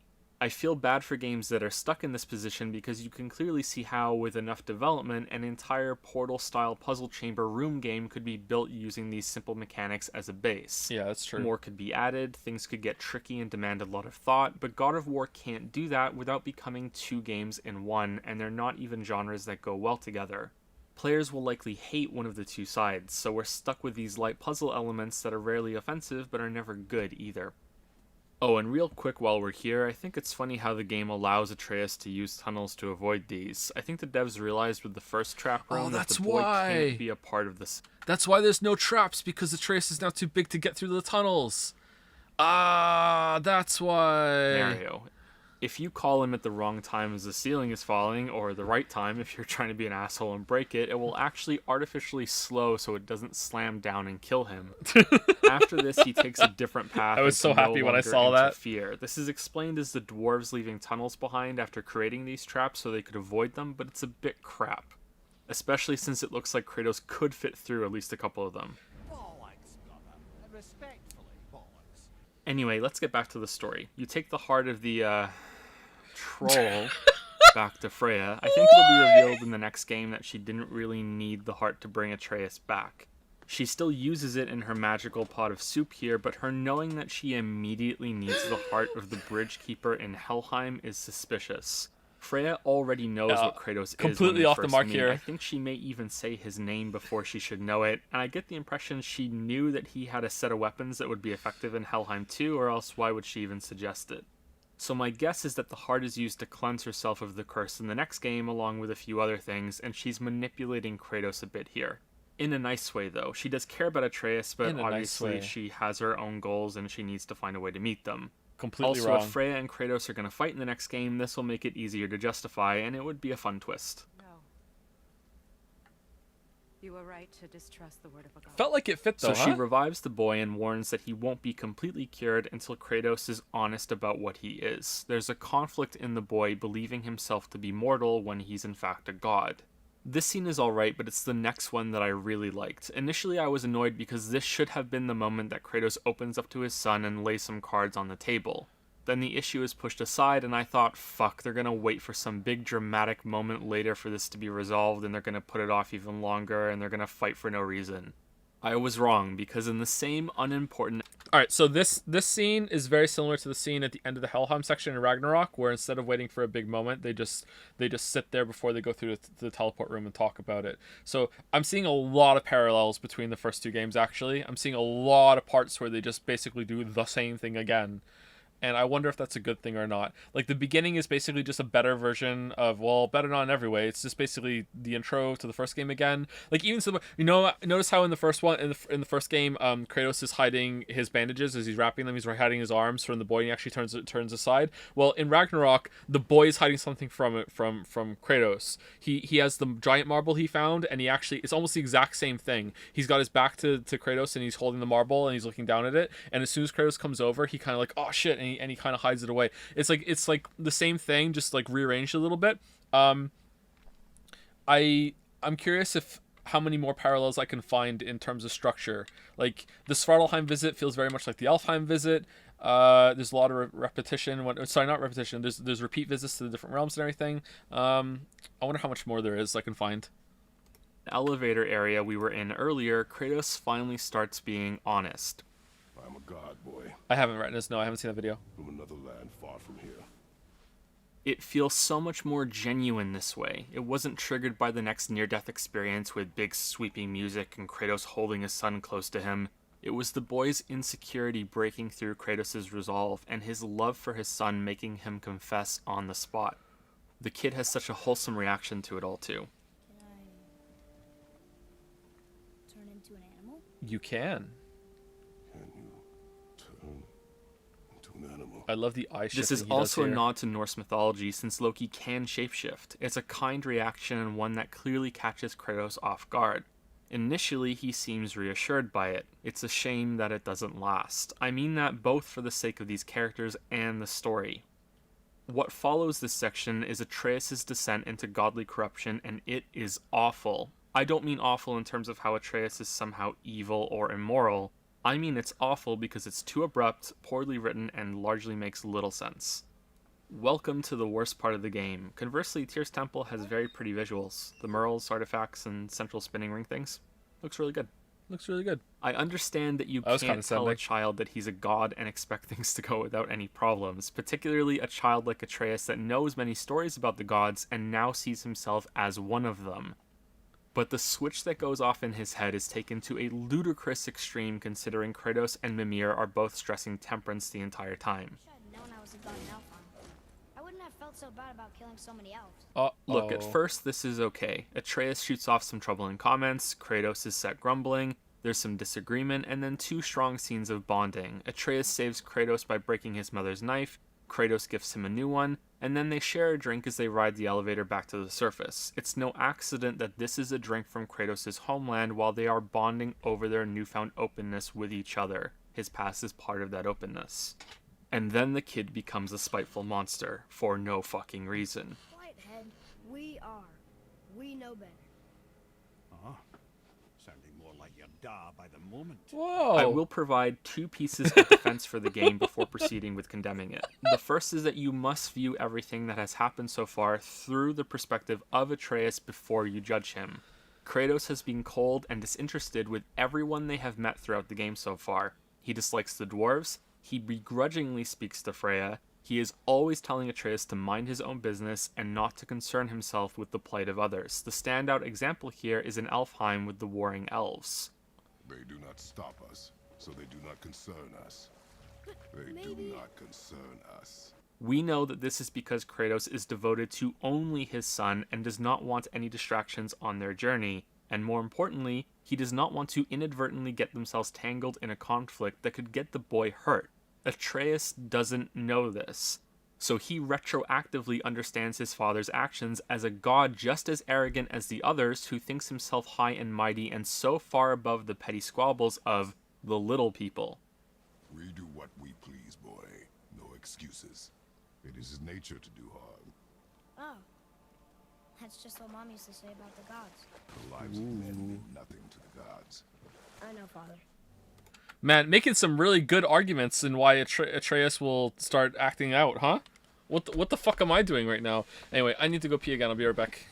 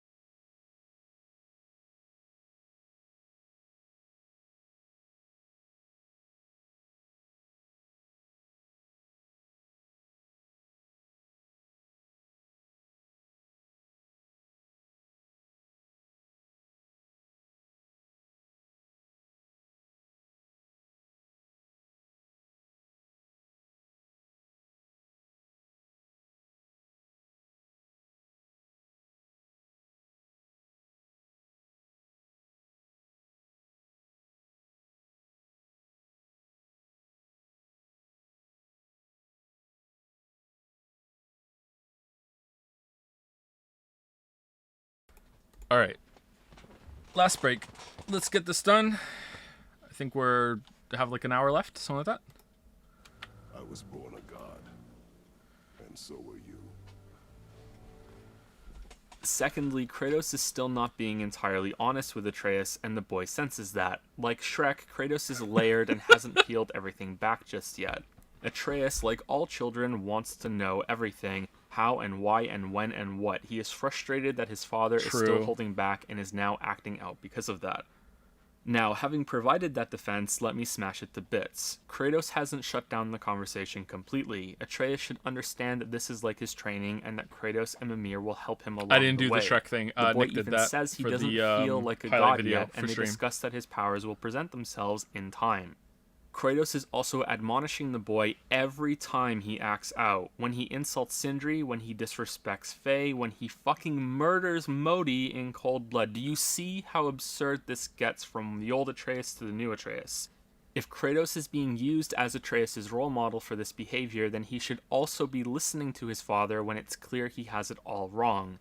Him shouting the question, How do you know when Kratos says there are consequences to killing a god also doesn't make sense, seeing as Atreus was just with him when they killed Magni, who's a god. Remember what happened right after they did that? The only good part about all of this is when Atreus stops responding to your commands. You can order him to shoot something during a fight and he won't do it. He ignores you, attacks on his own, and none of your inputs work. This is brilliantly done without any announcement, so you may initially think something has bugged out. Then you realize, along with Kratos, that Atreus is no longer listening to you. You experience that confusion and possibly anger at the same time that Kratos does. It's one of many ways that gameplay and the story work together in this game. It's too bad the game couldn't better justify things getting to that stage. The only possible thing that could save it happens a little later in Helheim, which we'll speak about when we get there. For now, while the game's pacing takes a hit since we're once again climbing this mountain, we also have some more bad writing to criticize, although Sindri's dialogue in response to Atreus is well done. Wow, he deigns to let me help him. Swell. At the top of the mountain, God of War enters this bizarre section where it forgets all about rules and consistency. Nothing makes sense in this part, and I believe it was done just to make one moment happen without it being forced, which fails because it's still forced, and by extension, everything around it feels forced with it. The only thing that does make sense is that Baldur is able to track them down because Freya's protective ward was removed by a trap Kratos was caught in back in Tyr's temple. Let's go through it. First off, Atreus cuts open his hand and draws this rune in his own blood for Kratos to follow. This receives no comment or response. This is the same... So, two things there. The video kind of glitches out there, and I don't know why. That was in the recording. It wasn't in the video editing when I put the video together. There was something wrong with the actual raw footage there. I don't know why that happened. Secondly, it's a pet peeve of mine, and it's gotten worse since I played this game and made this video. I hate it when it's like, oh, we have to do a blood pact in media. Let's get a knife and slice open the fucking palm of our hand. That's the worst place to get blood. Why would you do that? You know how hard it's gonna be for that to fucking heal? What are you doing? Like cut your forearm a little bit or something, or like get some blood from like your leg or something. I don't know what the fuck you're doing with like slicing open your goddamn hand. Like, god damn it. Anyway, the other thing while we have it paused, like, listen to the next section about the dragon. Is this too nitpicky that, like, you can't see the dragon and it's, like, a stealth dragon? Because, like, I go back and forth on it. Like, it bothers me still, but maybe it shouldn't? I don't know. That burned his hand on a knife in the opening, and Kratos tenderly wrapped it in a bandage with some snow. He slices his hand. He draws a rune in blood. His father says nothing. Carve along that. The portal opens and Mimir comments on how it's beautiful when he's facing away and can't see it. It's not like he's using magic to project his vision either, because he notices Baldur sneaking up behind them. The second most stupid thing in the game happens in this fight when Baldur impales Kratos through the hip and pins him to the gate, and the game never addresses it.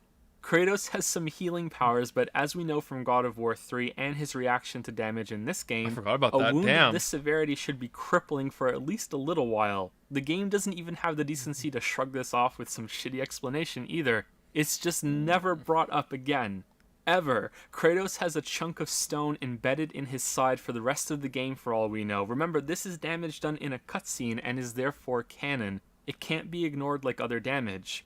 The most stupid thing that is even worse than this, in case you're curious, is also tied to Baldur. Remember when they had their big Dragon Ball Z fight at the beginning of the game, and Kratos punched through a huge rock and then caused a mini earthquake to split open the land, and then they did their arm wrestle thing and push each other away and make the crack go even wider, and then Kratos gets flung up in the air and falls down and has to catch a root, and he scrapes all the way down. That's how big the crack is, and then you go climbing through it later with Atreus. Like, the thing is huge. This damage has somehow magically repaired itself when you go back to your house later. Ooh. What the fuck? Back on the mountain, Kratos and Baldur fight some more. I believe the whole reason Baldur wants a giant so badly is to get to Jotunheim. It's why Tyr and the giants hid the Bifrost Tower that links it to the other realms. Odin desperately wants to get there, and Baldur is doing his father's bidding. A portal to that realm is now open right next to them, and instead of going through or calling his father, who, if we recall from Mimir's words earlier, visits the spot daily, Baldur spends his time punching Kratos in the head. Kratos responds by ramming Baldur through the pillar and destroying it. Oh man, I forgot about that. So Odin's schedule. Odin, all right, Get up. Go and see Thor. Rag on him a little bit. Tell him he's a shit son. All right. Next up, breakfast. Have some breakfast. Read a book. All right. Next up, gotta go put my time into being fucking Tyr in the prison cell for when they show up 100 years from now. All right. Go and do my time. How's it going, Derlin? How's it going? Here I am. I'm in. Yep. All right. Get my food. All right. Sit here. Make sure that I'm here for roll call and for getting food. All right. Done. All right. Teleport out. Time to go to the top of the mountain. See Mimir. Go and see the Jotunheim portal. How's it going? How's it going? Gonna sleep well tonight. Of course he does. Nice Why one. wouldn't he? Admittedly, Kratos does enrage when he fights, so this part is less bad, but still bad. Atreus, channeling his inner Modi, cares more about the gate being destroyed than his father being crushed or, recovering from being impaled. I forgot about the Then the whole impale. point of this awful scene is reached when Atreus attacks Kratos instead of Baldur, because Kratos needed to have that moment where things come full circle. He's now Zeus. His own son is attacking him. It might have been powerful if it wasn't forced as fuck and makes so little sense that I don't understand how it got past the first draft. Also, there's a detail here that drives me nuts. When Atreus was firing at Baldur earlier, he was using normal arrows. Now, against his father, for no goddamn reason, he fires a special lightning-charged arrow that does way more damage and incapacitates him. Just to twist the knife, have it make even less sense, and so Baldur can talk for a bit and then kidnap Atreus while Kratos is stunned. Next up, was the dragon just chilling down there the whole time? The thing is huge. How did we not hear it until now? It's a lot Baldur bigger has than I been tracking remembered. us and either guessed our destination, got here That's before not a us, nitpick, and that's swore fair. the dragon to silence, or he got here a little after we did and flew the dragon in super stealth mode. The jump and fall do look good though, and show how Kratos doesn't even think about his own well-being before lunging after them. He lucks out that the dragon decided to fly down the mountain instead of away from it. Next up is the worst movie scene with forced interactive moments in the game. You can see how awkwardly it pauses when it switches over from movie mode to basic input time. Oh man, this It's guy not hates this fun, game. It doesn't create any meaningful interaction. It slows the scene down and feels exactly like what it is. Why so negative? An interruption to the movie that this should have been. It's also something that you can't fail. The scene will loop and wait until you start pressing buttons. Other moments like this through the game are harder to criticize, but I swear the game. Hold on. Whoa. I swear the first game has more dynamic camera work than say. Yeah, it does, right? Like, look at like him jumping down. Oh, it's Bexy. How's it going, Bexy? Him jumping down. That's such a cool scene, and it just like slides down and chases down. And then right after that, like the running through down Tyr's temple to get into the temple, and right it like it uses the perspective and the continuous shot so well compared to Ragnarok. I don't ever remember in Ragnarok it being that good. Like even when there's a huge transition between different scenes, like with the Thor fights, it's like very close up on Thor like carrying Kratos through the air, right? Like, is there any part in Ragnarok that uses it as well as this part does? And this isn't even my favorite part.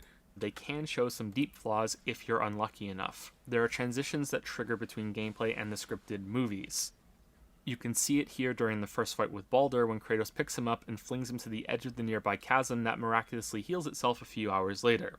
If you happen to be in a good area when this triggers, everything looks fine, even great. If you're not, then it looks way less impressive. On my second playthrough, I just so happened to be close to the chasm and this is what it looked like. On my third playthrough, I deliberately tried to break it to see how bad it can be. Because of course I did. I think the results speak for themselves. Alright, let's see, I forgot about this. Holy shit. There's another moment like this early in the game when you're ambushed by some bandits. There's a clever perspective trick with the archers on the upper level that you can only kill with an axe throw. Since you're zoomed in and can only see them from a certain angle, usually the bandit that teleports into the room isn't seen and everything seems fine, even though the game is cheating by making this guy appear from nowhere. However, if you're not in a good place, it's as awkward as this. Look how bad this teleport is. Alright, I'm looking. Whoa, what the fuck?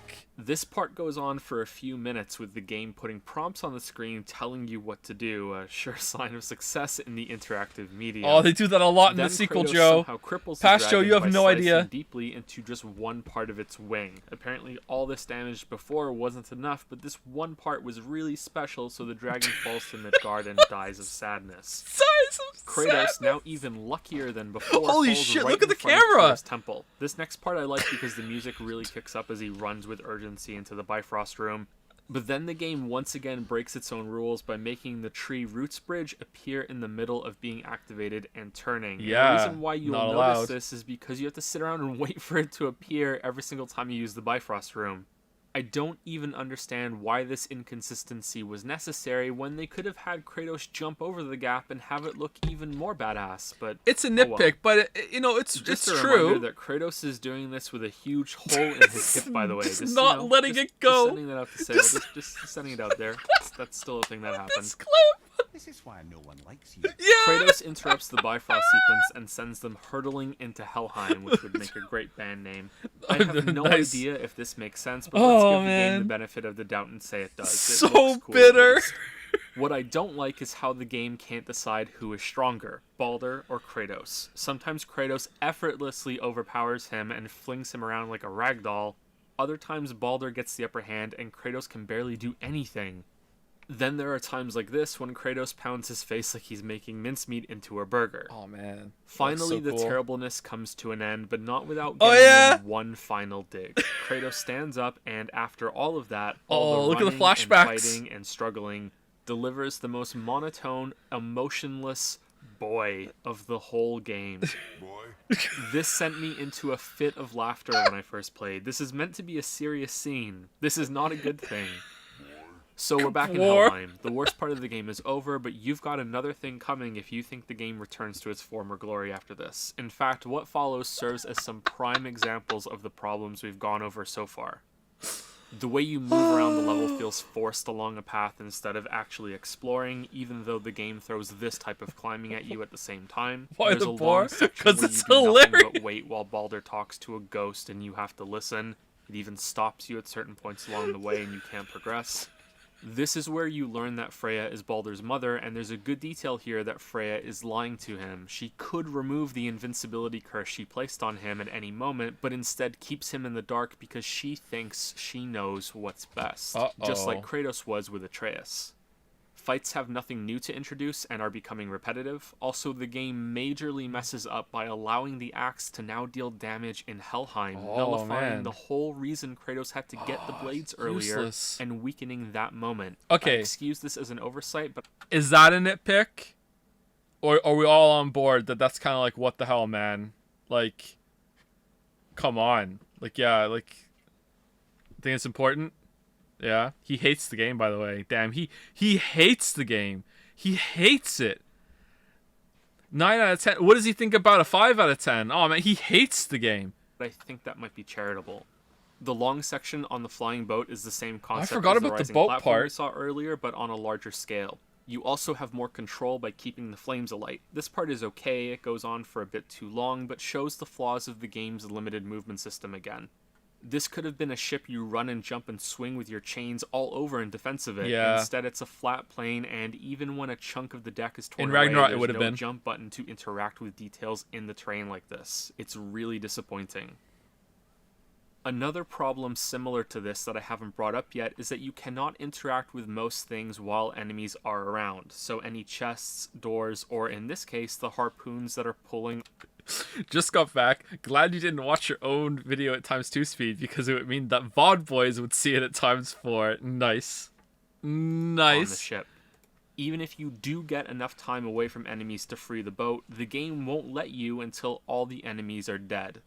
This isn't a big problem, but it's frustrating when you may want to quickly loot something in combat or think the situation you're in has some urgency and requires quick attention. Turns out you should kill all the baddies first instead, no matter what's going on or how desperate things get. One curious detail in the second trip to Helheim is how the conflict between Kratos and Atreus is resolved. At first, the game suggests quite heavily that Atreus wasn't really himself before. Yeah. He's shown a vision and I still don't get this, startled, man. saying, that wasn't me. I couldn't have So done many that. people have tried to explain this to me. This That led it's, me to think that they were setting up some sort of new... that he's just saying that, you know, he's doubting himself. He doesn't want to be that. It's still, I don't buy it. I'm sorry. I think like maybe like Sif was talking about Odin as going to be the new one in Ragnarok too. Like I don't understand this at all. sickness in Atreus that was controlling him in some way, or the old one has mutated into this new thing that makes him kind of evil, or kind of like the old Kratos. That would be a poor excuse for the previous section, but it would explain why it was so sudden. But then this exchange happens less than a minute later. I'm not gonna let it bother. Like you said, Mimir, it was just an illusion. That wasn't me. Yeah. No, What? but it is who you have become of late. What? Look, What? I know I got us into this, but I'll get us out. No, you're just wrong here. Atreus making excuses. Okay, even after that? Even after that line, though? Like, what? What do you mean? He did do that. Am I going to say these exact words again in the video? Hold on, let's see. Whoever I am. I will get us out. You will follow orders. But maybe that's not who I am. This implies instead that when Atreus said, "That wasn't me," that he's simply and stupidly pointing out that there's a double of him in front of him.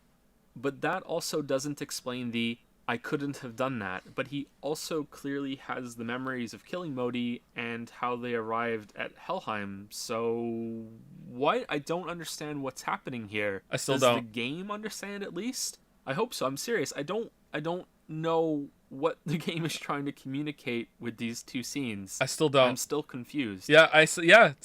Anyway, before 4 years leaving, later, you still are. Helheim's memory magic recreates the scene where Kratos kills his father Zeus. They then crash into one of Odin's secret rooms and, using Mimir's special eye that was gifted from the giants, uncover a way to reconnect the Bifrost bridge to Jotunheim. Atreus then pretends that he didn't see anything back in Helheim and that he has no idea about Kratos killing Zeus, which is the beginning of the two repairing their relationship just as suddenly and awkwardly as it fell apart.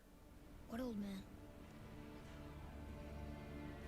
It's me, I'm There's the old some man. attempt to justify it in the next section, but Atreus is already back to his old self before then. Tyr left behind messages and tests. He says that gods must become good, everyone has to work together, the power of friendship, and so on and on.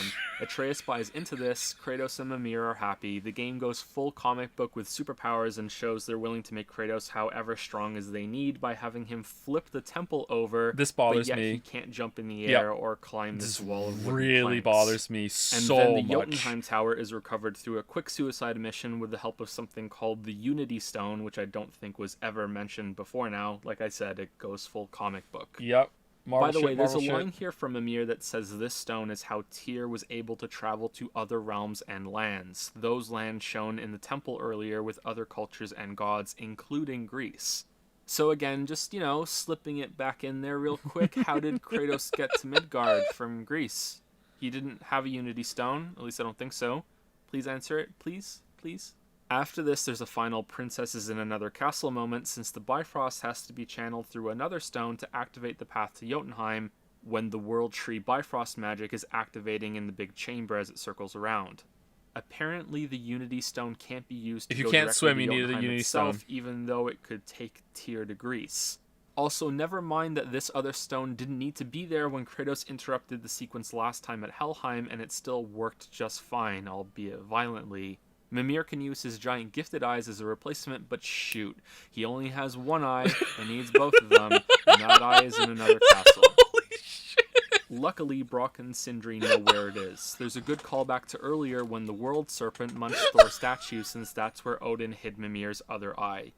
You speak to Jormungandr, row into his belly for a very brief section, and proceed to the end of the game. You find the eye, Baldur then attacks Jormungandr, you're spat out next to the giant corpse, and then Freya and Baldur have their reunion. There's an awesome moment that is totally spoiled if you know Norse mythology when Baldur punches Atreus and cuts himself on a mistletoe arrowhead, thus breaking his invulnerability curse. I knew this story from playing Hellblade, but I had forgotten it already, so at the time it was a really cool moment, and I think it works really well. That's why Freya called the arrows wicked earlier when she destroyed them. It's just by chance that Kratos used one of the arrows to fix Atreus' quiver strap on the mountain, and while I usually hate coincidences, I think this one is just fine because it doesn't feel forced, and it's set up a long time before it's paid off. In Yeah, I a kind agree. of subtle way, too. Yeah, I agree. With the curse broken, Baldur can now feel again. That was part of it. He can taste food that he couldn't before, feel warmth and the touch of another person. His life has been returned to him. Naturally, instead of fucking off and enjoying the pleasures of the world that have been denied to him and thanking Kratos and Atreus, he goes full Grey Fox, hurt me more, and tries to kill them. Meanwhile, I'm wondering how the fuck he got out of Helheim when we had to fly a magical makeshift airship to get out. In Norse mythology, there's a big ordeal in trying to get just Baldur walks out out of the hell, but water in like this the game, he Terminator. just- I actually have no idea how he got out. I don't think it's ever explained or mentioned at all. I spoke about this final battle in detail earlier. It looks great, it reminds me of the Titan fights in the previous games. It's a shame that Baldur doesn't get many more new moves, but that wouldn't be that big of an issue if this wasn't the final fight. So let's finally talk about the ending and what's wrong with it. First, let me acknowledge that the conclusion to Baldur's story is good. Kratos allows him to live, which is something he would have never done before. Then Baldur forces his hand and Kratos has to choose between killing him or letting Freya die. He chooses to break Baldur's neck, and Freya takes it really well. I will parade your cold body from every corner of every realm and feed your soul to the vilest filth in hell. Kratos sees this as breaking the cycle of gods killing their parents, of gods killing their own family. Kratos comes from the outside and interferes with that, and sees it as a choice of letting the better god live on to hopefully do some good. Freya then demands that Kratos be honest about the monster that he is to his son, which Kratos finally does. He explains that he has done horrible things and that Atreus and he must break that dark legacy. There was a locked door at one point, boy. They must be different. I needed to open it. Is not who you be. There's an odd line here that I hope gains some new meaning in the next game. Kratos says they should finish the journey while he still has strength. I don't have anything else to say about it, I just think it's a bit weird and I wanted to point it out. Yeah, that went nowhere. Also, for any of you wondering why Freya doesn't revive Baldur the same way she revived Mimir, it's explained if you go to the cave below her house after beating the game. Mimir says that he may be technically alive, but it's not the same as really living. While I am happy the game addresses it, I don't buy this explanation. She cursed him into a life of feeling nothing just to keep him from death. Mimir, even as a severed head, seems to be happier than that, and he's still himself. He can still talk and enjoy some amount of life. But then maybe he's just ecstatic to be off the damn tree. Still, I think Freya would risk bringing Baldur back to life with the same spell. Yeah. Arriving at Jotunheim is a beautiful sequence. There are a few final revelations here that can cause some earlier details to take on new meanings and lay the groundwork for the next game. Faye was a giant, and this journey was foretold from the beginning, and also somewhat orchestrated from the start. It's the rare prophecy story that works. Oh yeah, why can't she go get the soul fragments like Brock? The story ran its course. Maybe that's a dwarf-only meaning thing. That the prophecy itself was never used as a lazy excuse to move the story along. along. that aged well. Yeah. Kratos is shown to die soon. Yeah. Prophecy never used an excuse to move the story. Yeah. Okay. Cool. Which is something Atreus doesn't see, and we also find out that Atreus isn't really the bitterness Atreus. is coming back to me. He's Loki. That's the name Faye originally wanted to call him, and Kratos changed her mind, which makes me wonder how set in stone that prophecy really is if something that big was changed. Faye has been a guiding hand this whole time, which makes her a more active agent than you originally thought. Her ashes are scattered. We see how the bond between these two has deepened since Kratos calls Atreus son for the first time instead of boy, and he finally tells a good story as they walk back. The story of Atreus the Spartan, which is where Kratos got his son's name. Then the game ends. What a load of shit. I'm kidding. Well, I'm half kidding. The problem I have isn't with this scene. In fact, I think it's a wonderful ending to this contained personal story of Kratos and Atreus. It's what happens afterward. Spat out my water! If you return to your cabin, Kratos dumps Mimir's head on the floor and then goes to sleep. Years later shows up. Why am I so angry? Sense at first since Atreus is still the same size, but it turns out this is a dream/vision that Atreus is having. Thor has come to town and is ready to rumble, just like Baldur before him. You see him flash Mjolnir, and then the game ends for real. What a load of shit. The game hyped up Odin and Thor the whole time after you acquire This one's Mimir. true. Even earlier than that, if you do some side quests, Mimir describes them both as petty meddlers, that Thor will show up at the slightest provocation and wreck your day. While I understand Kratos can't go through an entire roster of gods in one game, and I understand that far more now that I've accepted this as the first of a new trilogy, I cannot forgive how much they teased Thor and Odin and then never delivered. There was that amazing scene of building Dread earlier after Magni was killed, and Modi is sent scampering. Trilogy. You kill his children. You also killed Odin's child as well. And yet it's years later before they come knocking for revenge, apparently. There are so many warnings about them coming for you sooner why in is this years? game, immediately after you cause some change. The wards? Odin's eye is on you, brother. Especially now that you've taken to killing his kin. When word gets out that Mimir is free, the wrath of Odin won't be far behind. Odin's ravens will tell him of the tower's restoration. This will not go over well in Asgard. I don't like cliffhangers, but if you're going to have your game end with one, you can at least make it satisfying in some ways. Have some huge surprise fight that you almost win, but then Thor pulls his belt of double strength out, snaps it on, and kicks Kratos so hard that he's left for dead, and Atreus is in danger. Then roll credits. I'm sorry, I really am sorry, because like I said before, the game has enough Here comes the content, worst but pun. I can't believe they hyped Thor and Odin up so much, only to end with another fight with Baldur and a fucking dream sequence. The pacing is all wrong with going up and down the mountain, back to Tyr's temple, fight Baldur again. God damn it, this could have been so good if they had Thor show up and teased what Asgard looks like instead of another vacation to Helheim. When the bridge opens, the full weight of Asgard will come crashing down on you. This still should be considered a success because I am Should thirsty it? for the next game, but God of War, damn it, God of do I War, wish damn I had it. known going Oh, in that it's this so was bad. the first of a new trilogy and set my expectations accordingly.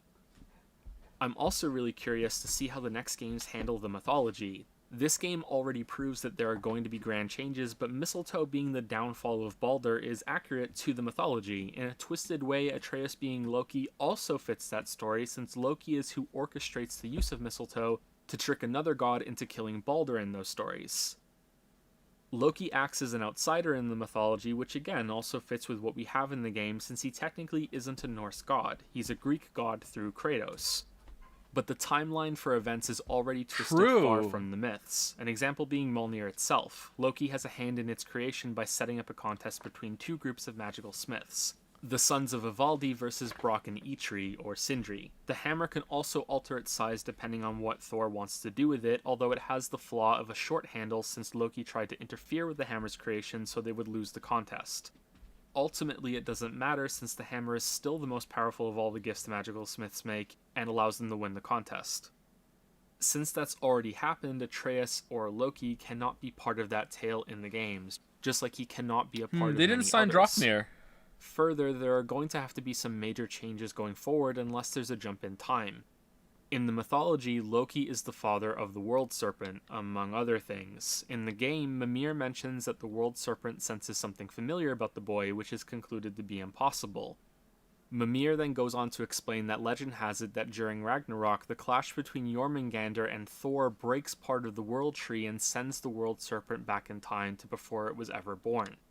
So the game is setting up some possible time travel shenanigans. Wait, but does the that most curious happen? part- Does part of the tree break? I can't remember that in Ragnarok now. If it does, it's like no one gives a shit, right?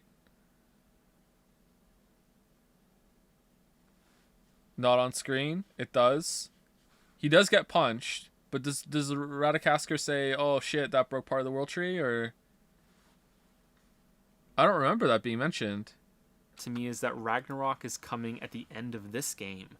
Fimbulwinter has begun and way ahead of schedule. Does this mean Kratos has interfered in some way? Yeah, I remember If so, seeing does the World serpent come being from a different sent back in timeline time. where Kratos wasn't present. If that's the case, is Loki actually the father? It would seem unlikely, especially since this means it wouldn't be the same Loki if Faye had chosen a different god when she left to fulfill the prophecy because Kratos wouldn't be there. Does Jormungandr grow bigger each time it's sent back to the past during Ragnarok? Nope. I also worry about what will ultimately happen to Atreus in the games. Loki does not have a pleasant end in the mythology, at least not in Neil Gaiman's version, which I'm told is quite faithful. To be clear, I'm not expecting the games to follow the myths. In fact, I hope they take as many liberties with them as they possibly can while remaining internally consistent with their own alterations. Yeah, they kind of A did big that. change that's happened already is that Magni and Modi are dead. In the myths, they're two of the rare few that survive Ragnarok. It's clear that Kratos is not the only source of the deviations from the mythology, since Loki should have already been born and present for much of what's already transpired. Even so, I expect some sort of separation to be inflicted on Kratos and Atreus in the next game, and for Kratos to miss many years of his son's life. What I hope is that this that didn't isn't happen. used to cause a new rift between the two of them so that they will bicker and fight more and more, with this same plot being reused over another game or even two. So that kind of did happen, but I think they pulled it off. So there was a rift between them, but it did work. I think it didn't just retread the same ground. I think that it made sense. It was like a new conflict instead of the new one being rehashed. So that I think was done well. first game was enough and they end at a point of great understanding with each other. I am certain there will be more disagreements and things they can learn from each other, but I hope the big Kratos has to raise Atreus in a way that doesn't result in Atreus killing him is resolved permanently. Or maybe Kratos will die and Atreus will be the new player character. That would be a permanent resolution. Uh-oh. Who knows, maybe they can do a good job with it. Maybe it's already planned out. At the very least, I hope the writers aren't in meetings right now talking, okay guys, so what happens next, because I have no idea. Wait, ain't that this bad? This ties into something else I wonder about this game, whether it was made primarily for fans returning to the series or for newcomers. The answer to that is clearly both, since quite expertly many scenes have different meanings depending on your familiarity with Kratos, but I suspect that one of them has to be more dominant, and that can have some interesting implications. For example, if the game is meant to be primarily aimed at newcomers, which the lack of a number in the title suggests, then I think it's more likely we'll be seeing more of Athena in the next games. Without knowing her ahead of time, you see her as this strange, ominous entity that is lurking within Kratos, and surely that has to be resolved at some point. Whereas if the game is primarily for returning fans, this could be just a callback that strengthens the return to the rusty blades Kratos has been hiding, although I hope not. What a good scene though, damn, it still gets me. No matter what, this new series is still continuing from what came before, but the audience that the writers want to hit will determine how heavy it leans into which side. I think we'll be delving more into Kratos' past and exploring that in new ways if this series is meant to be more new than a continuation. And it's more likely that the past will only be hinted at a bit more with a few scenes like the drinking one if it's more a continuation than a new series. Yeah. And the events will be built on that past instead of returning to it. Preferably I'm completely wrong and the next game is full of surprises. His stories were brief and purposeful. Sounds fun? So we're done, right? There's nothing else to talk about. We did the full story, we went over gameplay. Why is there so much time left on the video? Oh right, I left this section for last because I doubt many of you are going to care much about it. I know that's a thrilling YouTube acting to what should be the video's grand finale, but what follows is a ton of technical gameplay shit that I don't think counts as real criticism against the game for 90% of the people who will play it. Don't take that the wrong way, these are serious problems that definitely need to be looked at, but unless you play on Give Me God of War mode, I doubt you'd ever notice them. We also still have to go through a bunch of the game's bugs, and there are more of those than you might expect.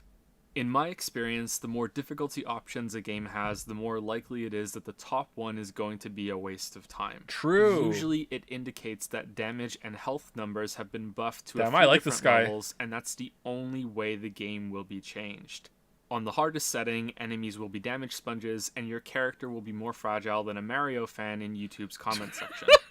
There is, however, some really interesting information you can glean from playing the game on these extreme Hold modes. on, let's It's go the same back. as taking a magnifying glass to a painting and seeing imperfect story we went over.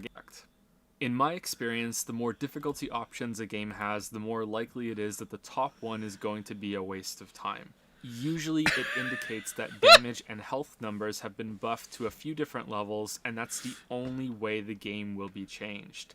On the hardest setting, enemies will be damage sponges, and your character will be more fragile than a Mario fan in YouTube's comment section. Alright. Oh, so some of these are fake. Some of these are fake. Mandalore Gaming, give me back my fucking dog, you piece of shit.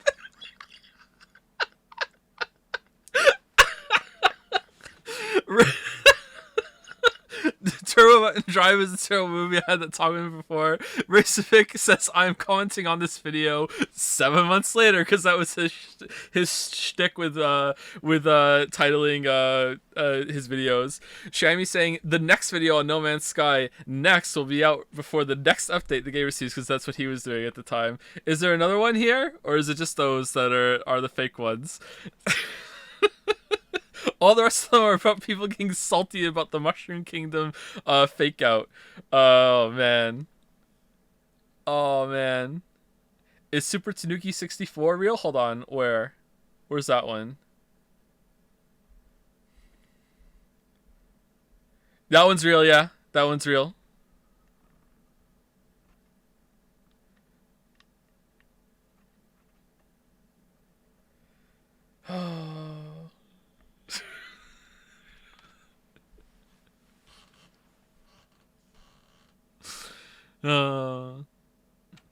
There is, however, some really interesting information you can glean from playing a game on these extreme modes. It's the same as taking a magnifying glass to a painting and seeing imperfections you can't notice at a normal view. This is way too nitpicky. I regret putting that. Dark Neo can also get to this point by playing without leveling. I really regret putting pointing out the World Serpent thing. I should have done that.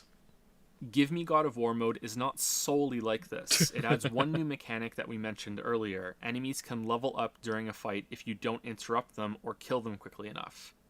They regain all of their missing life, become immune to certain crowd control tactics, and their eyes begin to glow. I wish this mechanic had been added to both normal and hard mode and was introduced in the last half of the game for a bit of variety. That would have been good, yeah. When you get to Helheim. Oh, there's a lot of enemies on the screen. What the hell? This, Give Me God of War mode cranks the health of enemies up and increases their level for most Were there ever that many enemies on the screen in Ragnarok? The game is still subject to the same rules as before, so this new difficulty can be overcome. You know what? Through That reminds me. I saw someone posted a clip of the game. I saw it. And it was running on the PlayStation 4, and it looked worse than 2018. Like, the water looked fucked up. So it's like, did they do so many improvements, and it's like struggling to run on the PlayStation 4 so badly they have to gut some combat encounters or something? Because I don't remember there being like ever that many enemies on the screen in Ragnarok. Grades. This means that the game gets easier as it goes on instead of harder. Indeed, the most difficult encounters I had were at the beginning, which seems backwards to me. The bloated really health bars true. Also unfortunately led me to spamming Executioner's Cleave on every enemy since it did high damage, which is why you've seen me using it so much through this video. It also provided temporary invulnerability and could be set up in conjunction with Atreus' arrows holding enemies in place. This could be seen as a good use of tactics and options, but this was really the only option, well, aside from kicking enemies off ledges, which admittedly felt good to do in response to the large health increases. When the game let me do it, that is. Strangely, bosses did not feel that much more difficult. Even the Valkyries felt about the same, except for Sigrun at the end. Revenants felt like they were given the biggest increase in power, and were often capable of killing me with one spell if I wasn't careful, but all of this doesn't really matter. It's not that interesting and wouldn't be worth a section in this video. Hard mode increases health and damage. Holy shit, call the papers. Give Me God of War accidentally reveals that the game's combat isn't put together very well. This is separate from inputs and options. We already went into too much detail on that. What I'm talking about here is on the technical side. Attacks don't always work. Enemies don't always obey the rules. And many hitboxes are tied to the wrong area code. The reason that this setting makes this apparent is that when numbers are tuned this tightly, you really notice when something is a mistake on your part. This is one of the best pieces of advice I can give anyone who wants to make videos like I do. It's if you want to make videos like I do in terms of pulling game systems apart, especially when it comes to stuff like fairness and the like, play on whatever the hardest mode is that will make you die the fastest. Because it's really easy to ignore something that's a little off if it only does a little bit of chip damage to you or whatever. Who gives a shit? But if it does so much damage to you that every hit really matters, you will notice so much more if something is wrong. For example, if something weird happens in combat that results in you taking a bit of damage or the enemy getting away from you, it doesn't matter much if you carry on and win a few seconds later. But if that weirdness results in you dying and having to restart, or the enemy at least I'm consistent. Out of damage and prolonging the fight for another minute, then it's impossible to ignore. This is what I meant a moment ago when I said most people won't care. These problems are present in the lower difficulties, but you probably won't notice them enough for it to get your gears turning. At least that's how it worked for me. You may think that this is a waste of time since it doesn't apply to much of the game's audience, but I don't think that's true. If these problems are not addressed going forward, a change in balancing or major updates to how combat works in the next game may bring them to the forefront of the experience. Also, once these cracks begin to be visible, you can't help but notice a buildup of other issues as well. It's why I always ramble on about how just little problems shouldn't receive just little attention. Once the standard has been set that many things were missed, you begin to question more and more. This is An very example true. that I found Yep. of this while making this video is that some animations don't really hold up that well when you look at them frame by frame. Yeah, There's some weirdness going on with them. This isn't criticism, though. It's just kind of just weirdness I noticed. But let's begin with who's the gonna biggest care problem, if you how don't the slow game down? often ignores staggers and stuns. This is also a good one to start with because it supports the idea that lower difficulties won't have a chance to see this issue since enemies die so quickly that it isn't relevant.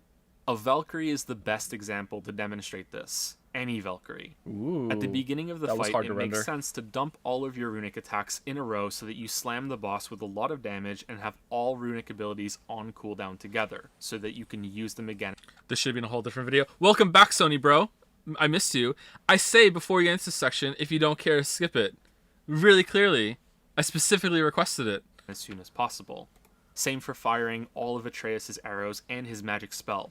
You will likely notice when doing this that sometimes the Valkyrie is locked down for the duration of all of your abilities and cannot attack you until you're done. Yep. Then, This is on really the next frustrating. attempt, the Valkyrie will somehow break out of your combo and attack you while you're in the middle of your next runic attack. Even if your next attack lands, the Valkyrie will not be stunned and complete her attack against you.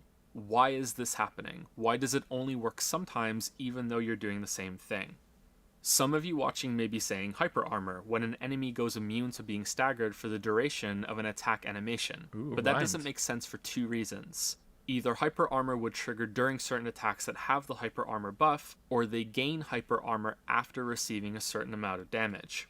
If it This was is still the an latter, Ragnarok, then yeah. the Valkyrie should gain it at the same point during this runic attack onslaught at the beginning of the fight every single time. This isn't the case, and if it was the former, we should see the same attacks being the ones that caused the combo to be interrupted, but this isn't the case either. In fact, I'm showing footage right now of myself using the same runic ability against the same attack that this Valkyrie is doing. Sometimes it interrupts her, sometimes it doesn't. Oddly, it seems to have more success if it's in the middle of her attack animation instead of at the beginning, but even that's not consistent. Others among you may be saying that it's a random chance for the Valkyrie to gain hyper armor. I would respond by Did you saying beat all that the this is Valkyries? an Give me God of War? Yeah, I did. indefensible design decision since it means combat is no longer consistent. Staggers All this are a footage tool is you're from Give Me meant God of to War mode. use, and having a dice roll determine whether or not it acts normally is a huge flaw. Imagine if damage was the same way. However, I don't think it is random because staggering works properly far more often than it doesn't. My rough estimate, which is admittedly flawed, Admittedly is that flawed. the success rate is above 90% for attacks with staggers. That's code for except I for didn't the want to Valkyrie test it fights, anymore. which have a much lower rate. This could still be random chance, of course, but that doesn't seem right, especially when you consider the following examples. When an enemy is powering up, an arrow from Atreus can interrupt them and cancel that transformation. It's the same as the technique I explained earlier yeah, I about forgot setting about the this, enemy up yeah. for an executioner's cleave. I believe the game even has a hint about using Atreus' arrows in this way to prevent the transformation, but I couldn't find it in my footage, so I might be wrong. You might want to disregard that. Sometimes this doesn't work, but it never fails just once. If the arrow isn't staggering, the next one won't either, and the next one after that. This can also be seen on enemies that are doing normal attacks and aren't ready to power up yet. Usually they get staggered, sometimes they just shrug it off and ignore it. So weird. Kratos' attacks can be ignored in the same way. For normal attacks, this makes sense. If every normal attack could keep an enemy staggered, then they'd never be able to fight back. But runic attacks are the smoking gun here. I went to the trouble of gathering as many examples as I could because I anticipate some people will need this proven without any doubt in order to accept it. Yeah, they so won't. I was Nice very cut happy there. when this happened to me. Oh yeah, this one. Boom. These enemies are doing the same attack. They are all hit by my runic attack at the same time, as you can see by their health bars, and yet one of them is not knocked into a stagger state, and he finishes his attack, hitting me before I can recover from the runic animation. I love doing this shit, man. This is likely why runic abilities have staggers tied to them, because you cannot cancel them once started. In fact, it's incredibly fucking frustrating to have an enemy go immune to stagger when you trigger one of these, since they get to soak you with unavoidable damage. Also, the one that wasn't staggered in this example was earlier in his attack animation than the other. Just in case any of you think this was a one-off, I managed to see this exact same thing happen a second time later. I've seen Draugrs do this, Dark Elves, That one's not as good. Walvers, the other Valkyries, Sigrun, even Balder, and the conclusion I've come to is this. Tell us. Sometimes God of War has enemies queue actions to do back-to-back and then sets them in stone as unchangeable. All right, you unless think they I'm right die. here? So an enemy's I'm still not tasks are sure. queued, transformation level up, and then immediately run at the player or do a dashing charge attack. Or a Valkyrie is queued up to do a wing slash combo and then immediately jump into the air afterwards. You can see that this happens sometimes when some attacks have pauses between them and other times they don't. This queuing definitely does happen, and when it... I assume it has a no interrupt flag for chaining the moves together, because some moves don't have... Some moves only have the no interrupt flag sometimes, right? does, I suspect the enemies can no longer be staggered because it would break that queue.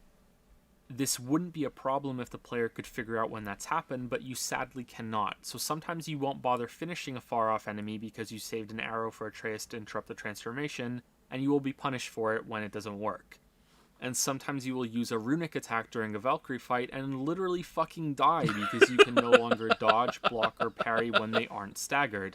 I mean this with no exaggeration either. While fighting Sigrun, I changed all of my runic abilities to those with the quickest animations and only used them when I was certain she was staggered from an attack already, like knocking her out of the air when she's charging a blast. Because if I didn't do that, using a runic attack on Give Me God of War mode meant I would die. So true. This can also happen in response to axe throws, and most infuriating of all happened a few times when I parried. The enemy decided to ignore the stagger, and I didn't get my special parry counterattack. In the same vein as this, I've seen enemies block attacks when I was hitting their backs. Attacks from Kratos passing through enemy models and dealing no damage. Fireballs leaping from enemy hands in the opposite direction that they were aimed at. Enemies spawning outside of the combat arena so you can't progress and have to reload or hope you can clip attacks through the terrain to hit them. This enemy braces to attack and then slides forward a bit like they have invisible wheels in their shoes. I kind of hate this. Which sounds awesome, but is mechanically disappointing for a game that's often about positioning. The burrowing lizards can transform power up while underground when you have no chance to interrupt them.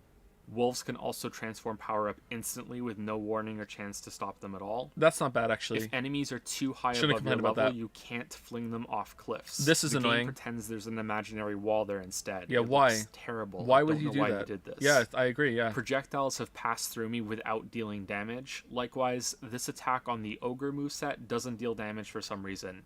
You can also start attacking and get attacked before loading is fully finished. This is still here. Is still dark. You can still do that in Ragnarok. This nightmare spawns next to me in immediate bomb mode and explodes. This Draugr switches directions so abruptly mid-swing that you can see the near 90-degree angle change between frames. Holy shit. This troll's shockwave attack travels through rubble without any problems. Yeah, that's kind of annoying, but not a big deal. The game stuns me at the end of this phase transition and doesn't give me control back until it's too late. I had a No Man's Sky flashback here.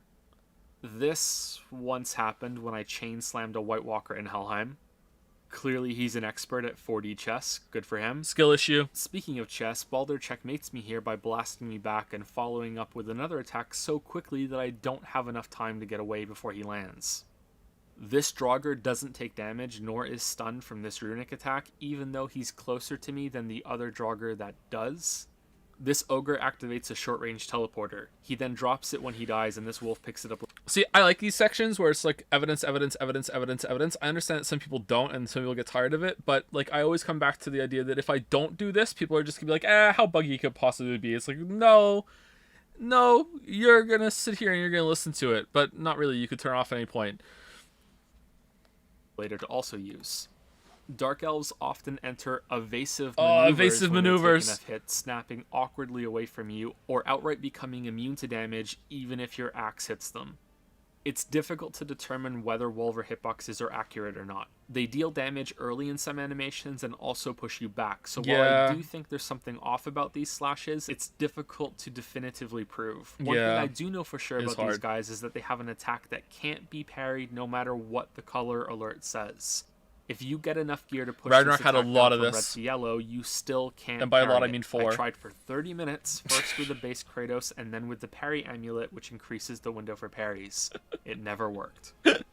I have a few more of these, but let's move on to axe throws and how hit detection often fails. I think there's also a maximum amount of range that this can work within, but that doesn't really make sense, so maybe it was some other bug I was running into at the same time. I do know the game sometimes requires you to hit something from a specific side or a specific direction for hit detection to work for puzzle reasons, even if you can hit it from somewhere you're not supposed to. Man, the axe will visually hit the object, but the impact won't register. My favorite of these was when the axe hit a crow in the air and showed the visual of it connecting and still didn't kill it. Skill issue. The axe also likes to snap from the air into enemies. New recording session. Especially as you can see here, but then again, sometimes the axe bounces off of them like they're made of stone instead. While we're on the axe, my favorite glitch in the game, and I mean this sincerely, is when you switch from the blades to the axe and dodge at the same time. This can reliably cause the axe to fall from your back and land on the floor instead of being equipped. This was frustrating as fuck at first because I kept trying to activate a runic attack after switching to the axe and was left wondering why I was in fist mode instead and the runic attack wasn't working. But now that I know what's happening, it never fails to make me laugh. It's like the axe says, screw this, I'm out, and just fucks off to the floor. Sadly, this should still be fixed, but yeah, good times. Good times. That's a bad delivery on that, but for some other things like this, we have to go through another long list. Sounds fun. My second playthrough was far more buggy than my first. Lines of dialogue were broken, animations like this would glitch out. To prove I'm not exaggerating, things got so bad that Mimir started telling stories as a decomposing head before I got him to Freya. That's talking about Odin. He's known by many names. There's some weirdness with dialogue in other ways too. There are some lines I only got on some playthroughs, and this was after I had exhausted all of them and the characters stopped talking during transition traveling. On one playthrough, I was told by Mimir that Freya was now searching for her... I don't know if I say this in the video, but I remember talking to Stream about it, maybe, and it was... Someone floated the theory that because it was a second save, that the game was erroneously flagging that we already showed you these conversations and they didn't repeat. Like, there were some really important conversations that filled in space that never played on my second one. That's really bad. Old Valkyrie wings and a way to break the curse placed on her by Odin that prevents her from harming any other being. On another playthrough, this line never happened, which is a shame because it sounds important, right? Hopefully Kratos also gets a pair of those wings in the next game and can start jumping all over the place. Uh-oh. In Niflheim, the rotator rune totems would often bug out. Sometimes they would show the same rune twice before fully rotating. Even after doing a full cycle, they would remain bugged. Making things worse, this meant the chest wouldn't open even if you got the right runes on each totem, probably because the game is still rotating the symbols, it's just not displaying them properly. Loot that drops on the floor can sometimes become possessed and start spinning around, bashing into things around it. Also, you get put back to full health when you kill a Valkyrie, so why did they spawn a bunch of these health globes? They just get in the way. I don't get this. The first time that was you worth finish putting in the this video. Area, the game lets you jump down the wall despite the brambles being in the way, but if you come back here later, it won't let you do that again, and you have to walk all the way around and burn the brambles first. That's annoying. While we're here, it's worth it to return to the earthquake magically repairing itself, which still makes absolutely no goddamn sense. This isn't the only thing wrong with this scene. The supply of chopped logs also miraculously they did this in Ragnarok again while you were gone, and then depletes itself again for the next time when you They return. did this in Ragnarok! Atreus says our father in this scene instead of my father.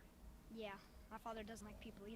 I still hear the our. axe looks so much bigger. Yeah, in this is a scene weird than one. any Why is the other axe for some huge? reason. I don't know why. It's so fucking What weird. the fuck? Also, Atreus killing all of these dark elves on his own is flat out unbelievable. I don't think he could even lift the axe well enough to use it, so that wouldn't be a good explanation. These corpses are all piled up by him bigger while Luke? gone. They're not from the previous battle, so we're meant to believe that he did this while Kratos was in the Pillar of Light. Using triangle both as the dialogue option and the axe return button leads to awkwardness throughout the game. Kratos signals he's ready to talk by holding up his axe, I guess. Not that it always matters, because sometimes NPCs simply won't talk to you. This happened most reliably with Sindri in Alfheim. I had to leave this area and then come back for his dialogue prompt to show up. This is pretty bad considering at this point you should be wondering how the fuck he got to this realm and the game won't let you speak to him. Oh yeah, and that's why I included it. Since Okay. you could run into this bug on your first playthrough and not realize it. You Yeah. think NPCs just don't have anything to say. That was worth pointing out then because For of a that. few things that aren't bugs but are still questionable enough to nitpick, we have... Kratos is constantly picking up heavy things and risking Atreus' head by having him walk under it. Fixed Why in not Ragnarok. just hop over it? They're not tall, there's no need for this. Why does he set them down in the same toppled position when he's done, which means he has to pick it up again if he comes through this area? The worst time this happens is in the scene when they're trailing the boar. They're meant to be quiet, yet he picks up this pillar and slams it down, only to move forward and then begin whispering directly afterward. That probably wasn't worth If you watched video. the streams, you must have been expecting these 2 points. Yeah, you in must the have mountain, been. they follow a trail of corpses that Kratos explains are victims of many traps in the area. Then, when they reach the end of the bodies, instead of being careful, since this should be where the still armed traps are because there are no more bodies that set them off, he punches his way through some planks of wood without any caution whatsoever.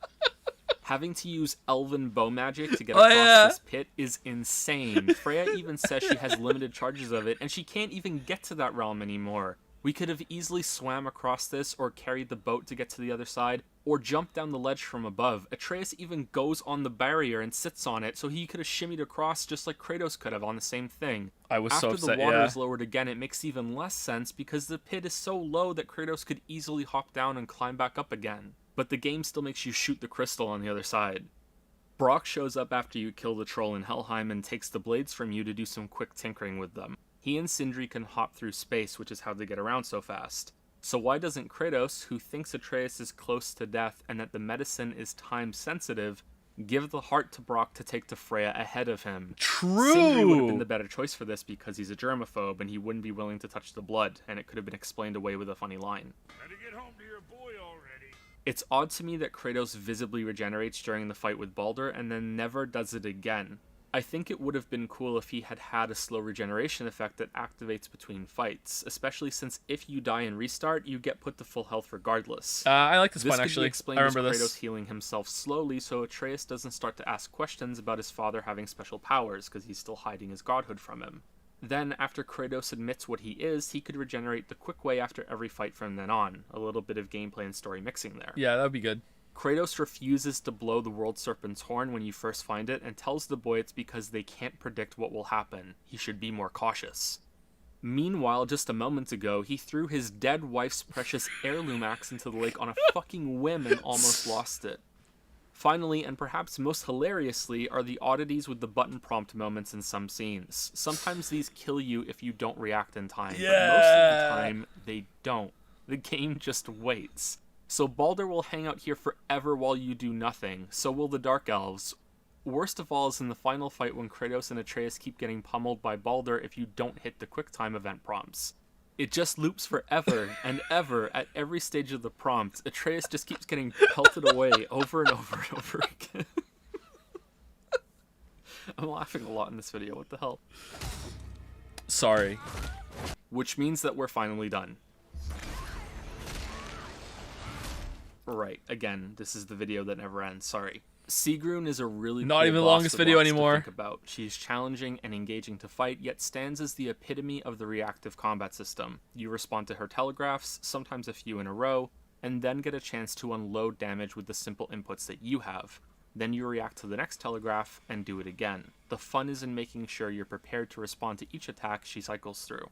For me and many others, this really is fun. It's a test to recognize a telegraph and input the correct counter, but it also shows that the well has run dry. Unless many different types of responses are added in the next game, I don't see another fight ever being better than this without coming dangerously close to tedious, with dozens...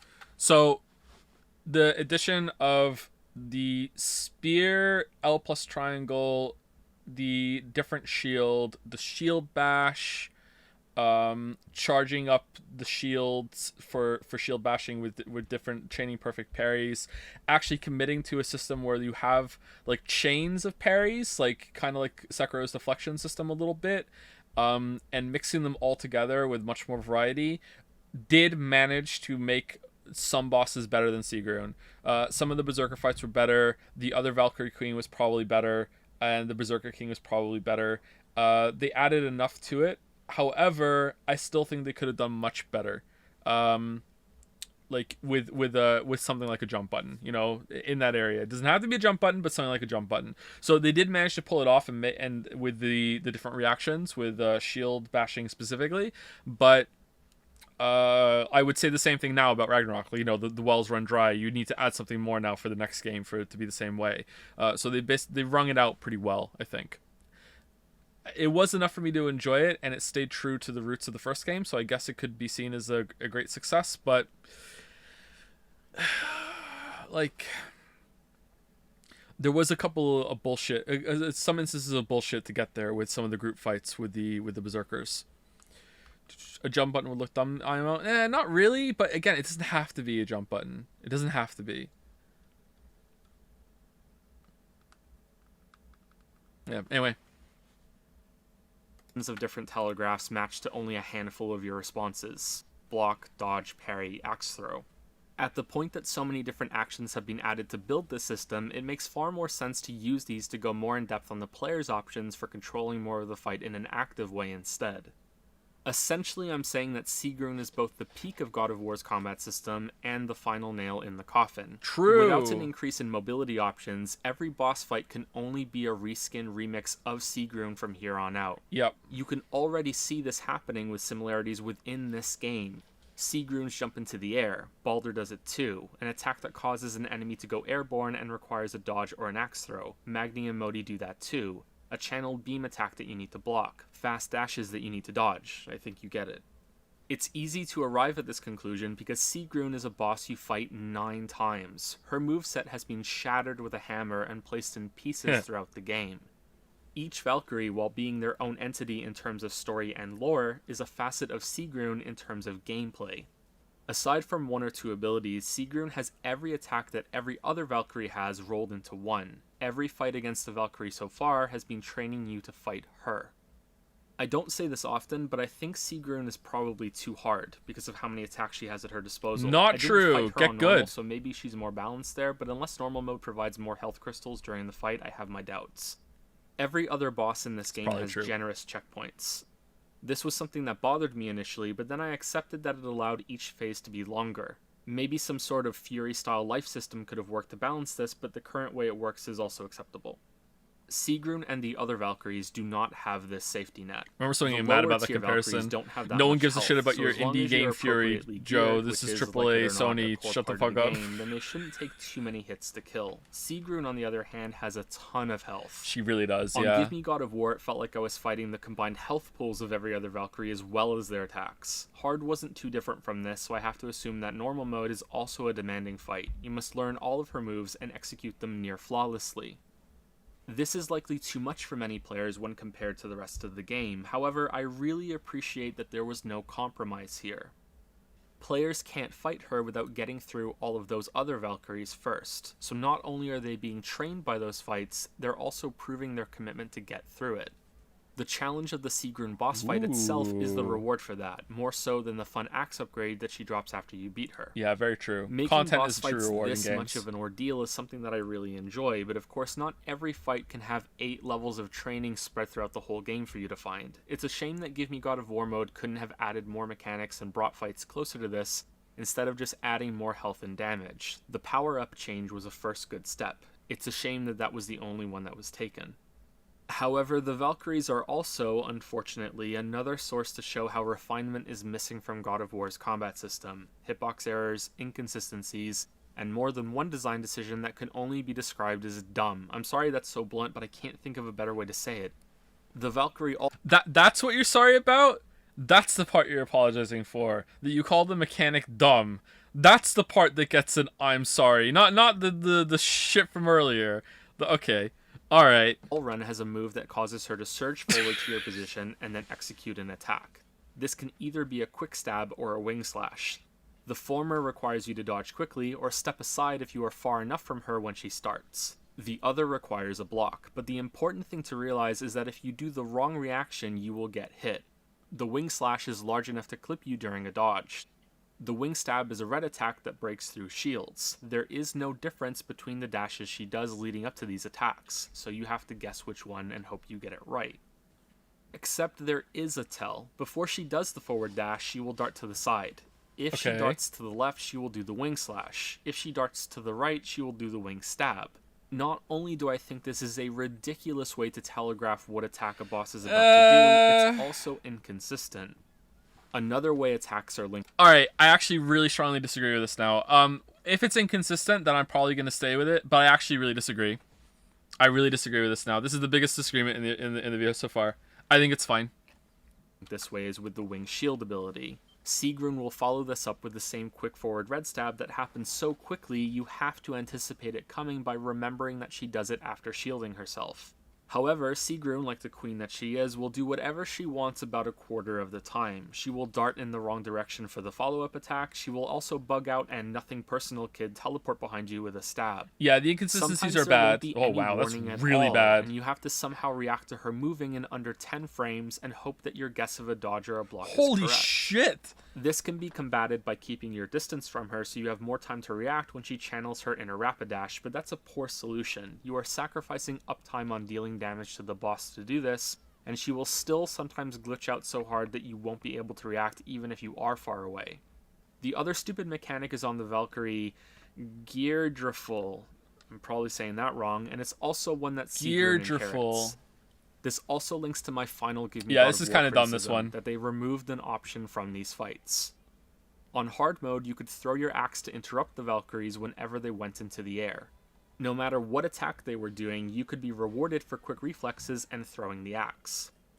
Aside from one ability, the Valkyries are immune to this in Give Me God of War mode.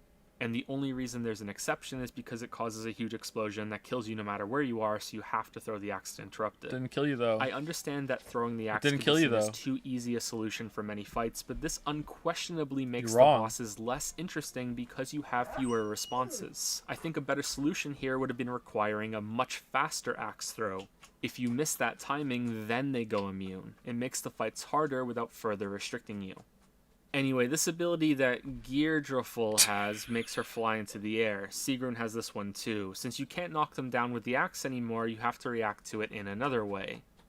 They charge a big blast of light that blinds you when it pops. After quite a while, I finally realized that you respond to this by turning away Quite a from while them is an when they're understatement. doing It took So me a while to covering figure this your out, eyes man. in a way so the blindness doesn't hit you. Right now, that may sound reasonable. First up, this isn't the only attack in the game that inflicts blindness. There are at least 2 others, and many more that have the same explosion of light visual. This is the only one that can be nullified by looking away, so it's not consistent. Secondly, if turning away solves Dude, it, this then guy loves hiding Kratos' consistency. face behind a shield should also work, but of course it doesn't. Thirdly, it's not actually Kratos that has to look away from this. It's the camera. So you can have Kratos' face staring into the Valkyrie sun all you want, but if you turn the camera away, you won't be blinded. The inverse is also true. Kratos can be looking away, but if you turn the camera back, he will still be blinded. Lastly, you cannot use the quick 180 turn ability when recalling the axe. So if you throw the axe thinking Sigrun used the ability that requires an axe throw, good luck turning Kratos around in time without the 180 turn, unless you know about the camera trick. Just for the sake of being thorough, here are all the moves Sigrun can do after flying up in the air. I think you'll agree that some are easily mistaken for others. That's a good part of the challenge, but making it so you can't turn around while the axe is flying back isn't good. Yeah, For a more that's a good general point. problem that also happens to be my biggest personal gripe in the whole game, we have to look at unlockable skills being big mistakes. While the catch the axe into an attack abilities are cool to look at, they also change how quickly you can throw the axe when it's not currently equipped. You have to have it in Kratos' hand first, not on his back. This is the minor one though. While we're on it, I do wish you could more naturally run and catch the axe at the same time. Instead, Kratos always pauses when you recall the axe, no matter what you're doing, except for rolling, I think. I It's a didn't bump test in how that. smooth chaining moves together usually is. The big problem is the projectile parry. Parrying grants you a period of invulnerability. It also usually stuns yeah. whoever you parried. This was Even better, really you fucking can cancel annoying. the counterattack of a parry if you decide another Ragnarok's option way is better about superior. this. Projectile parries are different. They also grant a moment of invulnerability, but the parry animation is a lot longer and also cannot be cancelled. This means you can successfully parry a projectile and then be exposed to massive damage while Massive Kratos is locked damage. into completing it because the moment of invulnerability wasn't increased along with the animation time.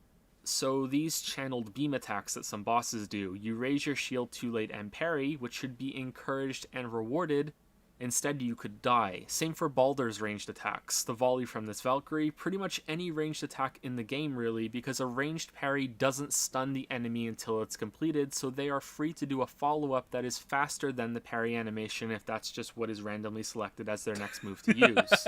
This is bad because you cannot turn this skill off after taking it. It's even worse because now you have to have even better reflexes on some attacks in order to block so early that there's no chance of accidentally parrying and killing yourself. It also means the parry amulet, which increases the window that a parry can trigger in, is a liability instead of a buff. It can and will get you killed. I died to this more times than I can count.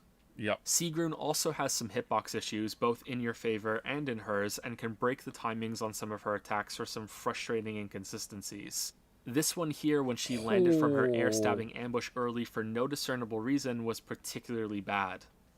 I could go into great I don't detail understand on those these 2 with by a ton 2 of side by side examples, after since it watching took it me a again. couple of hours to kill Sigrun on Give Me God of War mode, largely because of these issues, but I think that would be too indulgent on my part, he says at the end of his 3-hour video. I think I've already made my point on these problems. Oh, am I going too fast? I think it would also risk souring the tone of the video at the end. Yeah, I'm overwhelmingly positive on this game. What the fuck? The biggest reason why I went so hard on it Are you and that this video insane? became so long is that I consider it to be the most important game that will release this year. It isn't my favorite. Great video, really holds so up. far. That goes to Celeste, but God of War feels Celeste. like the first AAA game that I've played in a long time that had the attention to detail and passion of an indie game swirling inside of it. I said at the beginning that God of War is greater than the sum of its parts. What do you mean? What do you mean I hated the game? Didn't you hear at the end of the video after relentlessly criticizing it for an hour and a half when I said for 5 minutes that it's great and I really like it? What do you mean I hate the game? I don't hate the game. Did you not listen to the last 5 minutes where I said, you know, like, it's still great, don't worry about it? I do not think that showing how some of those parts are flawed diminishes the overall achievement of the game as a whole.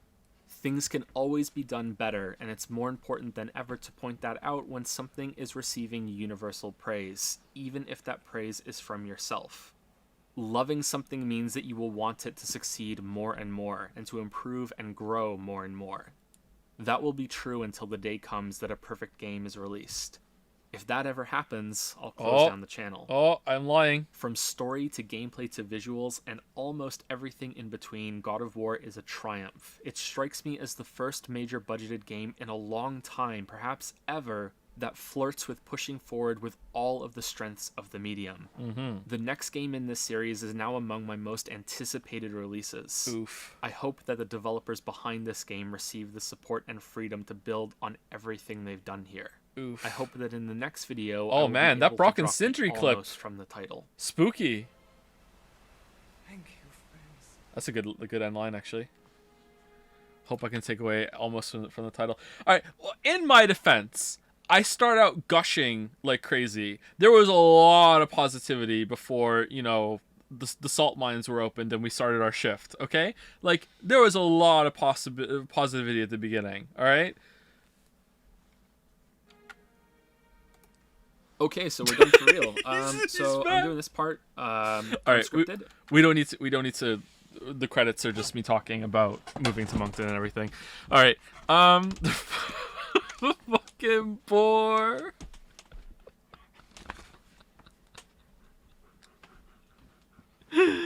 Elden Ring or Ragnarok Game of the Year? I would give it to Elden Ring, but you know, after that just roasting of a game, I feel like I owe it to Ragnarok just to make amends. Holy shit!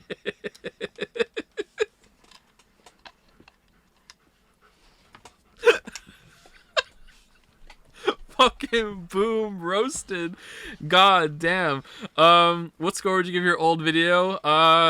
6 out of 10. I could have done that much better. It was alright. It was alright. Not my best work. It was thorough. It was thorough. Oh man. All right. A little. I should have spaced out more positivity within the negativity. The problem is that the way I go through things in chronological order with the story being like a commentated playthrough almost. If there's a long stretch where it's bad, then it's gonna be pretty fucking relentless all the way through. Now I could do a bit better than that, and better than that if I like, okay, well, where's the big section of negativity? Let's, you know, sandwich some positivity about the combat or some other thing somewhere to balance it out instead of having it at the beginning. I try to make videos positive at the start unless it's like overwhelmingly negative. Even then I think I try to say some positive things at the beginning. Yeah, I don't know. I think it's fine. I think it just kind of come across as a little extreme, and I'm laughing at it because it's so salty. I'm not actually salty or mad. It's just part of the presentation. I had fun. Ragnarok is receiving overwhelming praise. We need your video. No! No! Odyssey video next? Oh my god. Odyssey video. Thing is that when you're negative, or when I'm negative, I really want to have examples. And the examples make the negative sections longer, and then it feels like you're being way more negative than you actually are, because not only are you saying, hey, I don't like this, and then going into why, and then backing up with more examples as well, you're now like overpowering the positive parts. Even though I do say why I like things, and I have examples and backing for the positive parts too, the negative parts I feel like I need to justify more, because it's like, look, if I'm going to criticize something, then I better damn well prove it, you know? Whereas if something's good, it's like, I do want to prove it, but it's not as important. I do think I was a little rude in parts of the video, though. I feel bad about that. I always try to be respectful in the videos, and I think there was a period where I kind of lost sight of that. I don't think I was disrespectful in the Elden Ring video, and I don't think I was disrespectful in the Witcher videos. I'm trying to think at what point from the videos from this one I was a little disrespectful in this video for sure. From this one onwards, what a load of shit. Well, what a load of shit was a joke setting up that like it's a soppy ending, and then I say what a load of shit to the ending being a dream sequence. Watch the ending rambling. No, you're not my dad.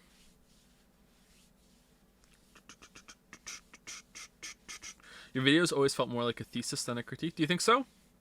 They're not essays to me. I don't view my videos as essays at all. I know people say, oh, they're video essays. I don't think that.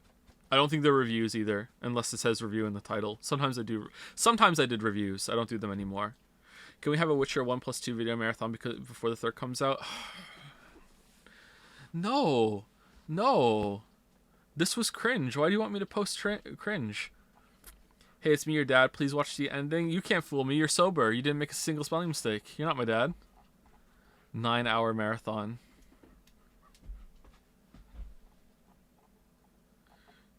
Please do more of these when streams come out. Yeah, maybe. It could be fun. We'll see. Quick, Joe. Throw up the ActRaiser video to double the number of people who've seen it.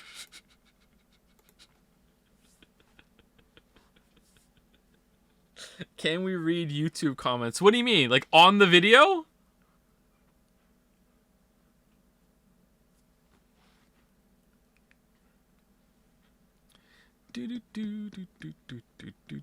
Nah, I need to go. It's really late.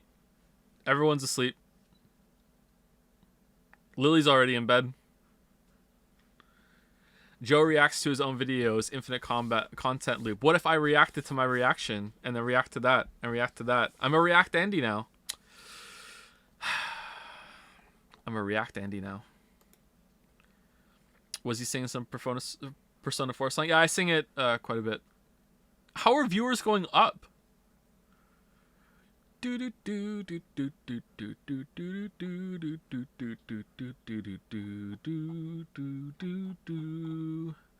React Joe. Who cares about sleep?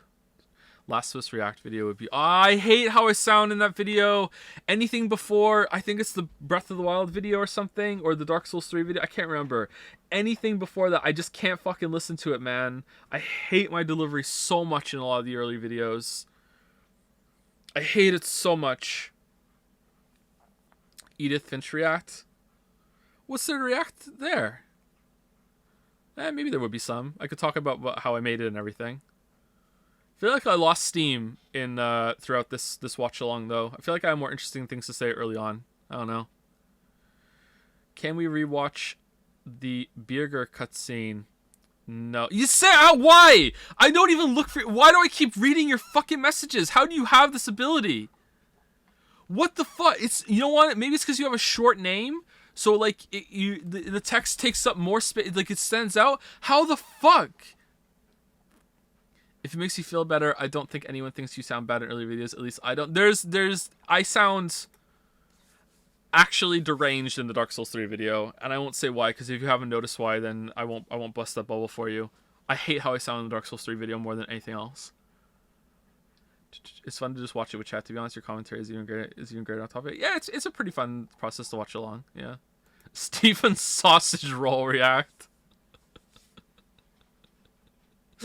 You sound a little crazy, Elden Ring one. Do you think so? I think I sound. I think the Elden Ring one has my best delivery yet. Sounds more natural in the Elden Ring video. Do do do do do do do.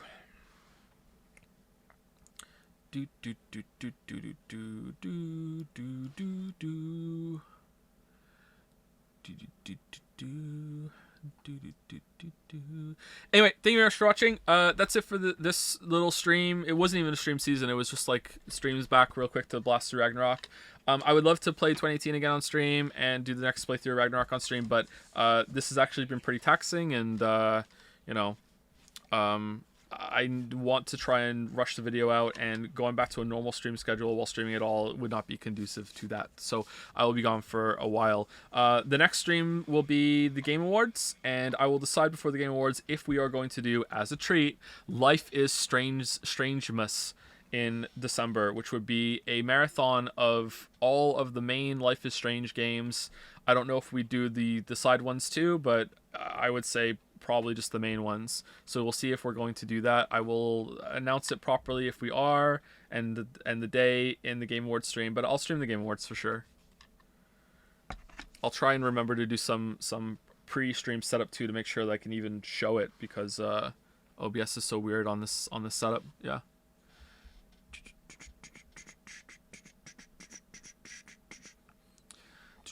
This kind of stream puts into a lot of perspective of what you look for and the kind of lenses you put on when approaching your critique game. Did it? It was kind of eye-opening to me how salty I can come across. Maybe because there's a bunch of people here like reacting. Some of you were laughing at things I didn't think that you would laugh at. So it was good to see some jokes land, some jokes didn't. Yeah. I think I've already gotten better at that, not being so fucking salty. I should try to be better about being respectful, because it's not. I don't really like the bitter critic routine, but I feel like it's an easy trap to fall into, because you hear the words coming out of your mouth about how, you know, I'm so disappointed, but I'm disappointed because I'm passionate. You know, I really love the game, and that passion is coming through, and that's why I'm being harsh. You know, like, God of War, I love you. Why are you making me hit you? You know, it's kind of stupid, but I can see why you fall into the trap, and by you I mean me.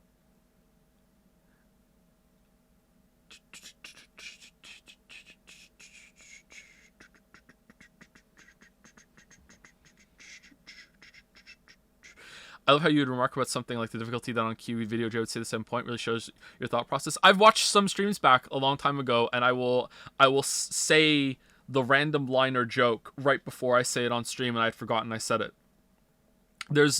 I don't know, I think everyone's brain works this way, right? Like, sometimes something will just fire off a synapse and bring something into mind, and it's like suddenly you say some line from some movie that it made you think of or something, and you're like, I don't know why, but yeah, it'll do that. And sometimes it's very consistent. So I'm consistent. So I like me because I'm consistent. I like consistency. That's what I learned from watching this back.